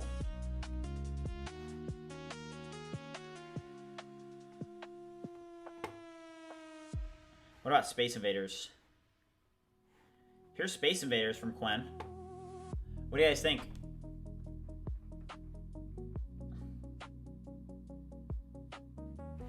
Space Invaders is pretty good. So something that we did on Friday, which I thought was pretty cool, is that we're able to select and compare like some of these different, like we get able to produce an MP4 here. Like here, let's do 6, right? So let's do 6 of these, okay? Gemini 3 Pro. We need to put GPT 5.2 in this as well. What model grades BridgeBench? Well, it's based off of task completion. Yeah, it wasn't too bad.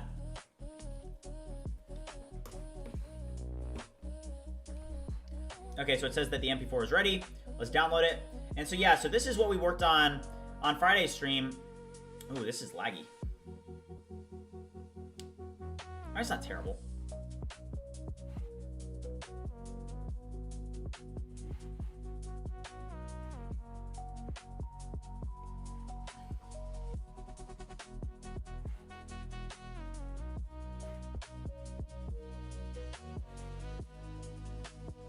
Yeah, what do you guys think?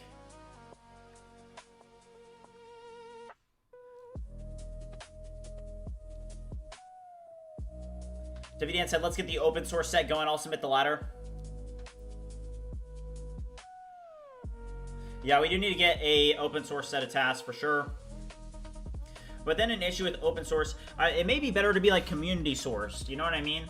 Where instead of it being open source to everyone, like maybe just some of those people that are a little bit more active in the BridgeMind community that would be interested in working on, you know, making this bridge benchmark better, BridgeBench better. I think that we could open up to the community open source. Maybe not. I don't know what you guys think about that, but if anybody would be interested, just hit me up on Discord and let me know if you'd be interested in being a part of this project.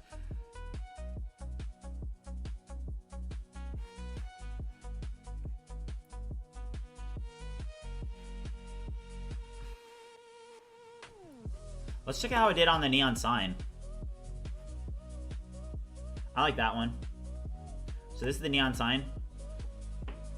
Look at that E. Bridge sourced. Yeah. Click to power on. Oh, that's actually sick. Kimmy K2.5 had a click to power on. Toggle power. That's cool.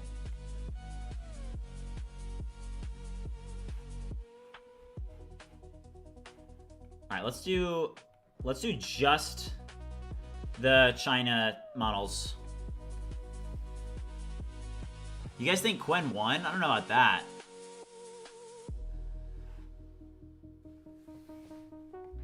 Probably should make a post on this on X.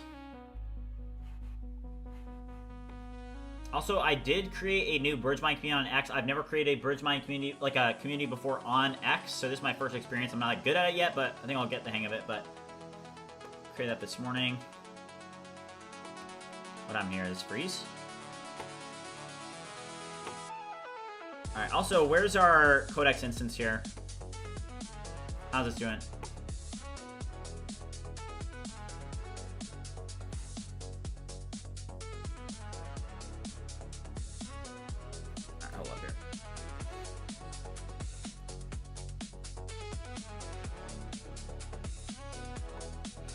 Claude Max does not have 10x anymore. They have 5x and 20x.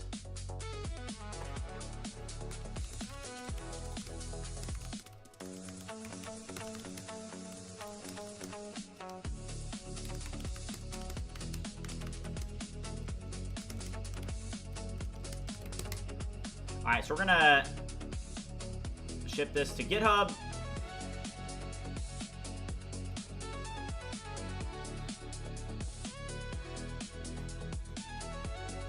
Let's go check this out real quick.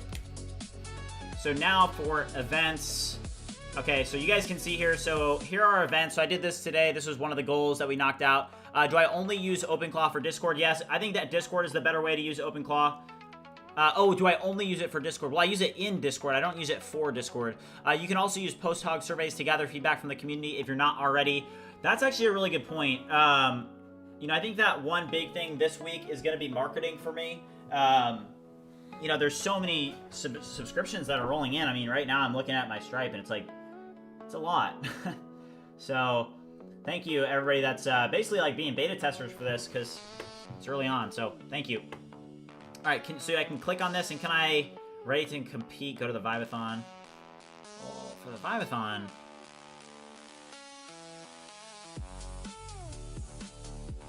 Does this work?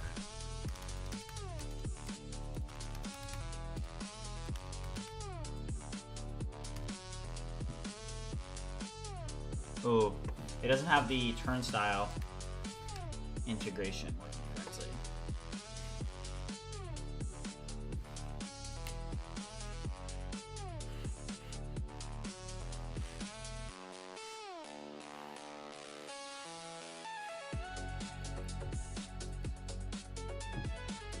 Review this page. It doesn't appear to have the turnstile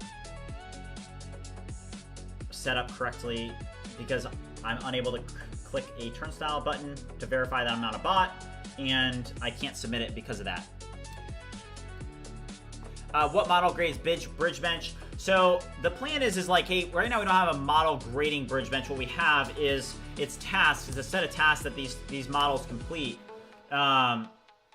And, you know, something that I do realize, like, from some of these Chinese models, I just want to show this to you guys because it's interesting. Like, some of the Chinese models struggle with completing tasks. GLM5, 57% completion. Qwen, 22% completion. So, you know, I think that we'll see whether that gets better or not, but we'll see.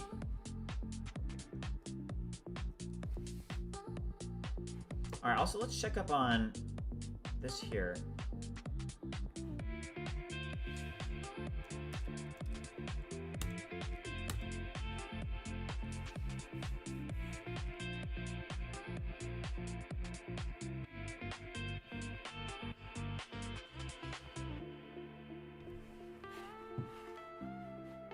So this is my Sam. This is one of my OpenClaw bots. This is my Sam bot. Let's see what he comes back with. Let's go here. All right, I'm gonna grab some orange juice real quick. I'll be right back. I'm just gonna grab some OJ. Also, I'm gonna move the desk up. We gotta get the energy back, chat. If you guys haven't already liked and subscribed, make sure you do so. Let's do a quick sub check. Do we hit our goal? Let's see. Oh yeah, we hit it. 45,528. Shout out to you guys. Thank you guys. Did hit our goal for the day. Let's go. I'll be right back. Here's the BridgeBench leaderboard right now. If you guys want to check it out, I'll be back in just a second.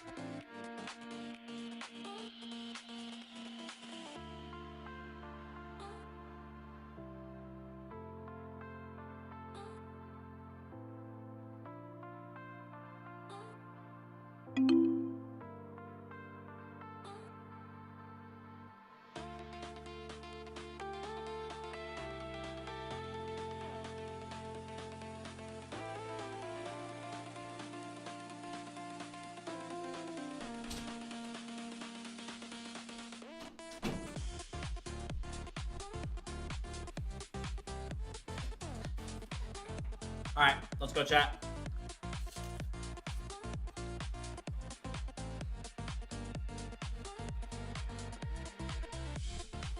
Okay, so one thing on this Qwen, like, one issue with the BridgeBench is it only completed 23% of the tasks, right? So this is wrong.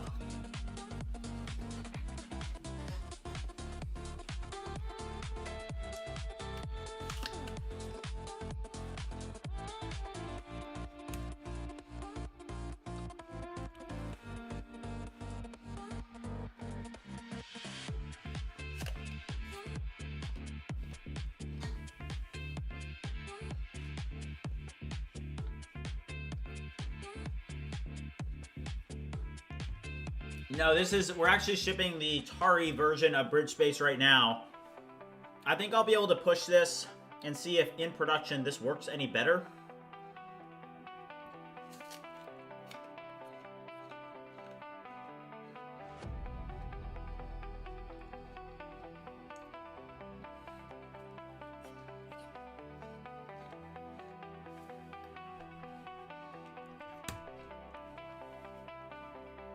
VHS said, when will bridge code be released and what makes it special compared to open code besides diagram mode? Also, could the extra commands just be added to open code with a markdown file? So that's a good question. We haven't really put a ton of time yet into bridge code. We're going to start working on that as soon as we have stable releases of BridgeSpace and Bridge Voice. Bridge code is going to be a very, very good product that we're going to integrate into this ecosystem. And I think that once we start diving into that, those ideas will start flowing about, hey, how do we create a really good CLI tool for vibe coding bridge code? I think that those ideas aren't yet really, we haven't started working on them, but as soon as we do, I think that the ideas, we'll be able to create a product that's pretty good.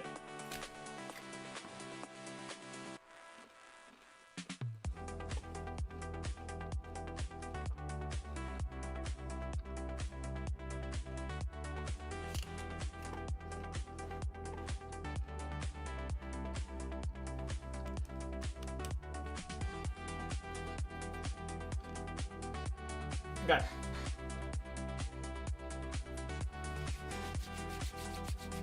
All right, let's go, chat.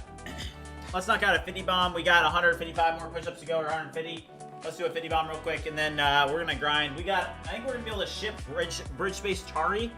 And honestly, the thing that I'm most interested in today is I'm interested in seeing if once we actually have the Tari application shipped and built, if it's just gonna be fast. Right? Like that's the thing that I'm most interested in today is, hey, the reason that we refactored Atari is that, hey, Rust is supposed to be much more performant versus Electron. So, hey, once we refactor it entirely in Atari, is it going to be faster once you actually compile it and build it and it's on your Mac running, right? Like that's the issue that we had with the Electron project, is that we built it, we downloaded it, and then it had performance issues. Are we going to have the same issue here, or is refactoring it going to actually just completely eliminate that issue, right? So that's going to be my goal for the stream. Right now it's 250. I'm going to basically keep going until we have the BridgeSpace Tari shipped, because I really need to get to the point where we can see if that's actually working correctly. So let me knock out a 50 bomb. We'll get the energy going, and then let's ship this, guys. Let's go.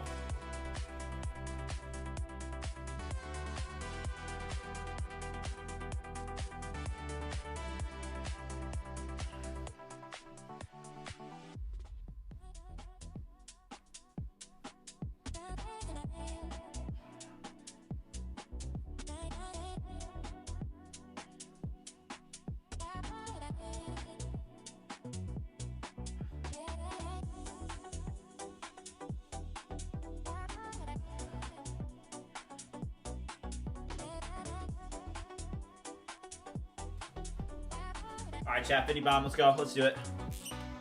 405. Time to ship.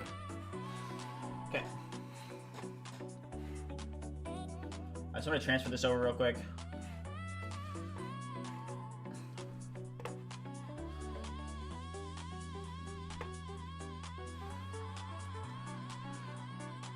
Okay, great. What is the current status of us being able to actually notarize this and ship it? Remember, we are refactoring the BridgeSpace Electron application to this project, so this will need to have the same pipeline to the same S3 bucket and CloudFront configuration that you see BridgeSpace Electron have. Are we ready? What are the steps left before we do this? Everybody is like 49. One short. W Dan said 51. W Dan. My question is, how many push-ups did you guys do, right? Let's go, story times. Let's go. I'm not working on View Creator right now. I am going to come back to View Creator. Hold on, let me switch the cam. I'm going to come back to View Creator once we finish. It'll probably be like in a month, because what I'm planning on doing is, like, with View Creator, I use it every day. It is generating revenue. The MRR is at $900 a month. And, you know, with that product, the biggest issue that I have personally is that I spend so much time streaming and so much time focused on BridgeMind that for me to go and then focus on building a new brand in a completely irrelevant space compared to where this, you know, if you take BridgeMind as a brand, it's very, like, I would have to do put the same amount of effort that I've put into BridgeMind in streaming into View Creator if I wanted to see significant results from View Creator. But the issue is that with BridgeMind, I've built a brand, right? I've built a vibe coding brand. We've built a community. And I think that for me, it's just deciding, okay, how much time can I put into working on View Creator on stream, where, you know, I think that what I figured out with marketing is I've definitely figured out a few things. And you guys can see it, like, hey, even from launching this initial vibe coding suite, my MRR for BridgeMind has already exceeded the MRR for View Creator.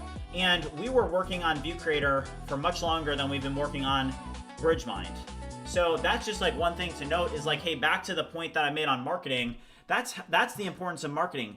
Like, you have to understand that, hey, like when I'm streaming or when I'm creating content, I have a reputation and I have credibility in the AI and vibe coding space. I've become a very credible person in the space, right? But I don't have as much credibility in terms of like AI marketing, right? And I think that that will change over time, but it's gonna look a little bit different, right? Because I think that what I've seen from View Creator is I can see the tools that people are using, and I would like to turn View Creator a little bit more into a tool that's a little bit more integrated as an agent in the agent ecosystem, right? So my point in that is there's a lot of features that I want to strip out of View Creator, and I want to focus more on the features that are working, right? Particularly for myself. I mean, I use it every day. It generates over 50,000 views every 24 to 48 hours. It's a phenomenal tool. I literally this is the coolest part about View Creator, and I've already shown this before, but this is by far the coolest part in my opinion, is that you can go to Facebook, right?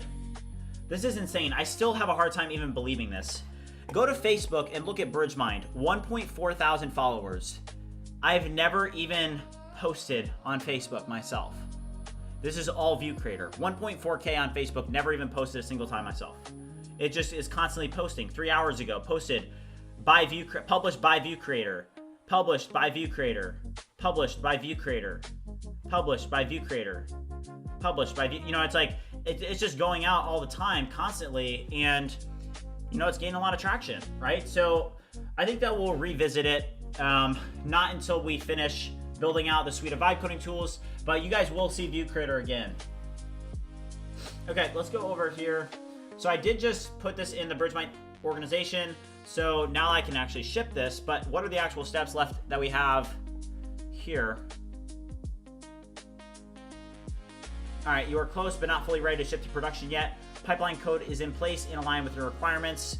Tari build plus signing notarization flow is implemented. Same S3 bucket path contract is used. Same CloudFront and validation path. Tori update or metadata is published. Configure all required GitHub secrets in the new repo. Okay, so this is what I don't like as much. I mean, you could do that with Bridge Creator, potentially.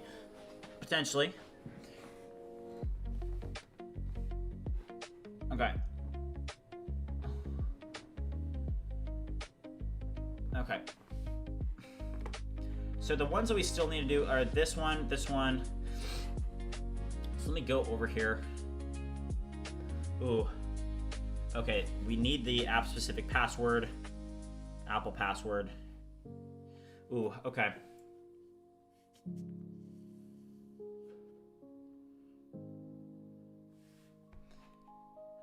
Yes, this.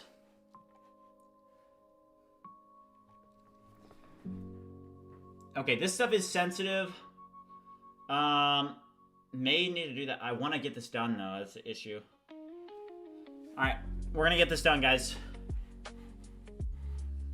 I'm just going to have to do... you guys are going to see a little bit this more, just because it is sensitive. But this is a little bit of a heady process, so...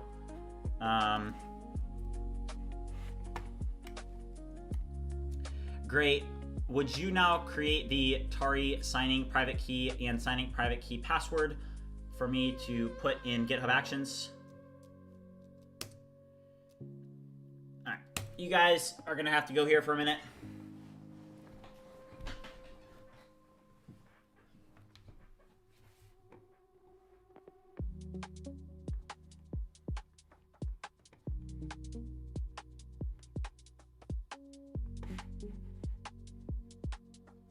Okay.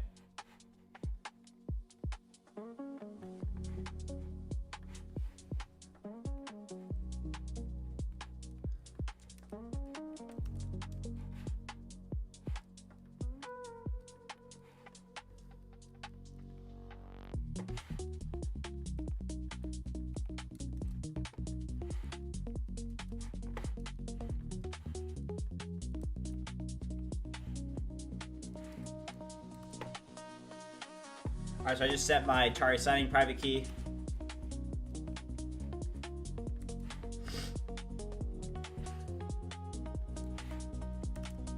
Ooh, line breaks.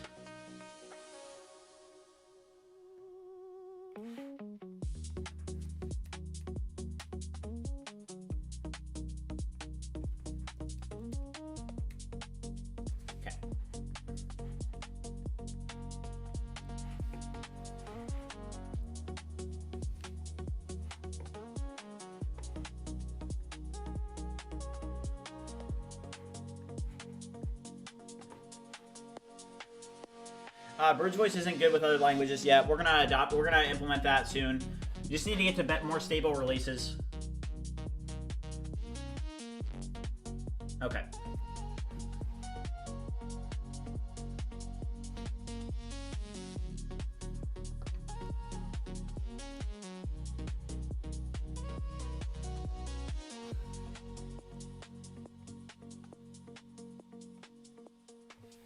Okay, Apple specific password.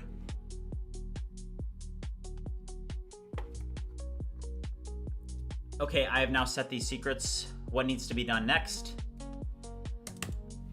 Yeah, I'm doing some private stuff, so I can't show you guys my screen for a little bit, just as I get these. But the really what we need to do is BridgeSpace. Like, what's most frustrating me lately, and what I'm most frustrated with is the performance in BridgeSpace. So we have to refactor from Electron to Tari, and I want to get it so that we actually have this pipeline built so we can test this on Mac OS today, hopefully like within the next 30 minutes. Because if it is performant, that changes everything, right?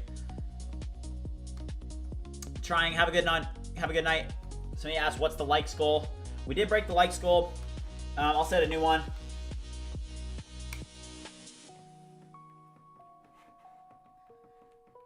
All right, let me set a new likes goal. We'll go for 700 likes.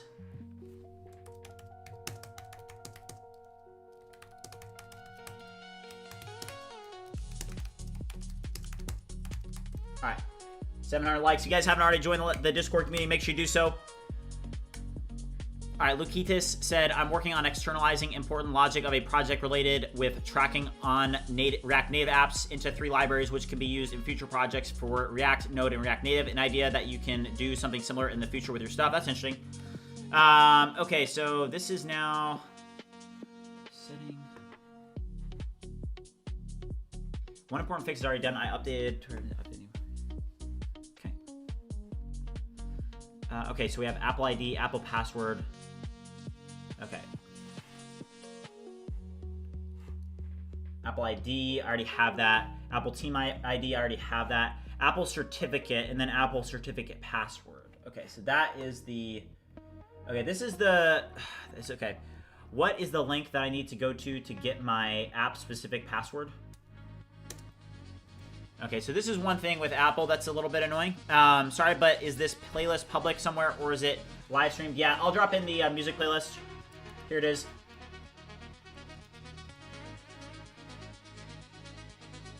Do I take anything for my hair? No, I don't. I don't take anything.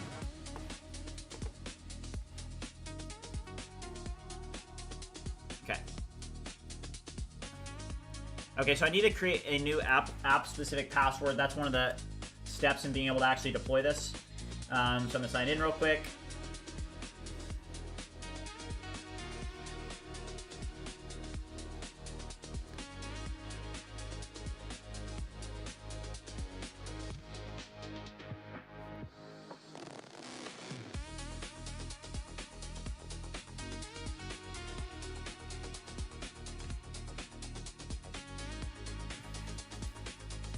Okay, hold on here, guys.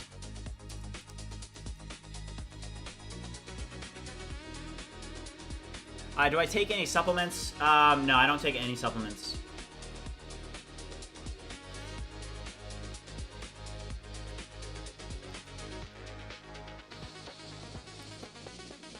Okay.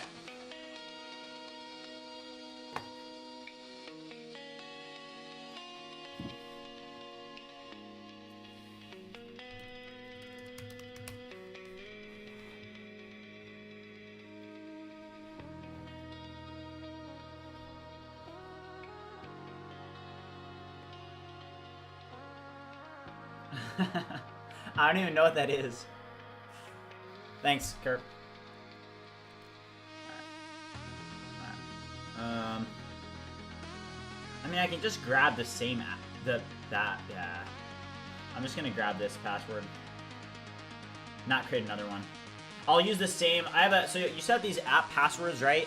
And then you configure them. And I'm just gonna use the same Apple specific password that I used for the Electron app. I don't think there's any thing that's wrong with that. So I'm gonna use that same one. That saves me a little bit of a step here. And then Apple password. So this one's annoying. So I need to grab. So I can use the same ID for this. Okay, I definitely want to use the same ID. Okay, so I need to open keychain access. And then I need to, oh, this part's annoying. So I need to export this. Then you export it. You put the password on it. And then you have to encode it. Okay. Where'd I put it? Documents, right?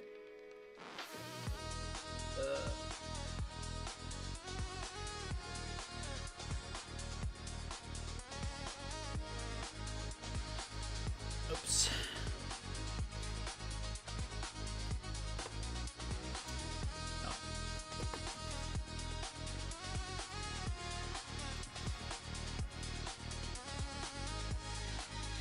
Do I drink Vibe water?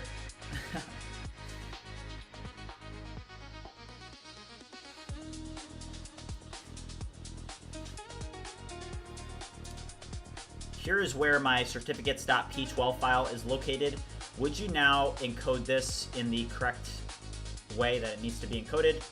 I believe it's space 64, and put it in the same desktop directory. So I did it another time.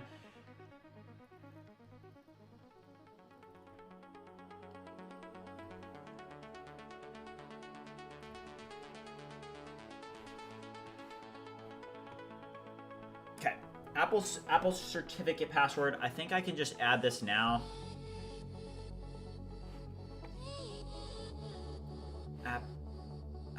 Apple certificate password. Okay, yes. So I'm gonna add this.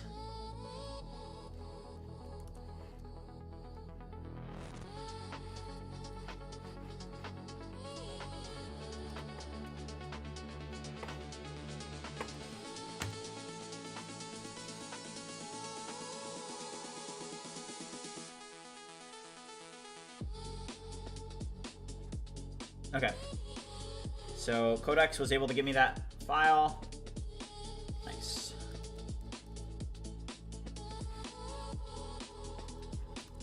Perfect.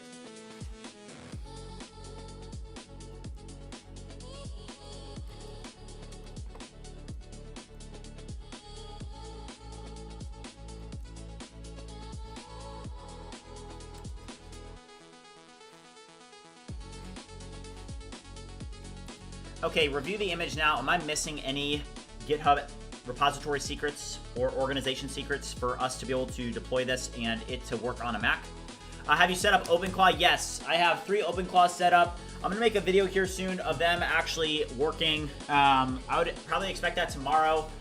The biggest thing that we're working on now is BridgeSpace performance. I don't know if you guys can see this, but BridgeSpace performance. Number 3 is the biggest thing we're working on, and what I'm doing right now, the reason that it's just my face, is that I am configuring a bunch of like private keys and whatnot, so that we can actually get this shipped on Mac. So it says,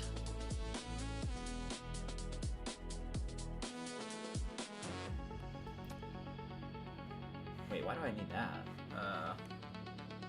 Why do I need the CloudFront downloads distribution ID? I don't think that BridgeVoice has that.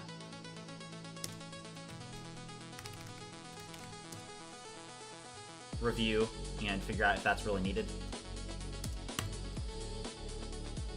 Okay, it also needs me. I do have my OIDC role ARN set up correctly.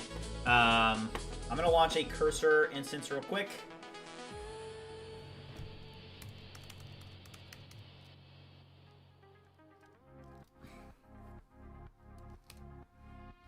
I need you to review my AWS account, and I need you to go into the role associated with my OIDC ARN role, and I need you to add this repository to it respectively.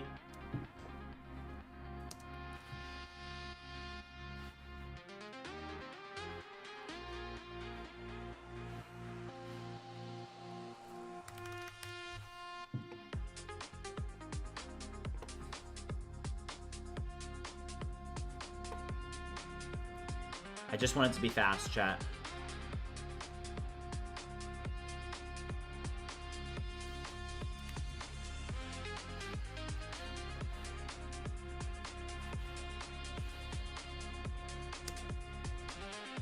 First, review and diagnose what we need to update, and tell me what we need to update. Then I will give you the go-ahead to be able to update this respectively.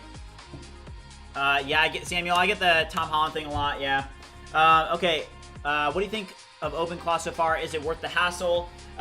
Yes, I do think it's just definitely different, right? Like the ability to, I'm looking at my OpenClaw instances and it's like, hey, the ability to have bots that are working for you, and kind of what we're seeing in response to like OpenClaw is that, yes, there's definitely some hype around it. But I will say it does seem like a new piece of technology that you definitely want to get involved with and get your hands on and figure out, okay, like how could I actually use this in my life, right? Like there's a lot of, you know, influencers that are riding the hype. You don't want to listen to them. You want to just actually like integrate it in your own workflow, right? Okay, great. I now need you to update this. Wait, hold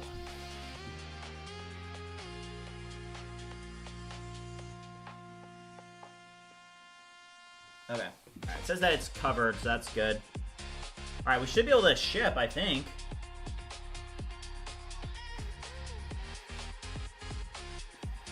Only time will tell, alright? Let's just try it out. Let's see if we can do it.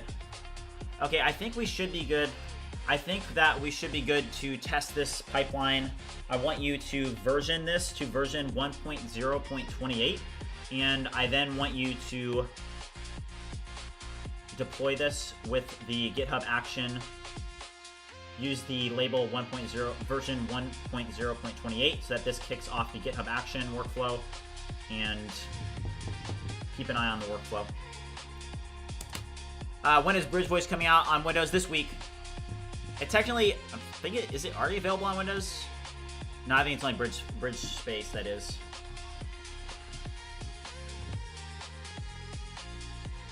You're gonna, the 512 Mac Studio M5 Ultra.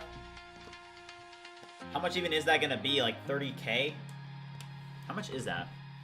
The 512 gigabyte M5. Hold on. All right, there's nothing more sensitive. Let's hold on. All right, I do want to go to Mac Studio. Buy M3 Ultra. So this is the Mac that I have. I have the M3 Ultra.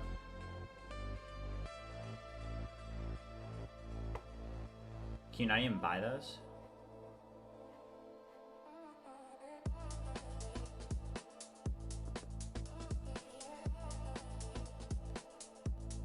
A 512 gig.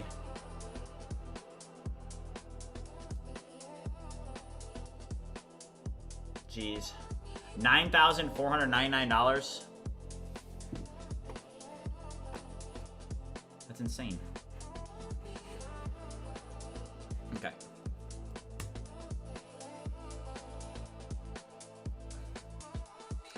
All right, push is complete. Let's watch this. Let's see if it actually works. All right, it's going. If this worked off rip, one shot a pipeline would be pretty impressive. Select the bigger CPU, GPU. I don't know. I mean, for streaming, maybe. I will say 96 gigabytes of RAM is not enough for my use case at this point. Super combo, things are going good.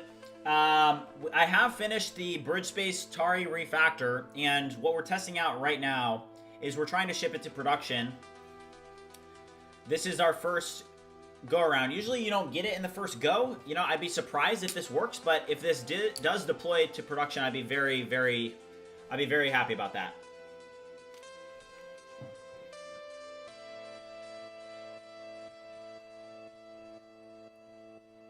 Maybe we can vibe code cheaper RAM. Hopefully, we need to.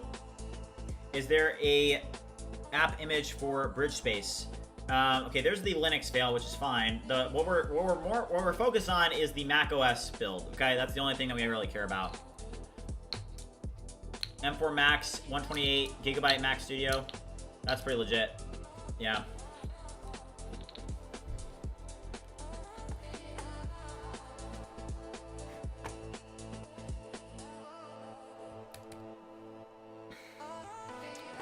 All right, while we're waiting, okay, the Windows failed. That was expected as well. The Mac OS build's continuing. That's good. This is good. Will you be logging everything you do, or you just make changes in the app as you notice them? Are you planning to create a blueprint and break things into tickets before using Claude? Yeah, I mean, that's one of the biggest reasons why you should be using the BridgeMind MCP. All right, you should sell your Mac OS and only use Linux. Oh gosh, I don't know. All right, so this is, let me check up on this to see if it's looking good. It is looking good. So it is building right now, so you guys can see this step here.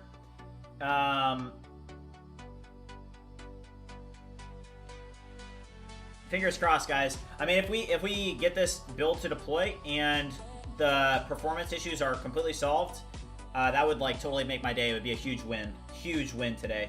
Huge win. If Mac build fails, just have Claude code run npm run build until it succeeds. Yeah, I mean, the issue is that it wouldn't be the build. The build isn't going to fail. I think it's the notarization step and the signing step and like having that. That's a little bit more. Also, your pipeline with the S3 bucket could have some issues as well because we basically one-shotted it. I gave it the context of Bridge Voice. I gave it the context of BridgeMind Electron.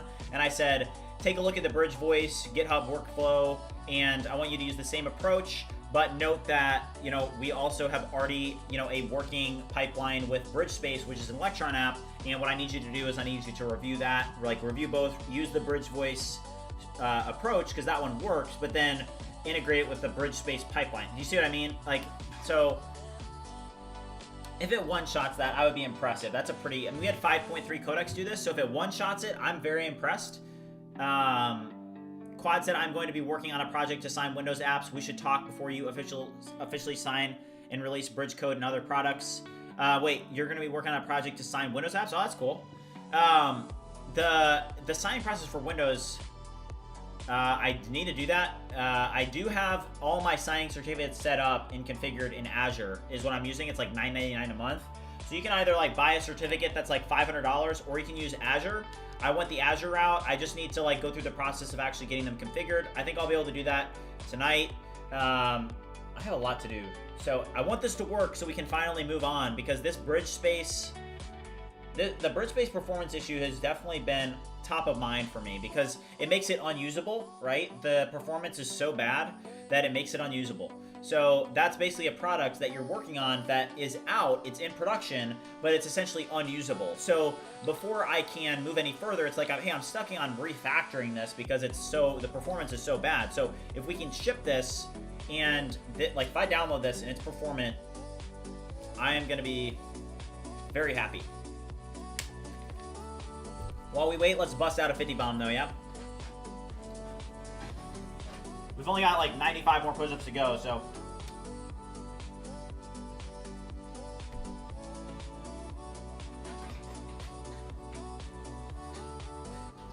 right.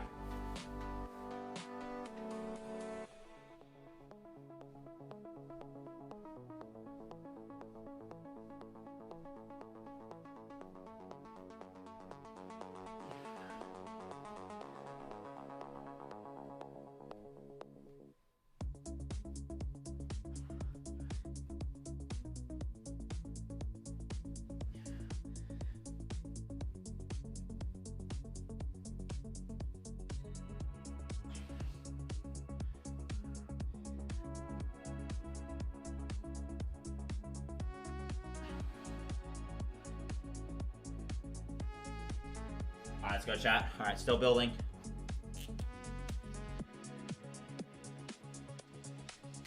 All right, BridgeMind MCP setup.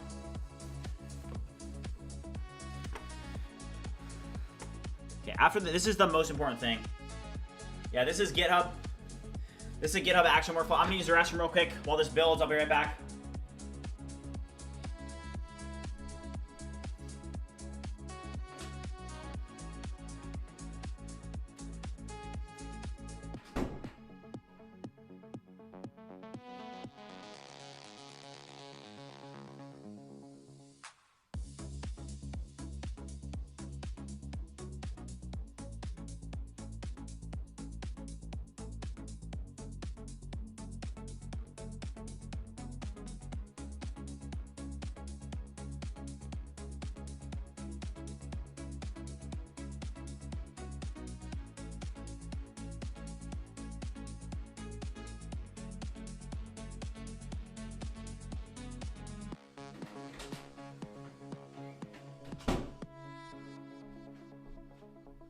How are we doing?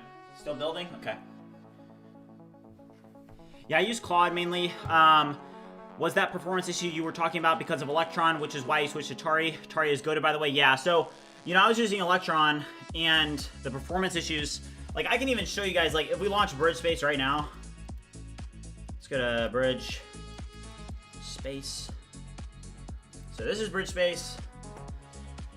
And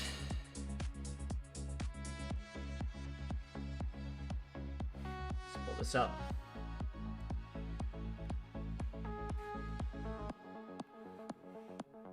All right, sign in real quick.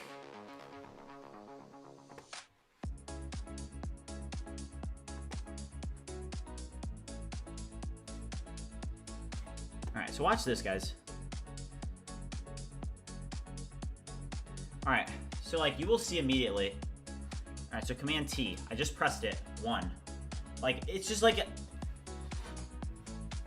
there's a delay, right? So watch, we'll open up 6 terminals in whatever directory. We'll just open up in the Vibathon directory, okay? And I'll do all Claude agents, okay? Next, create. Watch this. 4, 5, 6, 7, 8, 9, 10, 11, 12. You know, I guess you can stop it there. But, you know, 12 seconds to be able to open up these terminals is, you know, basically a reflection of like, hey, this is our issue, right? So my hope is that, hey, once this is done compiling and we download this, you know, we'll see. Yeah, I think that people that say AI slop are just like, it just is not a very intelligent phrase, right? Because it's so up to opinions, right? Doesn't bother me.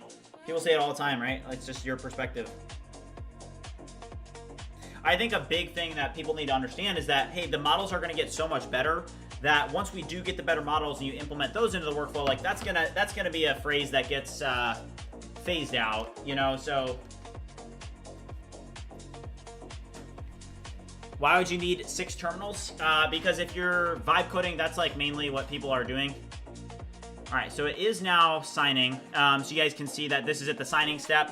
It's notarizing now. So hopefully this notarization step doesn't take too long. Sometimes it can get stuck on this step. So this is the step that I'm like most worried about, you could say. Upload.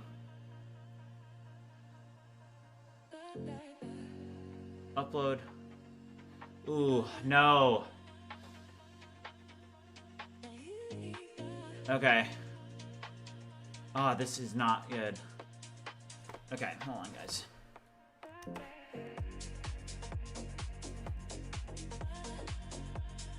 All right, so check this out. It's stuck. Do you guys see this here? Assuming roll with OIDC. So I didn't add this repo. When I run the workflow, I get this issue. I need you to update that to add this repo in right away. Maybe we can get it in time. Maybe we can update this in the time. Can you rehearse the entire "it is not the critic who counts" speech? Probably could, yeah. Dev, trust policy. Do prod as well.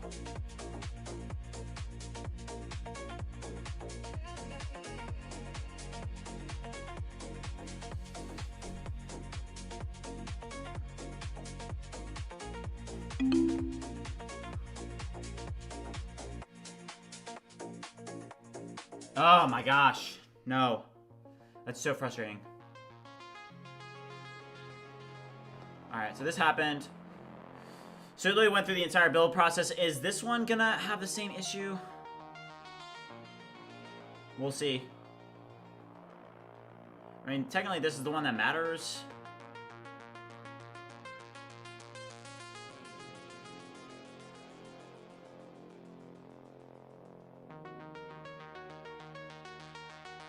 Oh, well, Besiege, that's just the, that's literally just the theme that I had it on. Yeah, like, this here, this is just a theme. And I don't think that this theme is that good either. Like, I agree with you, that theme's not very good. Like, here's the dark theme. That was just a theme. Dracula, there's a bunch of different themes. Sunset. So that was just the theme that I had it on. This is what the theme looks like normally. It's so fast locally. Please be fast in production. Okay. We will see, chat.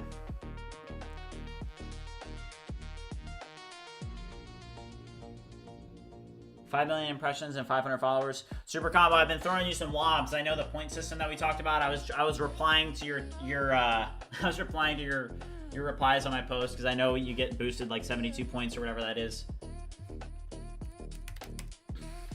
I have not been very active on X today.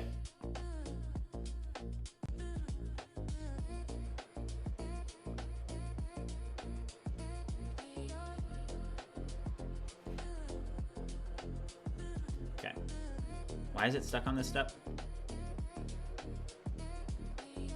Oh, there we go. Okay. Why?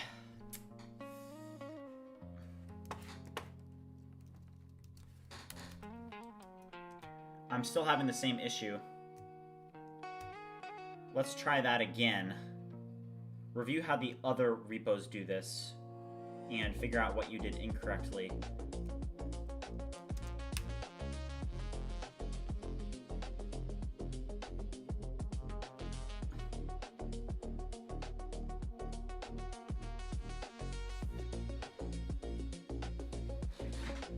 I think that we'll just be able to... Actually, I think well, this is good, because I think that I went past the build and the notarization process, which means that we did everything correctly.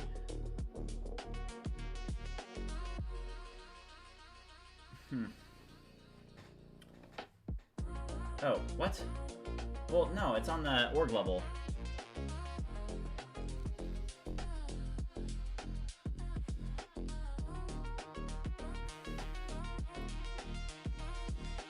That secret is on the org level.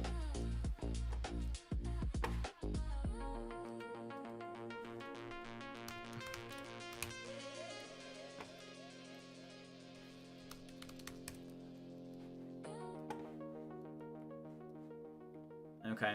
All right, I'm going to see. It's the issue with the OIDC rule. So I think we'll just be able to rerun the failed job. So that actually isn't that big of an issue as I thought. This is kind of a typical problem. Yeah.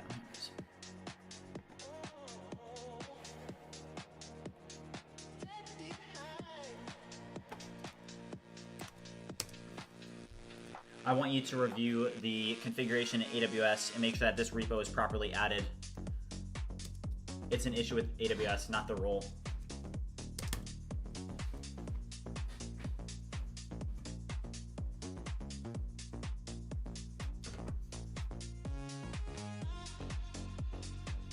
Okay. So here's our issue currently.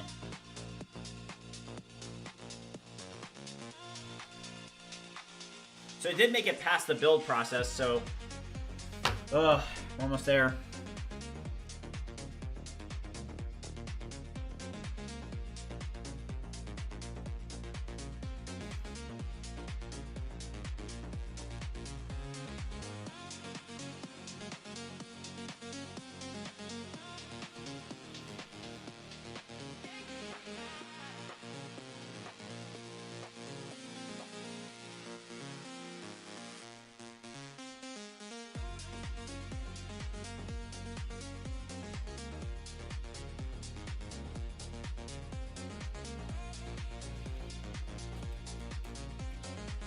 Am I hitting my usage limit? No.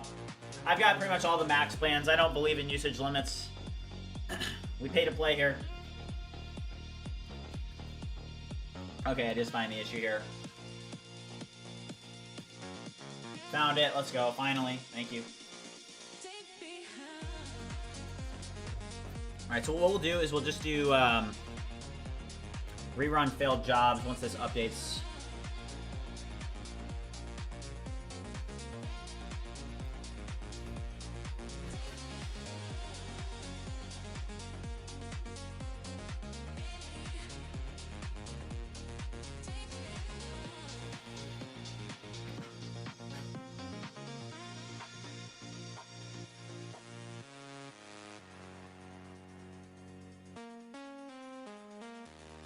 Oh, okay.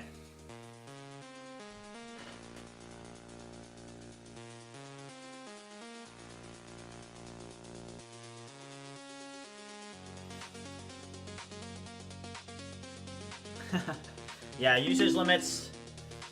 Okay, it says that it's done. Okay, so let's do rerun failed jobs. Yes, rerun failed jobs. Oh, no, is it gonna restart? Oh my gosh, alright. Okay. Alright, so it is gonna rebuild, which is not fun. So we'll wait. That should be done. We did sort this out, so I guess this will be done. This will be done in like 10 minutes, so we'll give that time to run.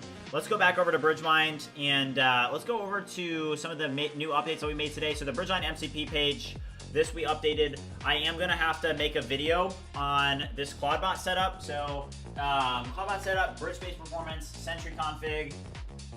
Let's set up Sentry. Do we need to set up Sentry? Let's check real quick if PostHog is set up correctly.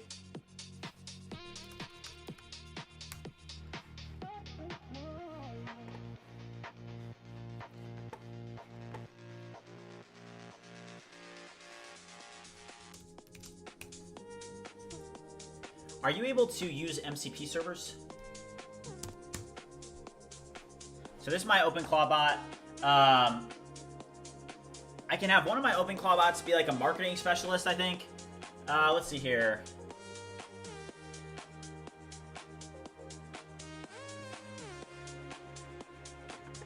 Direct.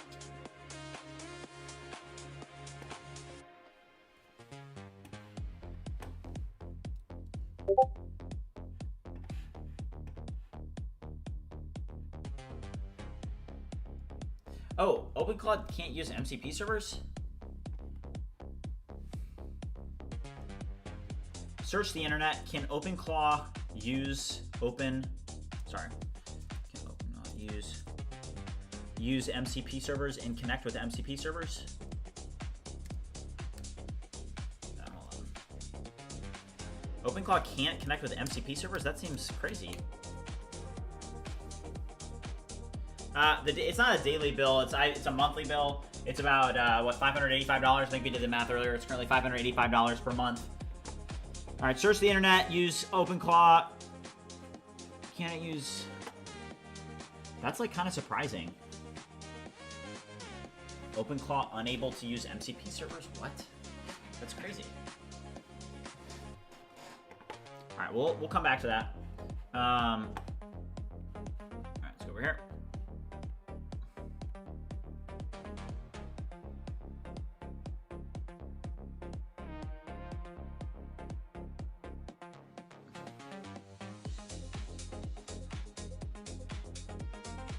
events looks good. Oh, did this work? Oh, nice. Perfect. Let's go. All right, so it did fix that. Can we test this now?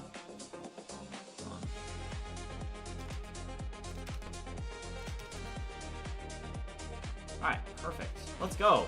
All right, so that's actually great. So I'm actually going to ping the Discord server real quick. So for our weekly project sharing events, I just wanted to set this up so that, you know, people could sign up for project sharing events, right? Rather than it just being like, oh, you know, yada, yada, yada. Are you going to try paid ads for marketing? I actually don't need to do paid ads. And from my personal experience, I think that in a lot of cases, paid ads are, you sometimes just don't really get your money back. Like, my marketing is organic, and I now do have a platform to be able to do marketing, and I built it organically. And I think that sometimes, like, organically, it just is so, like, it would be better to work the extra 6 months that it would take to build up organic marketing channels rather than spend, like, you know, $10,000 up front, because you're just never going to, like, not never, but it's going to be very difficult to get your money back. In my last startup, we were burning a lot every week and really didn't see the money come back out of it. So I just learned from that experience and was like, yeah, I don't know.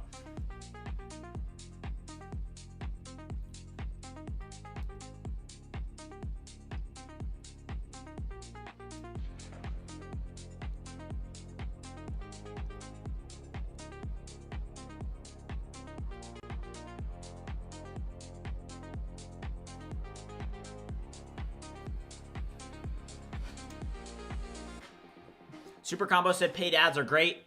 It depends on the, definitely depends on the industry. We tried them earlier. Do you remember? Wait, what did we try?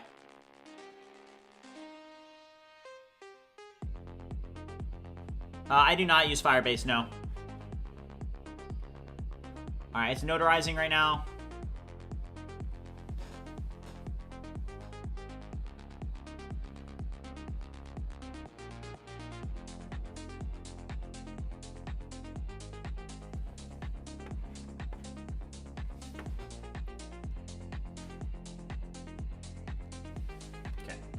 That.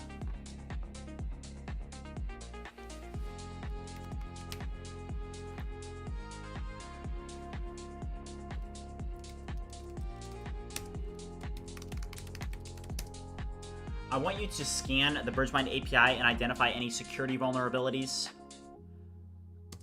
Oh, yeah, we did try them in the early days. Yeah, they didn't work very well for us.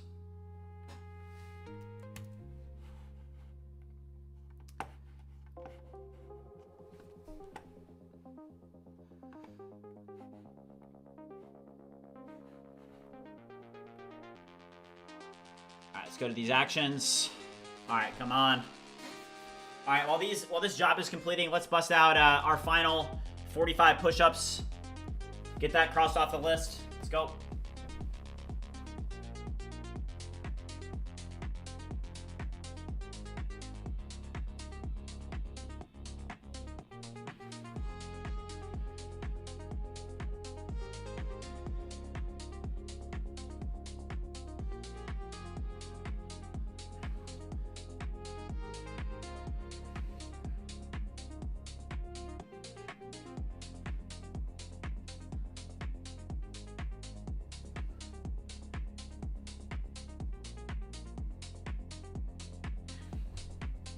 All right, let's go, chat. Push-ups done. 500. Let's go. All right. Oh, it failed? Come on. Oh, give me a break. What did this fail at?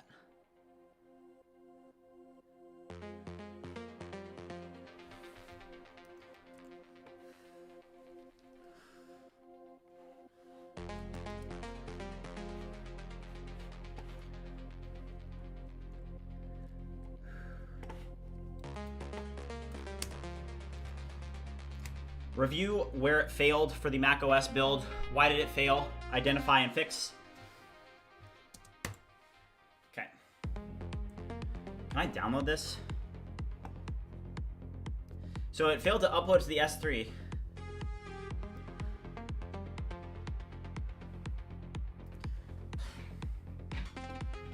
So I was trying to upload it to the S3 bucket and it failed there.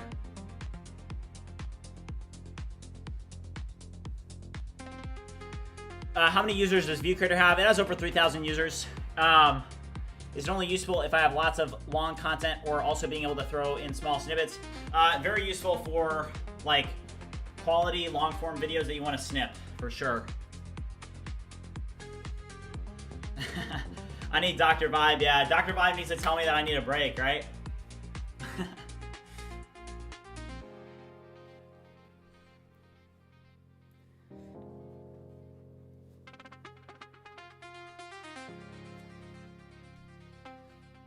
Okay. I don't want to share anything that's going to be... The failure is in your custom S3 upload step, not during compile. It found the DMG, but could not find... Checking the actual output failure. Okay. Alright, let's see here. M4 said, I vibe code using GitHub Copilot, $40 a month. Do not use GitHub Copilot. I mean, don't even have to... I don't know, GitHub Copilot is like what the goofy organizations use. They somehow have brainwashed every organization into thinking that Copilot is good. It's not good. He's looking to double that amount to $80. I'm looking at the BridgeMind website. Where can it offer this workflow? Well, right now, BridgeMind doesn't offer, like, I would suggest getting Claude Code.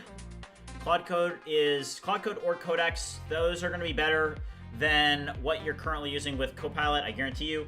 And in terms of BridgeMind, BridgeVoice is going to help you with voice to text. BridgeSpace is a great agentic development workflow. It's a great agentic development environment for you to be able to actually use some of these CLI tools in the same way that I do. Okay, so it did find the root cause. It's a package mismatch.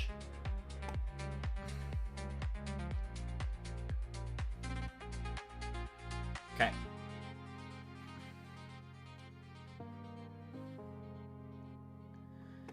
Okay.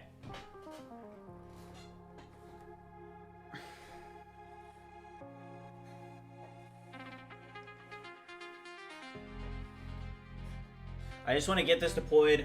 I want to get it downloaded. And I want to test if it fixes our issue.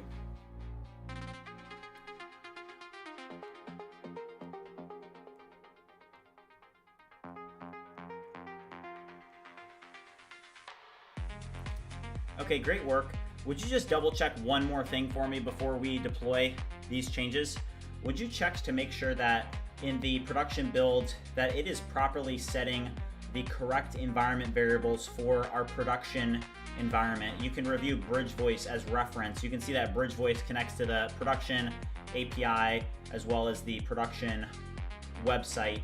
Review BridgeVoice and review this BridgeMind target application and confirm that it is properly set up for production once we deploy. I don't want to deploy and then get routed to localhost for my API calls or when I get redirected to sign in. Review and confirm or deny whether if this is set up correctly. All right, I just want to confirm.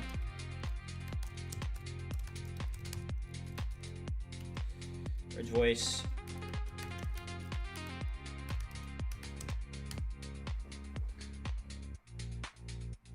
Am I AI? I think so. Is Cursor still good or Claude Code? I mean, like, they're both good. Claude Code's better, though. Use this for your builds, Depot Dev.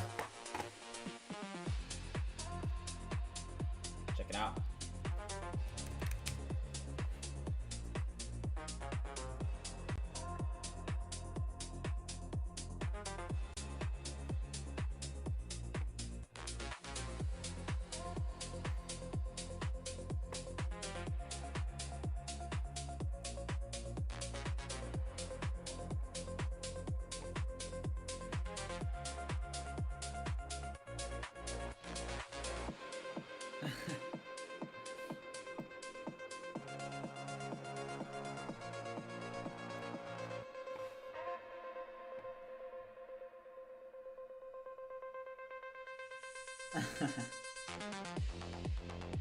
Let's go, Daniel. We're grinding, man. I'm not giving up, guys. We're getting this shipped.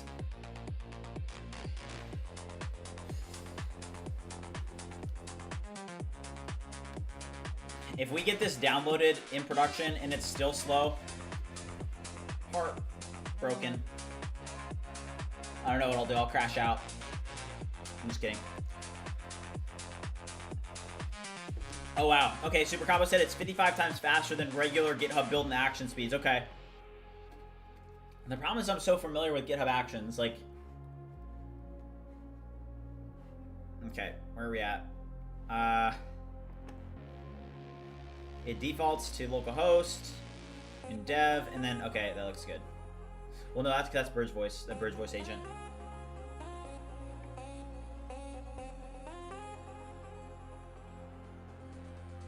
Daniel, I really, like, for moderators, my kind of current position on it is I'm only giving people, like, the mod position is just for people that I think represent the community well.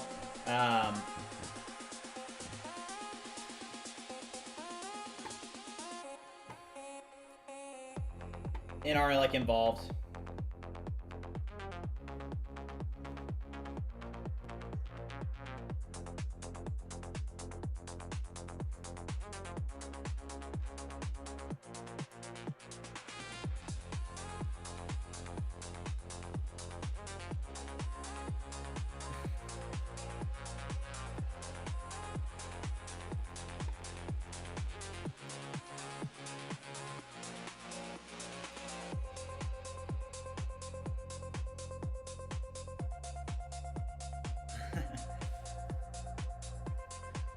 WDan, let's go, man. Cody, let's go. Thank you. We just hit 700 likes. Let's go. Thank you, guys.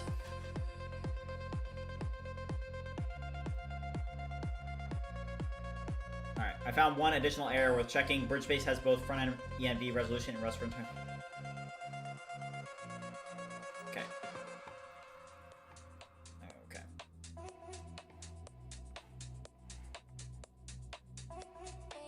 Oh, interesting. Yeah, Cursor does have sub-agents and skills like Claude Code now. Yeah, they've definitely upped their game. When they didn't have sub-agents or skills, like, they definitely were behind.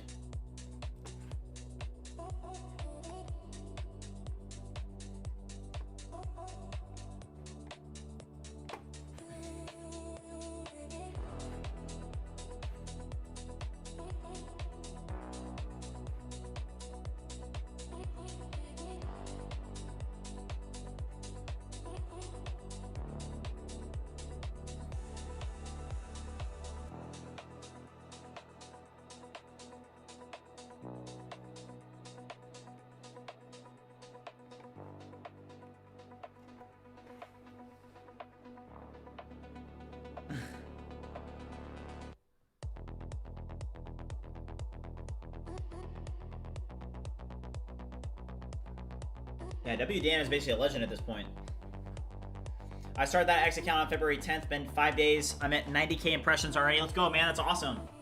Keep it going. Yeah, you can definitely, that is a benefit of Cursor, is that you can undo, like, to a specific checkpoint. That is nice. Codex is still noticeably slower, though. Like, Claude Code would definitely have been done with this. That's where I personally notice it, right? It's like, would have been done.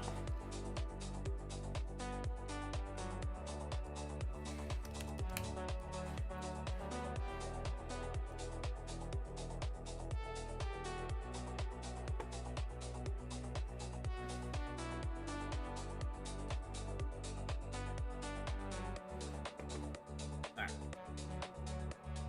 Great, I now need you to deploy all changes to GitHub and version this to 1.0.29 and put the version label on when you deploy so that it spins up the GitHub action workflow so that this deploys to production.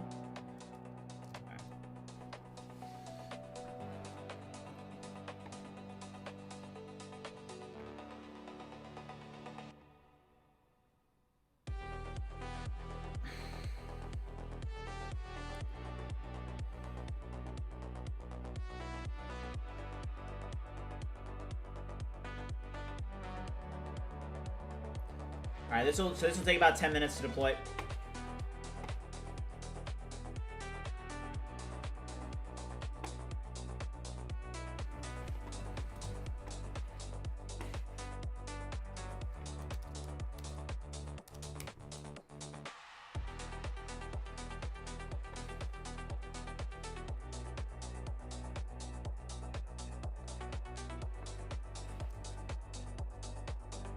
$50 bomb. But Kerr, we hit the goal. We hit 500 today. We're 500. I'm gonna work out after I finish streaming, so probably save some for that.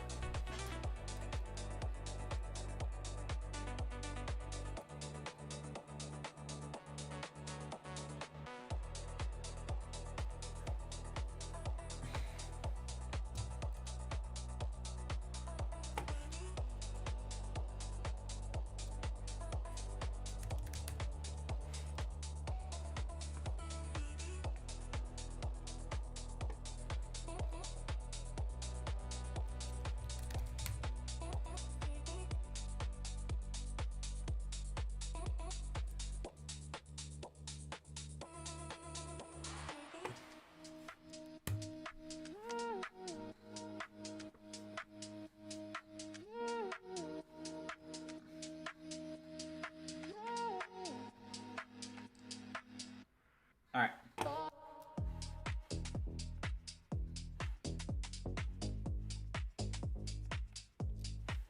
All right, let's pull up BridgeSpace. So you guys can see the action now has kicked off. And this should work. I'm very confident this should work. So I have Claude Code. I have literally pretty much every subscription at this point. Claude Code, ChatGPT Pro, Google Ultra, everything.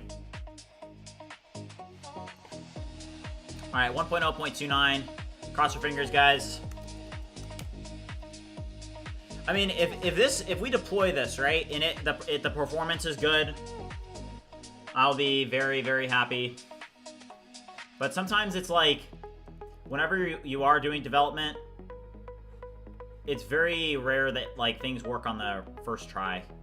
It's almost like you have so many obstacles that are in your way, and you just have to keep going and push through every single one. Like with software development, getting errors and getting issues is like the job.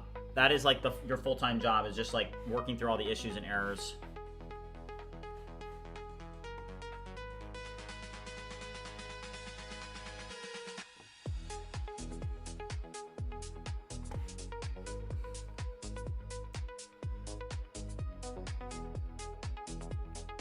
Cloudflare working well.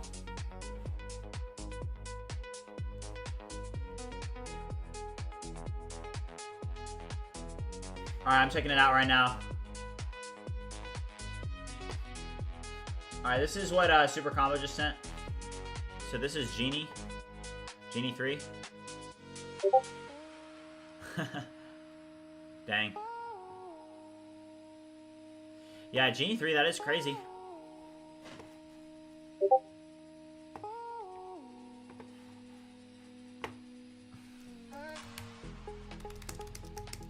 That is an ugly dog.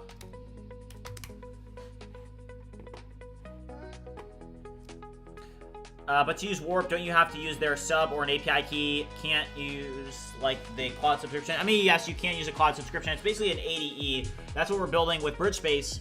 So I would recommend that, hey, once we do get to a stable release of with BridgeSpace, I would just recommend getting BridgeSpace. Let's see here. All right. All right, so this is building.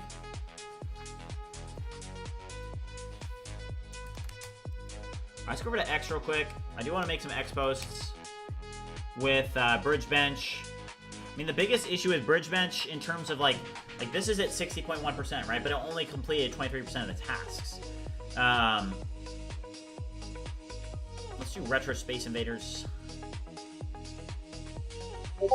And let's just compare all of the Chinese models. Here's MT4.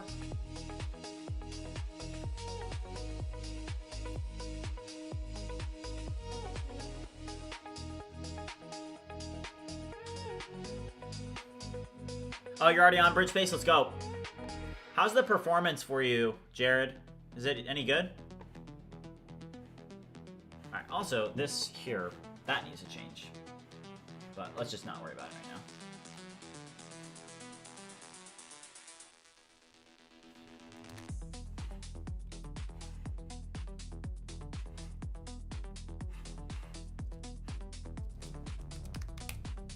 So this is basically like all the frontier Chinese models that you guys are seeing. Where is it? Right here? Yeah, this is the frontier Chinese models. I'm about to make a quick post on X.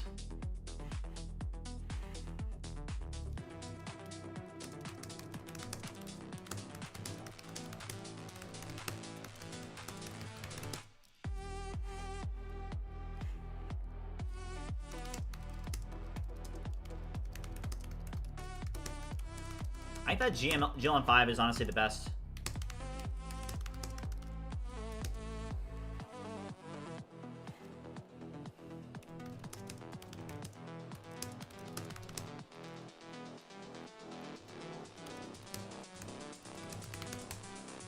Yeah, Curse said that Kimmy K2.5 did great, yeah.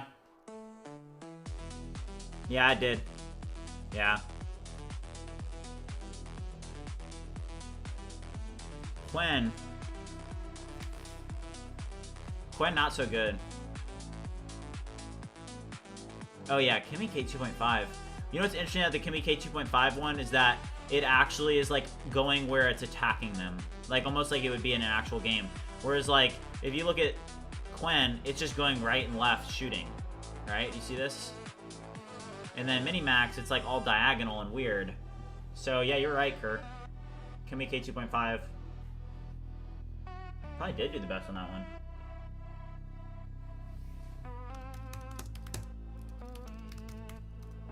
Cody says that he likes the CRT effect that Qwen has. What's the CRT effect?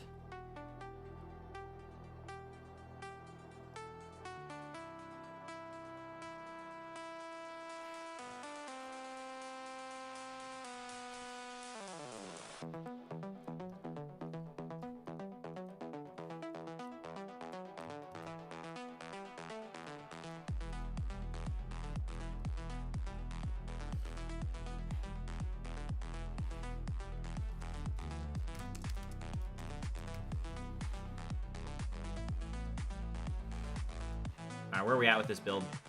Still building. Yeah, GLM 5 is good at UI. I mean, it did do really well in Design Arena, right? Design Arena. Leaderboards. Wow, Claude Opus 4.6 is crushing Design Arena.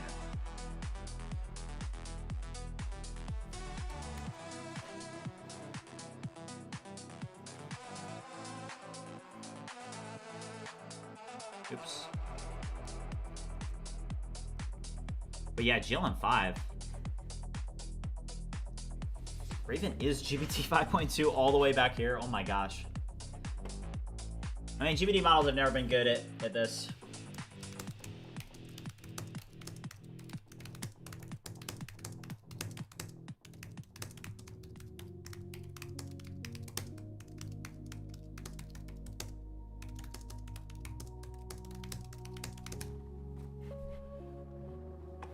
Yeah, faster build times, yeah. I mean, it's, I feel like this is typical.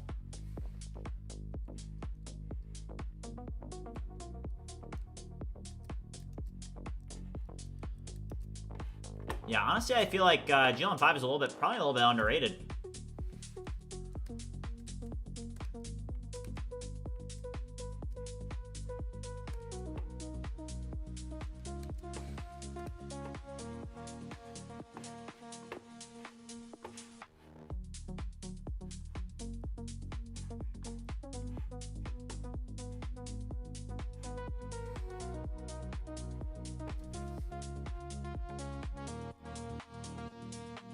Jared said he just installed BridgeSpace. Yeah, let me know how the performance is.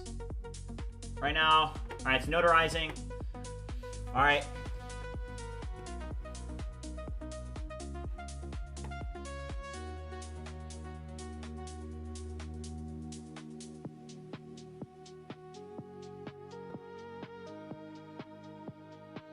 Short GLM 5.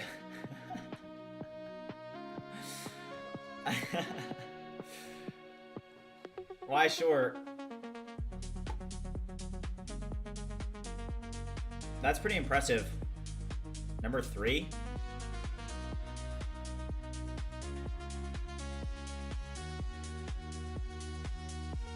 Let's go over to Neon Sign.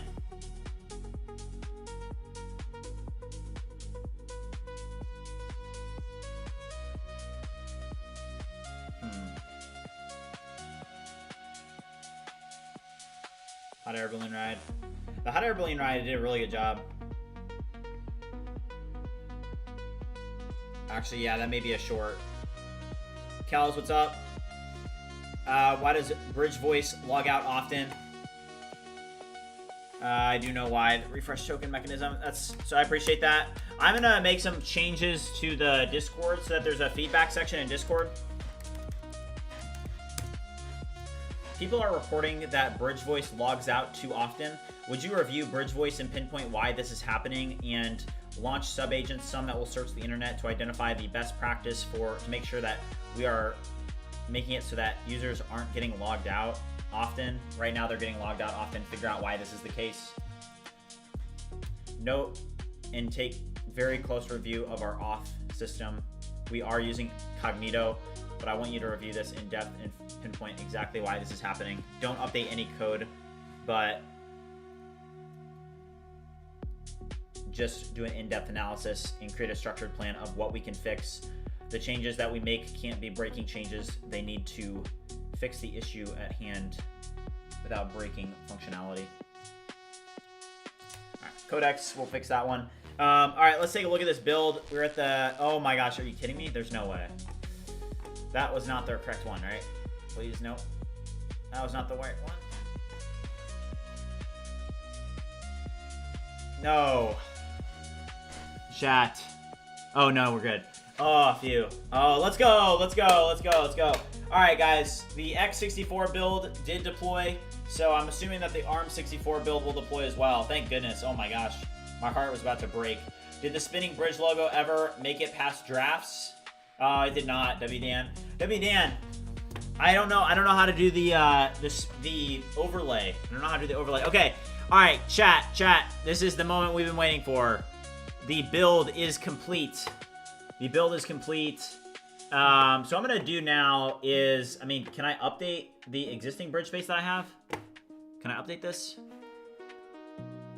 Let's see if I can completely update this to, let's see, this would be very interesting. Check for updates. Is it gonna be 1.0.29? Update available. Dude.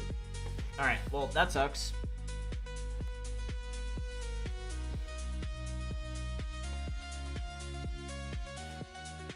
Hold on, chat.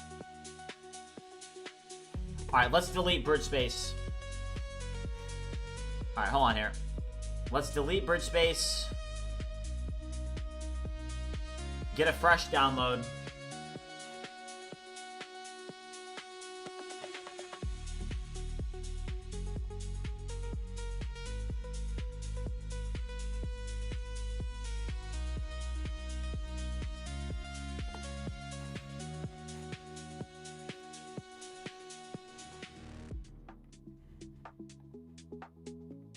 Okay.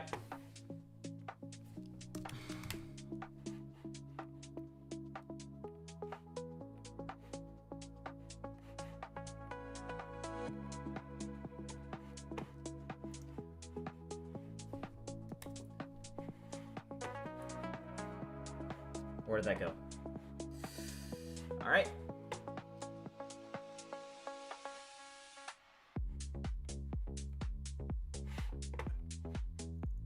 Okay, this is definitely... No. Okay. Here we are. Okay. Yeah, this is... Hold on. Moment of truth. Alright, let's close this. And launch this.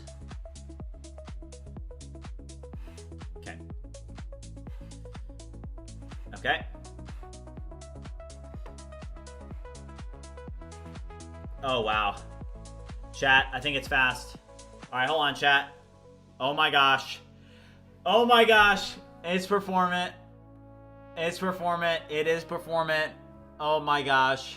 Thank freaking goodness. Oh my gosh, it's so performant. Oh, let's go. Yeah. Need to make an uninstaller. Oh my gosh.